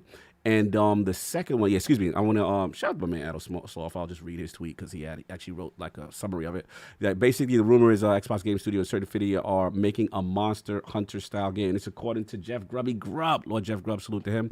And so again, that is one of the rumors there. And then the second part is Halo Infinite and this new rumored mode. So salute to Lord Chess Gordon, salute to Rand Outdoor, Xbox 2 Podcast, the homies. So yeah, Certain Affinity is thinking about building a new game mode for Halo Infinite, Project Tatanka. Remember Tatanka? I remember that name. I remember Tatanka. You know what I'm saying? Old school wrestling. You know would not go over well with wrestling. Yeah, he was not going hot. well this year. But yeah, facts. That would not go well in this climate, in this cancel culture. That would not go down. So you know what I'm saying? So yeah, according to him, they're supposed to be working on that, and it's supposed to be co-developed by Microsoft's flagship shooter Halo Infinite, and it's supposed to again some all new mode. So there's a lot of rumors on what this all-new mode could potentially be. And I want to read, Jess had a quote that was pretty much interesting. He said can also speculate that it may point to a Battle Royale-like mode, which has been a big question about where Halo Infinite might go. 343 Industries seems to have ruled out Battle Royale for the Halo Infinite in the past, though it's hard to say what it be. But they basically saying that, according to experience, it's something that they want to go toward the casual, that they won't see the traditional person that wouldn't be into a Halo game going. So Addict, Gears of War, Potential Roman Collection, Monster Hunter Co-op, Halo Infinite, friendly new mode. Where you at with all three? I don't want it to be Gears. I want it to be Fable. Because I just personally feel like Gears got Gears 4, Gears 5, Gears Remake. It's like, come on, throw some Fable fans something. There was that and not to mention they're still getting Gears 6. So it's just like, come on, man. I get it probably if you're doing like a Master Chief Collection. Yeah. Because people were like comparing it to a Master Chief Collection. Yeah. Gears would make the most sense. But I feel like at that point, just do like what Super Smash Brothers did, where it's like when Gears 6 comes out, just have all the multiplayer maps in the game. Like it's just like I just don't get it. Like, and I get it. People really love the Gears thing, and that's cool. I like the Gears story. I'm not really the biggest fan of the multiplayer, but it's just like, man, like we just had a Gears like 3 years ago. Like Busters too. Yeah, Hive Busters, like, and this is the same company that, let's say this Fable reboot or 4 doesn't sell the greatest, or it doesn't get a lot of attention, and they'll be like, well, I guess that's just how it is. Well, you put all the money at Gears. Like, if you want to put some kind of remake of like Fable 1 to get people anticipated to show them the Fable brand, because there's probably 2 generations worth of people that ain't even played Fable. Okay. Being had a Fable since like 2013 or 14. And what about the other I'm two? kind of with him there, because we need to also consider that all the Gears games run with FPS boost with auto HDR, etc. So is it really required, and does Xbox need Gears hype right now? Because Gears 6 is out. Yeah, we won't get that before 24, even 25 probably. So having a Fable reboot come out probably next year, and given that Fable 3 was 2010, that's 12 years now already. It's a long time.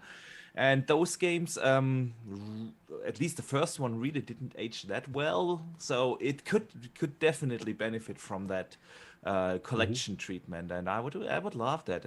Fable was awesome. No, I feel it. I feel y'all Fable community. Y'all been waiting for a long time. Yeah.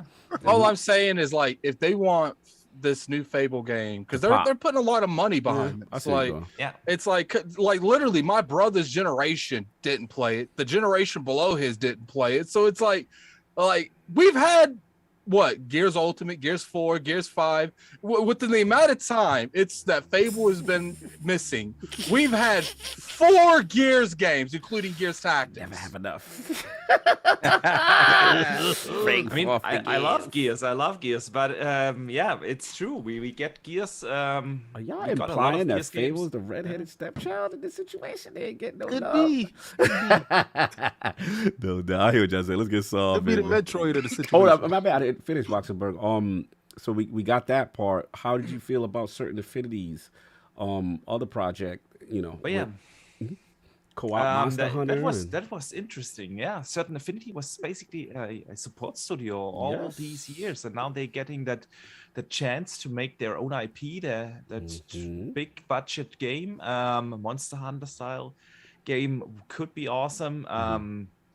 Xbox has been trying to diversify their portfolio in Game Pass, and Monster Hunter type of game fits basically many needs. Yeah, it's a genre that they don't have right now. It's an ongoing game. It's a game as a service kind of game.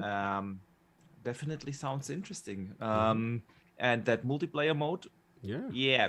I've read a lot of things about that, a lot of speculations out there. But since they said it's going to be probably an approachable new game mode, I immediately thought that is probably something PvE related. Right. Where the casual gamers don't go into the PvP aspect that much, especially when a game is out already for a while. Then to enter the PvP multiplayer modes can be kind of frustrating. So having that PvE kind of mode would definitely make sense. They had something like that in Halo 5 with that what's it called, Warzone. Warzone mode, something like that. Okay. No, fair enough. I mean, I was gonna say, not to mention, like, when it comes to just this particular thing with Monster Hunter, like Monster Hunter is such a big franchise. It's a huge franchise, and there's people that try to do stuff similar, but no one's really hit it. Facts. So it's kind of like the Pokemon thing. Like, Pokemon is such a unique formula that that kind of would seem it would be easy to replicate. You know what I'm saying? Yep. But no one's been able to successfully do it. No, that's a good point. Solve the 3 rumors: Gears Collection, Certain Affinity, Monster Hunter co-op game, and Halo Infinite casual mode. Where we at? All right. So the 3 Gears games, I agree with Boxenberger 100% and Addict. I mean, I don't think because of the way these games run in back compat mode and FPS boost and all that stuff, don't really need it right now. But they are, in terms of the amount of games that they have, they do fit in that sort of Master Chief Collection sort of bundle type of thing. And again, making them prettier is never a bad thing. I just think because of how those games run and why it's not necessary right now. I kind of agree with Addict. Get the redheaded stepchild, his love. Get, Fable's coming down the pipeline in a year or 2. Get the hype train going. Exactly. I would definitely like to see that. That would be nice. When do you remember there was this weird tweet? That weird tweet that they slipped up. Yep. Yeah, I forgot about Remember that. that? They were like, yeah, it's nothing. It's nothing. Nothing's happening. And it turned out to be nothing. And it turned out to be nothing. Mm-hmm. So I think that was mainly because at the time the game wasn't 60 frames, and that big update it turned to 60 frames. So I think that's what that tweet was about. Because like a week later they did that update on Fable with the other game. So I think they just jumped the gun on that particular part. Now, the multiplayer mode that is for Halo, that is kind of more in line with like casual gamers, I think is interesting because when you look at you look at the success of a Fortnite, and that's what I'm looking at, because in terms of casual, nothing else really appeals. Like if you think of Apex, it's not really for casuals. A lot of people play it, but it's not really a casual game. Obviously PUBG, not a casual game, those type of games. So it's interesting to me that they specified casual, because Fortnite. which is super interesting, because the thing is, if you look at Halo in terms of the skill it takes to play Halo well, it's a different type of skill, and I would argue maybe a little kind of heavier skill based than maybe even Call of Duty, right? Call of Duty, there's certain things, there's a cadence to the gameplay in Call of Duty that isn't what Halo is. Halo is a lot more tactical. And for me to change that into something that is kind of digestible for a more casual audience may blow up in their face, but again, the potential for free-to-play Halo having an aspect of it that kind of opens it up to even more people is super interesting. I don't know if it's Battle Royale, because Battle Royale at its core, I would think the gameplay is still core gameplay Halo, right? Gameplay. So I don't know what that means, but it's very interesting, because that could mean like a shift in what people expect from Halo, especially if this is its own thing, right? So that's cool. I would definitely be interested to see what that is, but that's I don't know. Those two things don't necessarily coincide in my thinking. So no, fair it'd be interesting. Did you comment on the Monster Hunter thing? So Certain Affinity, right? Like Boxenberger said, this is a studio that's always been in support. They help make Master Chief Collection. They help make Halo Anniversary Edition. They've helped do a lot of multiplayer maps for like Halo 2 Anniversary and for Infinite, and past Halo games as well. They're only two games of note that they've made themselves. The only 2 ones they made themselves are a game called Age of Booty that came out on Xbox 360. Never heard of that. And then there's another one called Crimson Alliance. It's like a whatchamacallit, like a multiplayer. Yeah, so that is them. Beyond that, they haven't done anything but support. So for them to get the chance to do this, they've always done quality work as well. So it's cool. They finally get the chance to shine on their own. Now, when it comes to Monster Hunter, that's interesting as well, because Monster Hunter, at least with World, is now going to every platform, right? Monster Hunter Rise hasn't come to Xbox yet. It's only on PC and Switch still right now. It's not on PlayStation either, right? So we're getting Monster Hunter on multiple platforms, but the thing about it is, it may be way too expensive to pay for Monster Hunter on Game Pass. Like it just may be way too expensive for them to even think about doing that. So when you think about creating something that lives on that platform constantly and is something up to the quality of Monster Hunter, and I agree with Addict, it can't be.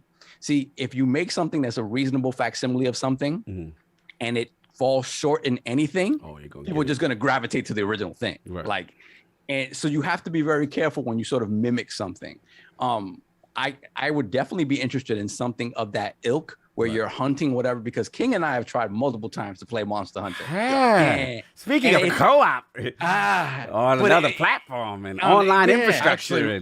I actually really liked Monster Hunter World.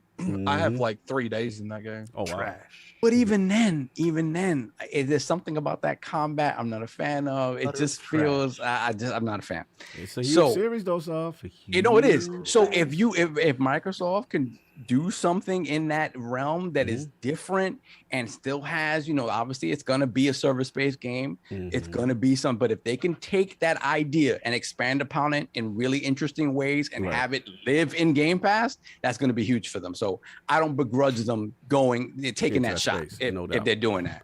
And then was that it? Yeah, that was it. King, where we at? Collection first. You want the Gears, you want the Fable, and then about this Monster Hunter game and a Halo Infinite casual mode. This is beautiful. All this conversation surrounded by all these rumors. Yes, leaks. Well, first, when it comes to Gears, you can never have too much. Never have too much Gears. All right, so that's like ketchup. Put a little bit more ketchup, please. I like it. I like it on my French fries. You ever get a ketchup pack and you have your French fries? You always need one more pack, right? Put a little bit more drizzle on that. So when they said that, I was like, yeah, they did just have a release on something, but I could take that. Do you even play Gears like that? Oh, here we go. Here we go with the gameplay hour shaming. Bro. Here we go. What I would suggest you do is take yourself and throw yourself in the bushes with legs first, right? Legs first. Do I need to check your Xbox Live? I don't want you to do that. Then why don't you go check out Melon Buster 1 while you're doing that? Oh, Melon Buster 1. You giving me someone else's gamer tag. No, Why is that? That was I'm giving you mine. Halo trailer's out, just so I know. Oh, Halo trailer's out? Yeah, before you toss yourself out the window, I want you to take your legs and throw yourself kindly and gently into the bushes. Kindly, gently. While you doing that, checking out my resume, why don't you look up my Neo Geo stuff too while you're at it? Oh, they don't exist, right? Be quiet, so be quiet. Sit down in the 1800s. Different. Okay, I got it. 1800s, be quiet. The side hustle's crazy. Don't question my gamer. If I stopped gaming when you was born, I still got more gaming years for you now. Oh, stop. Lord, here we go. Okay, y'all finished now? Thank you. Yes, I don't know why he does that. Don't come for me unless I send for you. Both of y'all are messy. Stop. So, back to what I was saying. Go ahead, Captain Messy. Anyway, so yeah, more gears, and more gears on top of more gears. You got to go with the successful hand. I mean, it's a royal flush every time you put it out. It sells well, and it caters to a certain crowd that actually love it. Now, as the multiplayer goes, the only thing I was really enthusiastic with Gears was like Horde mode, and I don't really care too much about their multiplayer, to be honest with you. That cover-based stuff, I just never was really too good at it, so I just threw it away because the learning curve on that is insane. Yeah. And people that actually have it down pat actually have a supreme advantage over you, for noobs. But yeah, I would love to see. I would love to see an actual remake in a horror vein of Gears 1. Oh, let's go. And how they wanted to make with the game. The krill and the dark and the scary and the. Because I think those earlier games were really dark in their projection of what they wanted Gears to be. Remember, we saw the Berserker for the first time in the thing. Yeah. Absolutely scary stuff. The Monster Hunter stuff. Oh, the Fable stuff. Yeah. I think they will. I think right before Fable is probably 6 months to 8 months out, they're going to give you something to whet your palate, to get you reintroduced to the world, to bring you up to speed. So I don't think you get both. You didn't get both. Yeah, I believe so. I believe it's necessary, and they can do so in the Game Pass structure where they can keep people abreast of what's coming forward. They do that a lot. Okay. So I don't ever think, just because one is being made, that doesn't mean the other one is not being made. Yeah, I got you. Right? The studios are vast, and they do have a lot of support studios or whatever that stuff can get done and get done at a high quality. Yeah. And they showed that they've actually shown that they're willing to do so. And I would like a Master Chief type of Gears, all in one house type of things that you can go to, not how Halo Oh, anniversary. I don't know. Like a second try at something good, please. The last game.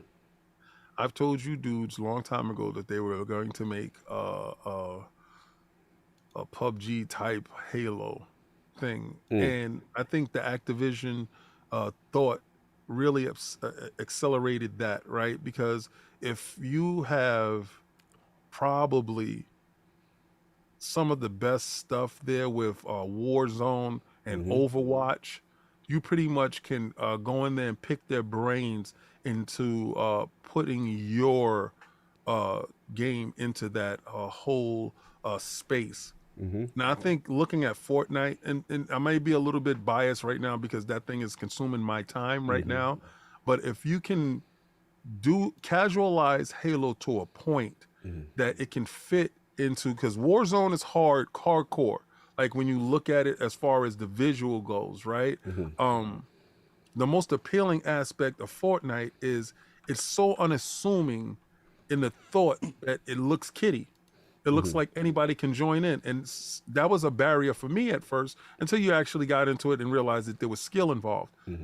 If they can get, and don't do the same thing that they're doing with their multiplayer with the Halo, and do something that can differentiate, hard with that word, Halo in such a sense that it can stand out. I think they can actually achieve this. I really think it's something that they can do in that sense of having a team base. You can do solos, you can do duos, you can do squads. This thing can happen, but they have to nail it right. And I hope it is. And the fact that it's casual base, that means that probably the respawn time back into the world is very quickly.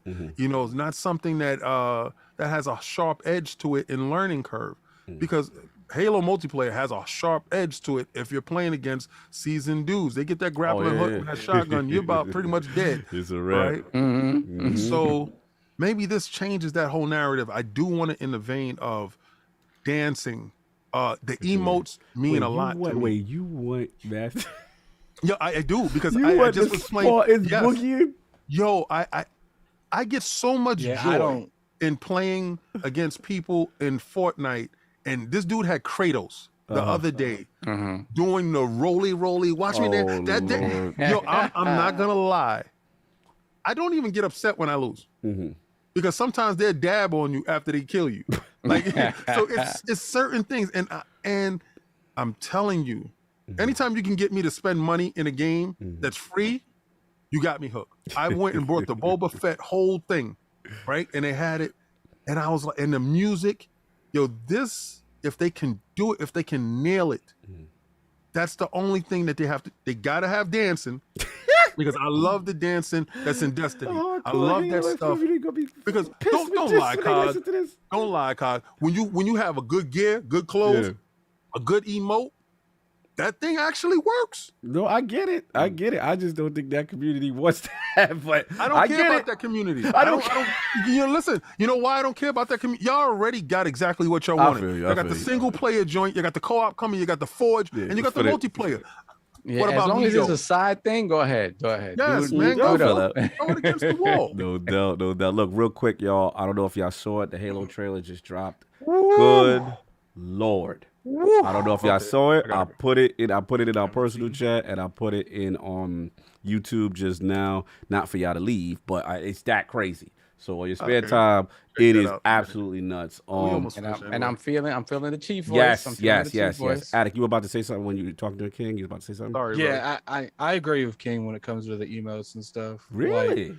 Like, at the end of the day, just because there's emotes and the Master Chief going to do the cha-cha slide or whatever the hell it is, like it doesn't mean you have to do it. Like it's just like one of those things where people want to do it, they can do it. Sure, that takes away from like the realism a little bit, like you know, the serious tone. But Master Chief's like 8 foot tall anyway, so like did you see that trailer just now for the Paramount?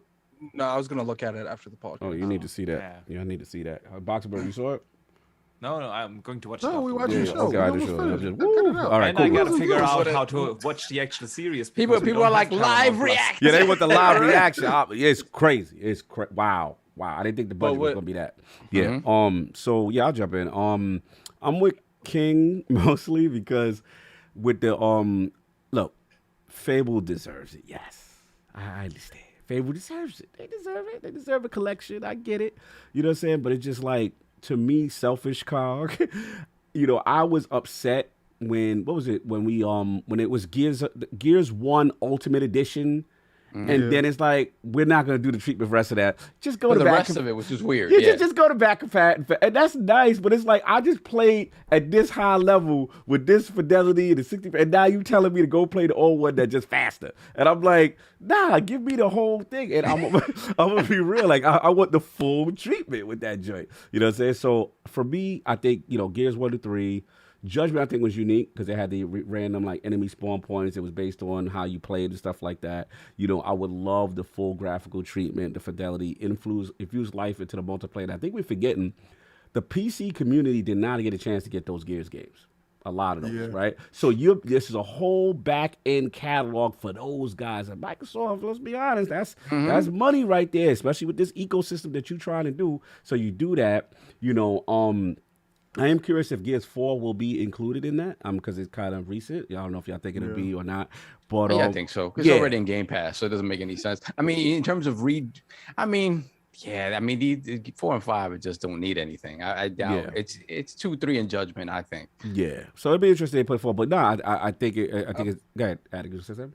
Apparently, it was rumored that even if this is being made, it's not going to be by the core studios. Like Coalition's not making this, Playground's not making it, Fable makes it. Yeah. And part of me, if it's not going to be closely looked at, which that doesn't mean it's not going to be closely looked at, but we saw what happened with the Halo one, where it's just like, I don't want no one touching these games, but the people making these games, because I feel like sometimes stuff gets thrown out there that's not done, and it's just like, if it works the way it's supposed to at launch, sure. But if you're gonna give me something even, it don't even have to be similar to Halo. If you're gonna give me anything on the same levels of what Master Chief came out with, just cancel it now. Like, I mean, look, one would hope that they've learned from those mistakes, and at the end of the day, you know, Coalition's big. You would think they're gonna lean into whoever the support studio is, lean into exactly what the vision is. And it's not really like you have to do, there's existing assets. It's not, you know, for the most part, and then they can work around it. But I am happy. I'm with King. I'm not in the multiplayer, but I'm happy for the Horde modes coming back. And then there's a community, like I said, on PC and cross-play and all the stuff that they're trying to do, they'll get to the play. Now, as far as the Monster Hunter thing, I am not a Monster Hunter guy, but I understand how important that thing is. People love it. I mean, I don't like. I mean, I tried it. I get why people like it. Anything about that Monster Hunter crap? Yeah, no, I don't think you said anything No, about I didn't. it. Yeah, what you said? Yeah, real I quick. hate Monster Hunter, and if they make the game, please make it better than that crap that I don't like. Just let you join with your friend Easy. You know what I'm saying? Because that clearly was an issue with Nintendo. And look, graphical fidelity, please make it look nice. If Didn't it they look have nice, that in Game Pass that made me upset? Halo Worlds, Monster Hunter Worlds look good. No, It that was a look very good. I'm nice talking look. about, like, I know that look good. I'm not saying Monster Hunter don't look good. I meant to say whatever this Monster Hunter like game that they're trying to do, make it look good. Like, I want to see graphics pushed. I want to see Part of me feels like it. I mean, unless Microsoft's really going to back the truck up for the funding of this game, part of me feels like it's going to be cartoony. Whatever. We got to see. I want to look good. Whatever it do, look good, play good, have a good co-op, satiate that base. I just got a PSA. Yeah. For anybody that want to share their Paramount account with me. Yeah. We gonna talk about it right after this. That's breaking news. That was breaking. We'll get it. Yeah, we gonna get it.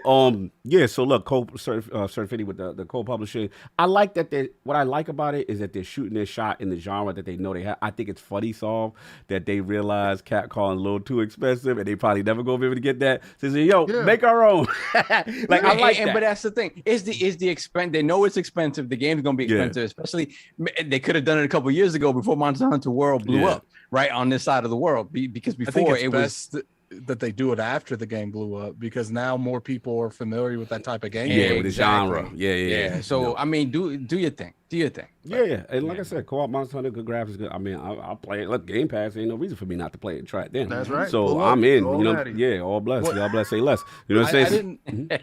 What's up? I didn't get to say anything about the Halo Yes, thing. yes, please go. I think it is a battle royale because, like, to me, Mm-hmm. this company's helped them in the past before. Helped Microsoft with Halo, but it was always like 343 was working on the next Halo game, or 343 was working on this, or like that 343 wasn't working on the game really that much anymore. It was always on to the next project, and they would help do something with the game while they were waiting for that. But what's different about this is, like, the whole company 343 is focused on Halo. Right. So it's on the game that they're making it for. So to me, it's like, unless it's something massive, why would they need their help making a game mode? Yeah, it is interesting to see that they're being brought in. You're making fantastic points. I think shout out to Jez in his article. He said the mode will look to hook into Halo Infinite's upcoming Forge mode, according to his information. Feature player created content is a core part of the experience. Would also leverage existing cosmetics from Halo Infinite's existing multiplayer progression and potentially have a new progression system of its own on top. You know, me personally, I'm with King. I'm not even a battle royal group like that, but I would like to see it. Knowing my luck, it's gonna be Warzone. And I ain't got nothing against Warzone. I ain't got nothing against Firefight. But I do feel, I'm with King, like, you gotta get that player that's not gonna play that type of Halo. You gotta get a different player that'll say, okay, you know what? I don't really rock with that tactical and all that hardcore arena stuff. But hey, you give me an emote, throw me on an island, a Zeta, a mini version of Zeta Halo, and you go, who run into a building and get some equipment, and then people will get it. There's a casual base that will get into that, and I hope they take a little bit of the Warzone flavor, mixed with a little Fortnite. And hey, I don't approve of the dances, but I understand it's a different market. To dab on you after I shoot you. Here's the biggest question: if they do this, is this going to be something that is its own unique client with a different That's a good app, question. or is it going to be something integrated into Halo Infinite? That's a good question. That's going to be the key. Is it just going to be as simple as, like, when you played Warzone on Halo 5, you click it and it's just a separate category? I honestly believe once they figure what the game is going to look and feel like, that's going to dictate if it's in that client. Like, because if it's so visually different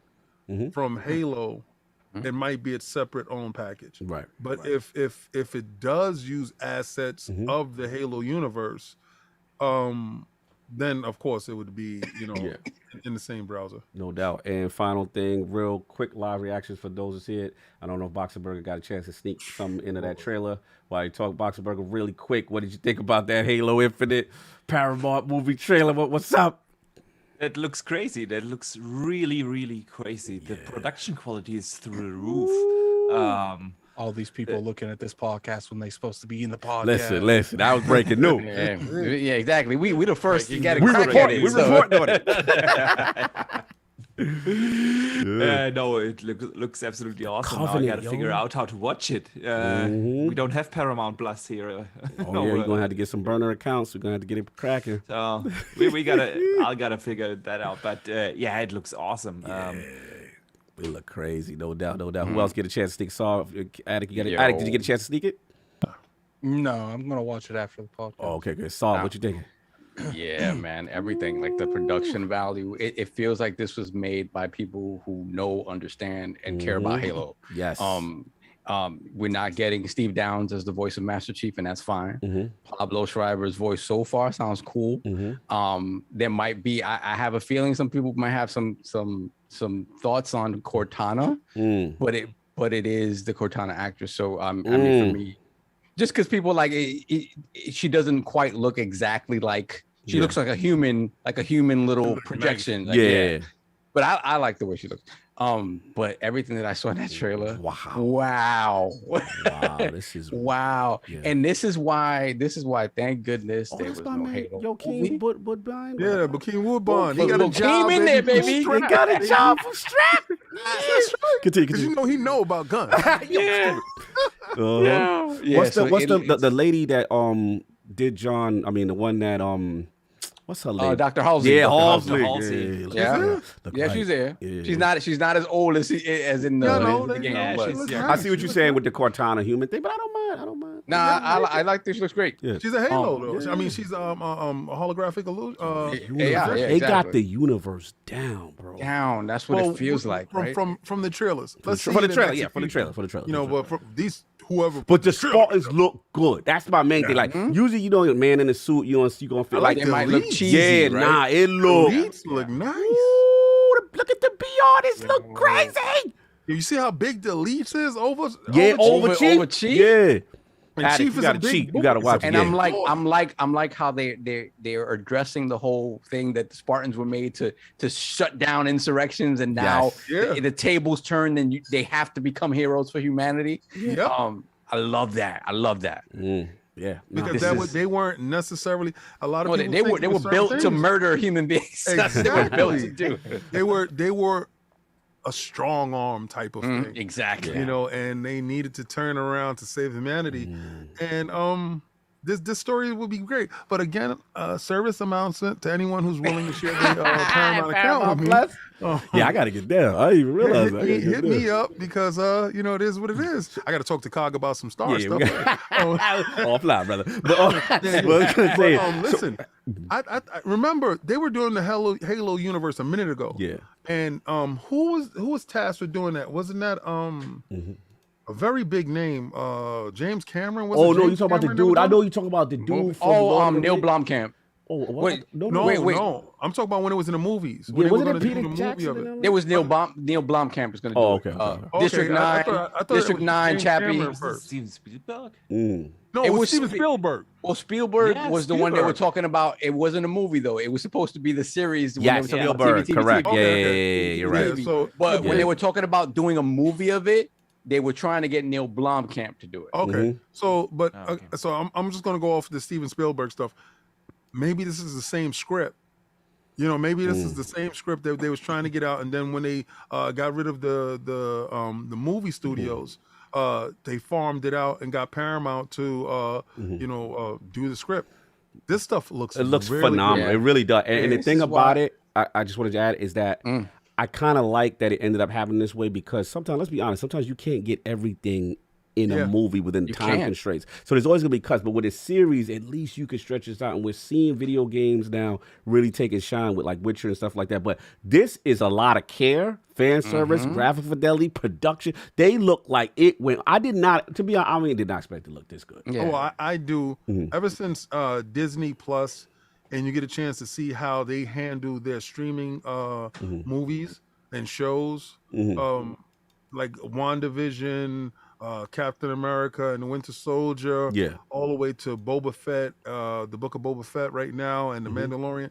They were able to craft worlds in such a manner, and I think that is triculate to what's going on at Paramount right now because Yeah.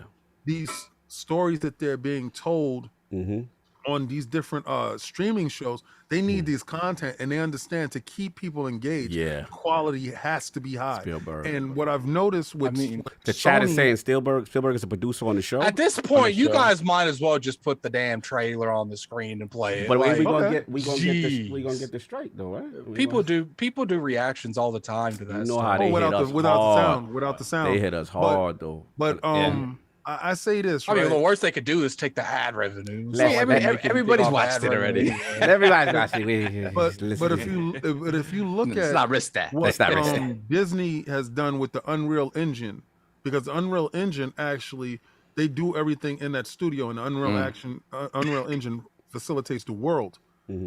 A lot of studios is taking this aspect of it and using high quality assets without putting out high production as far as value goes with the money goes. So production cost is lower, quality is up, and I think they've reached a happy medium that we will see a lot of the stuff that we like Yeah. on these screens, because that Halo Yo. looks ridiculous. Yeah, looks take Well, notice, until- Naughty Dog in Uncharted, please. Oh damn. Until Dawn was a good movie. Mhm. I really like that I movie. gotta check that out Yeah, no Look, doubt. at I the gotta end of go the see day, like about some Until stuff Dawn? after this addict. it's not Until Dawn. It's like Forward Onto Dawn. I think that's what it was called. Oh, okay. Oh, forward until you mean the Oh, Halo yeah, one? oh, Yeah. yeah, forward onto the. No, that was nice. I like that. Yeah, no doubt. Yeah, Oh, let's get it's just out of like, here. look, at the end of the day, the reason that we're starting to see Mhm. better takes on certain things is gamers are growing up to actually do these films now. So, Yeah, you know, back in the day when people tried to do it, it wasn't gamers. I mean, I can't say it wasn't 100% gamers, but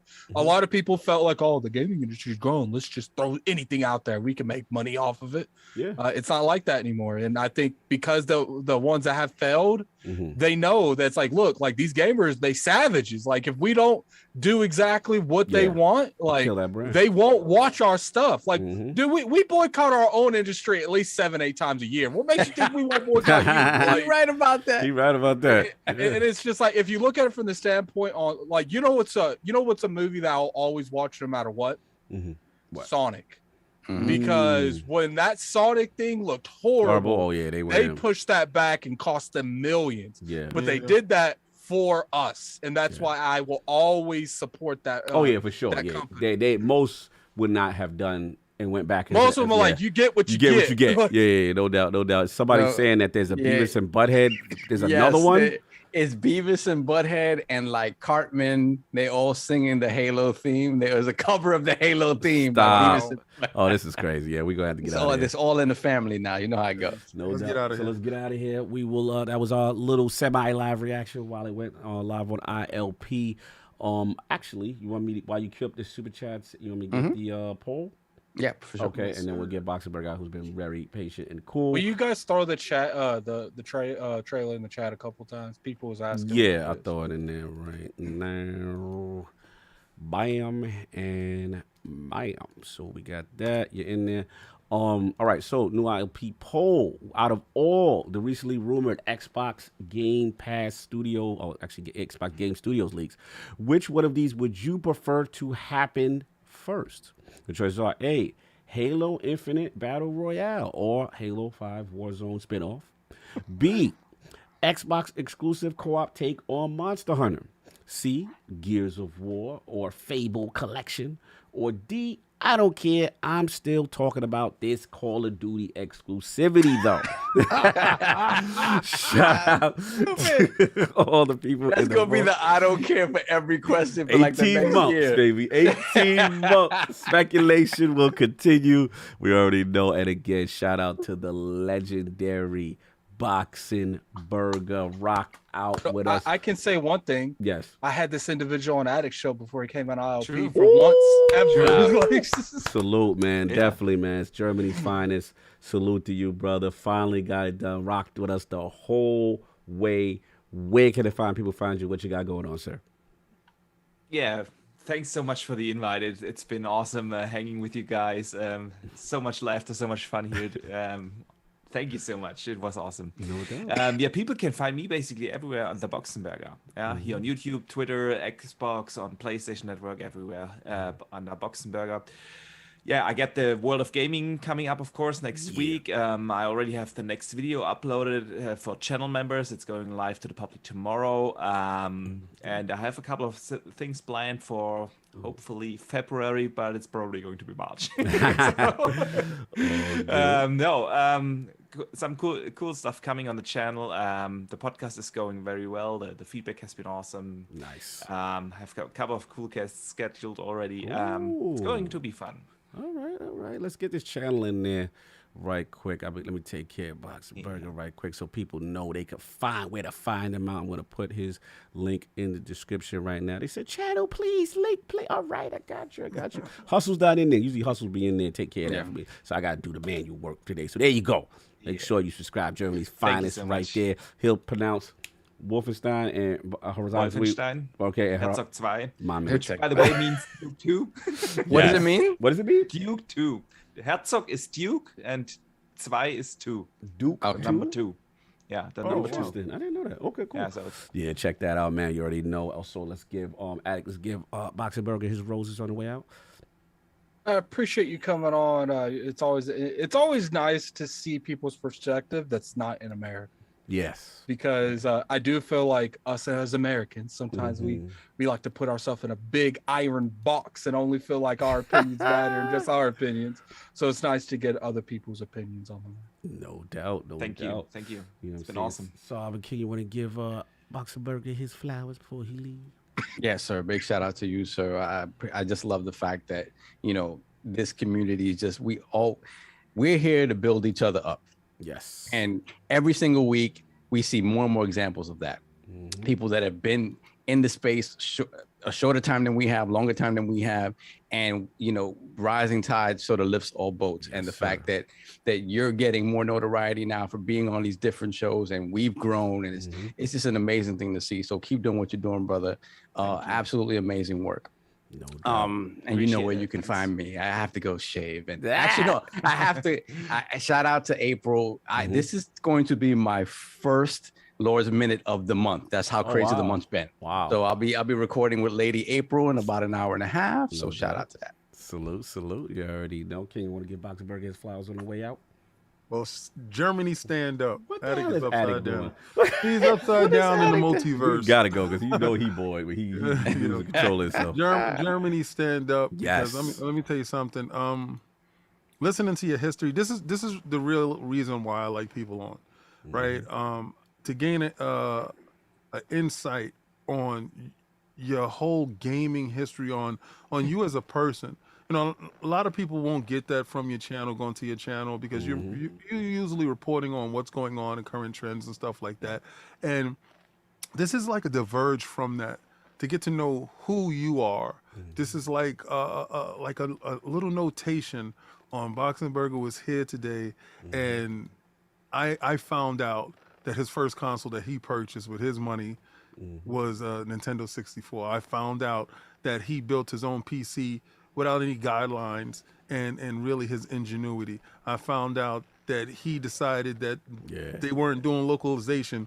He was going to do his own localization, you know, and you know, we will always talk on every other show that we're on, midweek mix up or whatever. And you know, I would get a chance to see you, but I'm like, man, come on, man, get on camera. Yeah. And then, you know, you will hit me with your channel in the background, and then I will automatically support, get that out there, watch, get those views up, and I will watch the whole video, its whole entirety. I believe that means a lot to people. You know, just don't go in there, hit a like, and walk out the door. The algorithm sees that. Sit there and watch the video. Leave a comment if you can under the person's video. Show some type of engagement, some type of encouragement. And it's great to see that right now, brother, to be honest with you, you know, to see you from space A to space B, and you're just going to keep going up, straight up. And I'm glad that you got a chance to find out how great this community is. You know, thank you. Everybody will look out for each other, and that's how it's supposed to be. Facts. You know, and I see that across the board. So thank you for showing up, sharing a part of yourself with us. Thank you so much for the invite. You know, we here, brother. Thank you so know. much. Salute. Oh, and y'all guys can catch me on Twitter, being as messy as I'm going to be. I was a little bit tame today because numbers speak for themselves. And yeah, y'all could want, y'all could hope, y'all could pray that Sony will hit you with some great news tomorrow. King, they can desire. yeah. Oh, yeah, that word. You can desire it. That don't mean that it's going to happen for you, Again, baby. salute Boxenberger coming through. I don't know if he's still rocking. I know he's at his 4-hour limit, and we've got super chats to read. So if you're rocking, fine, but we got Please, I'll have a couple of more minutes. Okay, cool. Just want to make sure. All right, so Sav, you all queued up? Yeah, I'm ready to go. All right, let's do it. We have Mr. Irishman, £5 super chat. Get the coalition on a 13-13 game featuring Mando instead of Boba. Yeah, let's do that. Like that. No. And we have Dono T. No. Dono Taco, $5 super chat. Nah, bruh. The FPS boost for Fable was not what that tweet was about. Damn, Taco just dropping like yeah. He's real spicy with both of you two. Look, man, I hope it wasn't about that, but I'm just telling you, it was awful coincidence that tweet is put out and erased, and then a week later Fable gets a 60 frames patch. That's all I'm saying. Well, if nothing Fable related comes out until Fable 4 or whatever, then we know that's what it was. Because what else could it have been? You just gonna come out and say something for no reason? Nice boost. Remember that the tweet came from Xbox publishing account, not the main Xbox account. I don't True that. Nice boost. Nice boost. Don Otaku again, $10 super chat. If they can make a Monster Hunter clone that actually appeals to what people love about the original, that could be big for their place in Japan, as it's one of the biggest franchises there. That's one thing we didn't touch on, the fact that they make something very Japanese centric. Because again, I think a lot of Monster Hunter is bigger now in the West because of changes that they made to the core sort of gameplay. So maybe we'll see. Yeah, no doubt. And we had Matt Titchbont, £5 super chat. Do you think Microsoft are making their own Monster Hunter game because they're worried about Sony buying Capcom and locking away the IP? Yeah, you never That's know. interesting. You That's never know. You never know. Sometimes you got to make a think that's defensive it? move. I don't know if it's it, but let's be honest. Like these, a lot of these insiders, like some people have an idea of what someone else is going to do. That's right. You know what I mean? Go So there, if buy they that, we don't care. and we can't, got we can't act like last generation. You know, the way Capcom was moving with them with Street Fighter, making that exclusive, and that relationship's there. So who knows? That Street Fighter 5 was so surprising to me. Yes, super very surprising. surprised. I was like, that's a great Capcom. multi-plat game, but no, they At a Capcom. yeah. And I do want to point out that, like, I don't think that's the core reason, but that might be one of those things where it's like, because let's be real here, Microsoft knew when they bought the Activision that there might be some consequences for that. Of course. Like, so it's they're like, look, if they buy Capcom, hopefully we'll have something to replace that. Look, if they already they doing what Sony should have done. You funny. Like if they already, according to Grubb, worrying about the cost just to put it in Game Pass is too much. Not worth it. Then it's like the metrics from the other Monster Hunter that it ain't worth it. Make our own, because we don't need to give you a bag for something that we don't own, for something that's not going to stick around that didn't do as much as they thought they did. And what I like, King, I'll be honest, is the first making your own. I kind of like that. I like that. Like, yo, let's try. Let's give it, you know what I'm saying? I like that. I'll get the fighting and get the And you know what I really you know what I really like? The fact that a studio that's always been a support studio is getting the opportunity. Yeah, absolutely. Unlike Ben, you know, Ben got a shot, you know, did it work out? No, whatever. They say whatever, but you know, they support studio now. They get a shot. Q asked King if you got any more Averex jackets, man. He loving your favorite 11s from back. He loving that, man. Oh, well, I don't have any Averexes, but what you will see is the Pele's. You know, all the Averexes. This is what I do. Like, you know, I had a ton of Averex jackets, and what I would do is go out and give them to homeless people. Yeah, I remember that. I do. You know, when I made my switch, like I switched all my Pele's over from Averexes, and you know, I just went out. My girl thought I was bugging one day. I just drove up to this dude that I see in the supermarket that was packing bags all the time, and I just gave him an Averex jacket. That's what's up. So I want to get these chats finished. Yeah, we got a few more. We have Brett Bingham, $2 super chat. That Halo series on Paramount Plus trailer. I don't know what. It's going down. What's a Halo? I never heard of that. What's a Halo? We have Voidlock Spartan, $2 super chat. Have you seen the Witch Queen exotic preview? Oh, I have not. not. Know what this is about. I gotta go watch that. This week I'm buying my Witch Queen stuff. Wait, I thought you was gonna hold out to the very last video. If that no, Game Pass drop, they ain't not going in Game Pass. Nope. That deal's done. It's set, and Halo has taken over. Okay, fair enough. Then we have E.G. Kenta, $5 super chat, talking about Mario Kart. A few years ago, I bought a used black Wii U from a pawn shop and got the game for free digital. See, padding the numbers. Free. Why you gotta say black though? Yeah, the way you said it. Moving on. Then we got Wandering Dutch, £5 super chat. You all see the Halo TV series trailer, which dropped just now. ILP, who did that for you? Bro, let me hit him with the who did. Let me hit whoever Dutch was with the behind that. Bro, that was fire. I can't front. Did that? I can't wait to watch it in 4K. I'm about to go do that. We might have to drop some Patreon and members exclusive stuff talking about our opinions on the show when it comes out. definitely. We might have to do show reviews. Weekly. Yeah. Why not? Round table with the Lords. Yeah, I like that. I like that. Come back for that. That would be fire. Don Otaku, $5 super chat. Certain Affinity mostly works on realistic AAA games, and there's already a cartoony Monster Hunter like Dauntless. Who said that? expect this Dauntless Dauntless is is good. Don, Yeah. Don giving us the scoop. Go ahead, Don. Preach on, No, bro. Dauntless is expect- good too. It's not a bad game. Yeah, I remember Dauntless. I remember yeah. Dauntless. I expect realistic graphics for their game. Yeah. Okay. All right, That'd Don. be sick. I like that. Give me Then confidence. we have Don Otaku again. Steven Spielberg is still attached to the show, so he's still attached to the show. I And- think that leads well into something. Mhm. And then the chat also told us that it was Peter Jackson and then Neil Blomkamp. Yeah, I remember Peter Jackson. Oh, yeah, it's name at Peter one point. Jackson, That's what I yeah. said. I remember Initially, that. Initially. yeah. 'Cause they were talking about all the Weta and what they were going to do with the special effects and all that stuff. Yeah. And we have Brett Bingham again, $5 super chat. Oh my God, there's a new Paramount commercial with Beavis and Butthead singing the Halo theme. I gotta A see mountain of entertainment. I gotta see that as well. Mhm. Let me see if anything else popped in. Something Void just Lock- popped up. Yeah, Voidlock Spartan, $2 super chat. They should buy the creator of Dauntless to make it. Okay. Nah, I'm cool with them giving these people the Yeah, opportunity. let them try. These No guys doubt. are pros. They've been working on. They've been Let 'em doing this try. type They of deserve stuff. it. They Give it a deserve it. shot. If Shout out. they And they hit it out deserve the that. park, They, Yeah. if they hit it out of the park, they deserve that Microsoft money to buy Let's it. go. This Let's is what I'm go. saying. Like, if they hit it out the park, then they deserve to do whatever they have on deck. Yeah. And I think Microsoft is in a position where they can give a lot of these support studios a chance to do something and to see, test your might, see what's good, and Test go. steel might.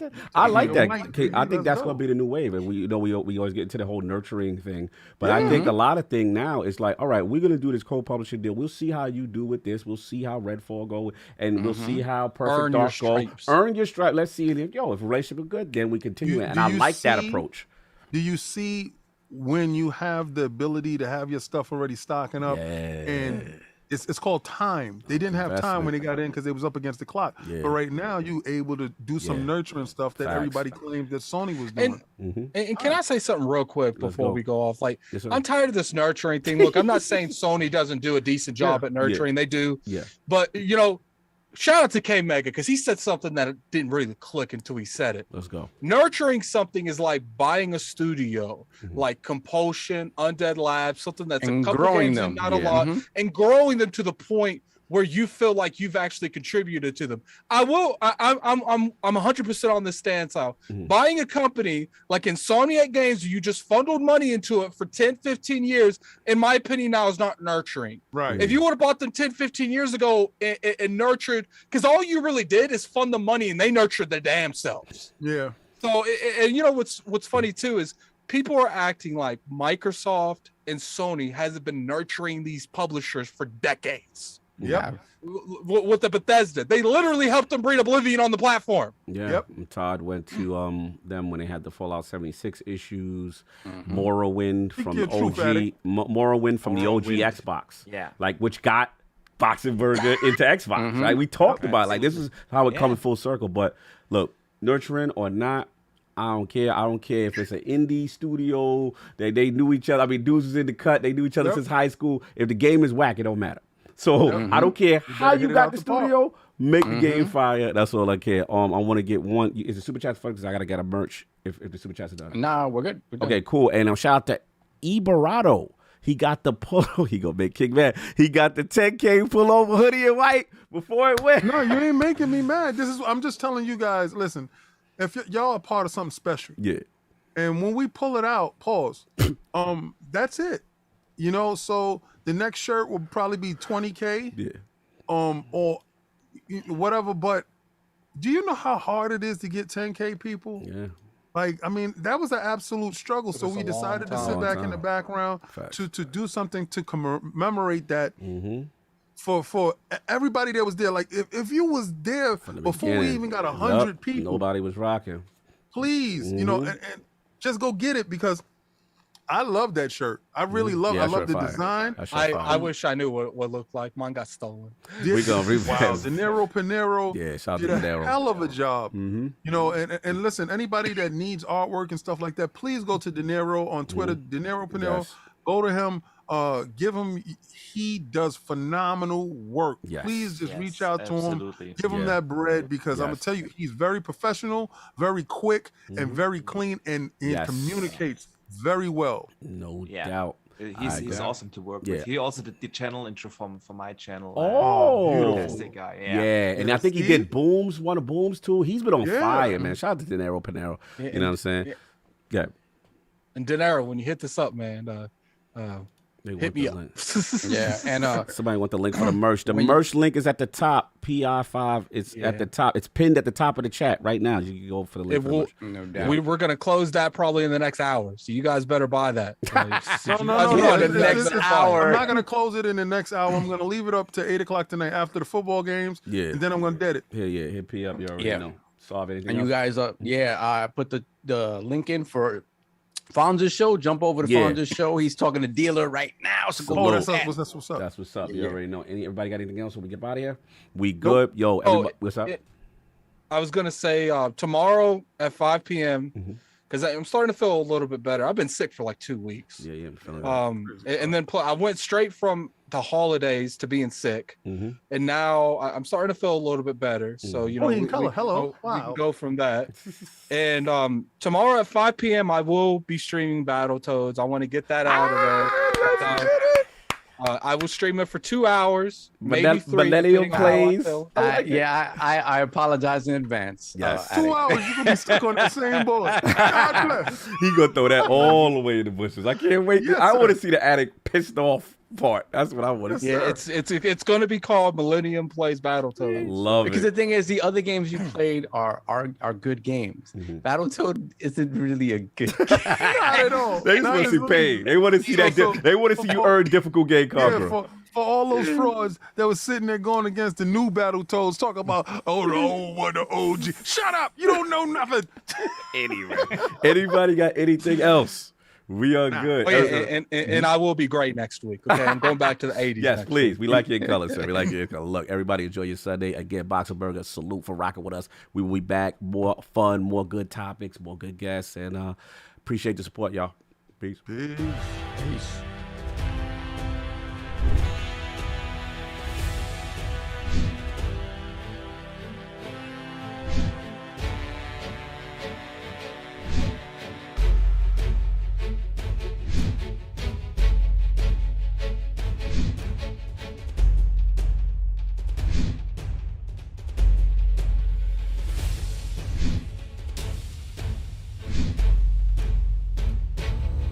you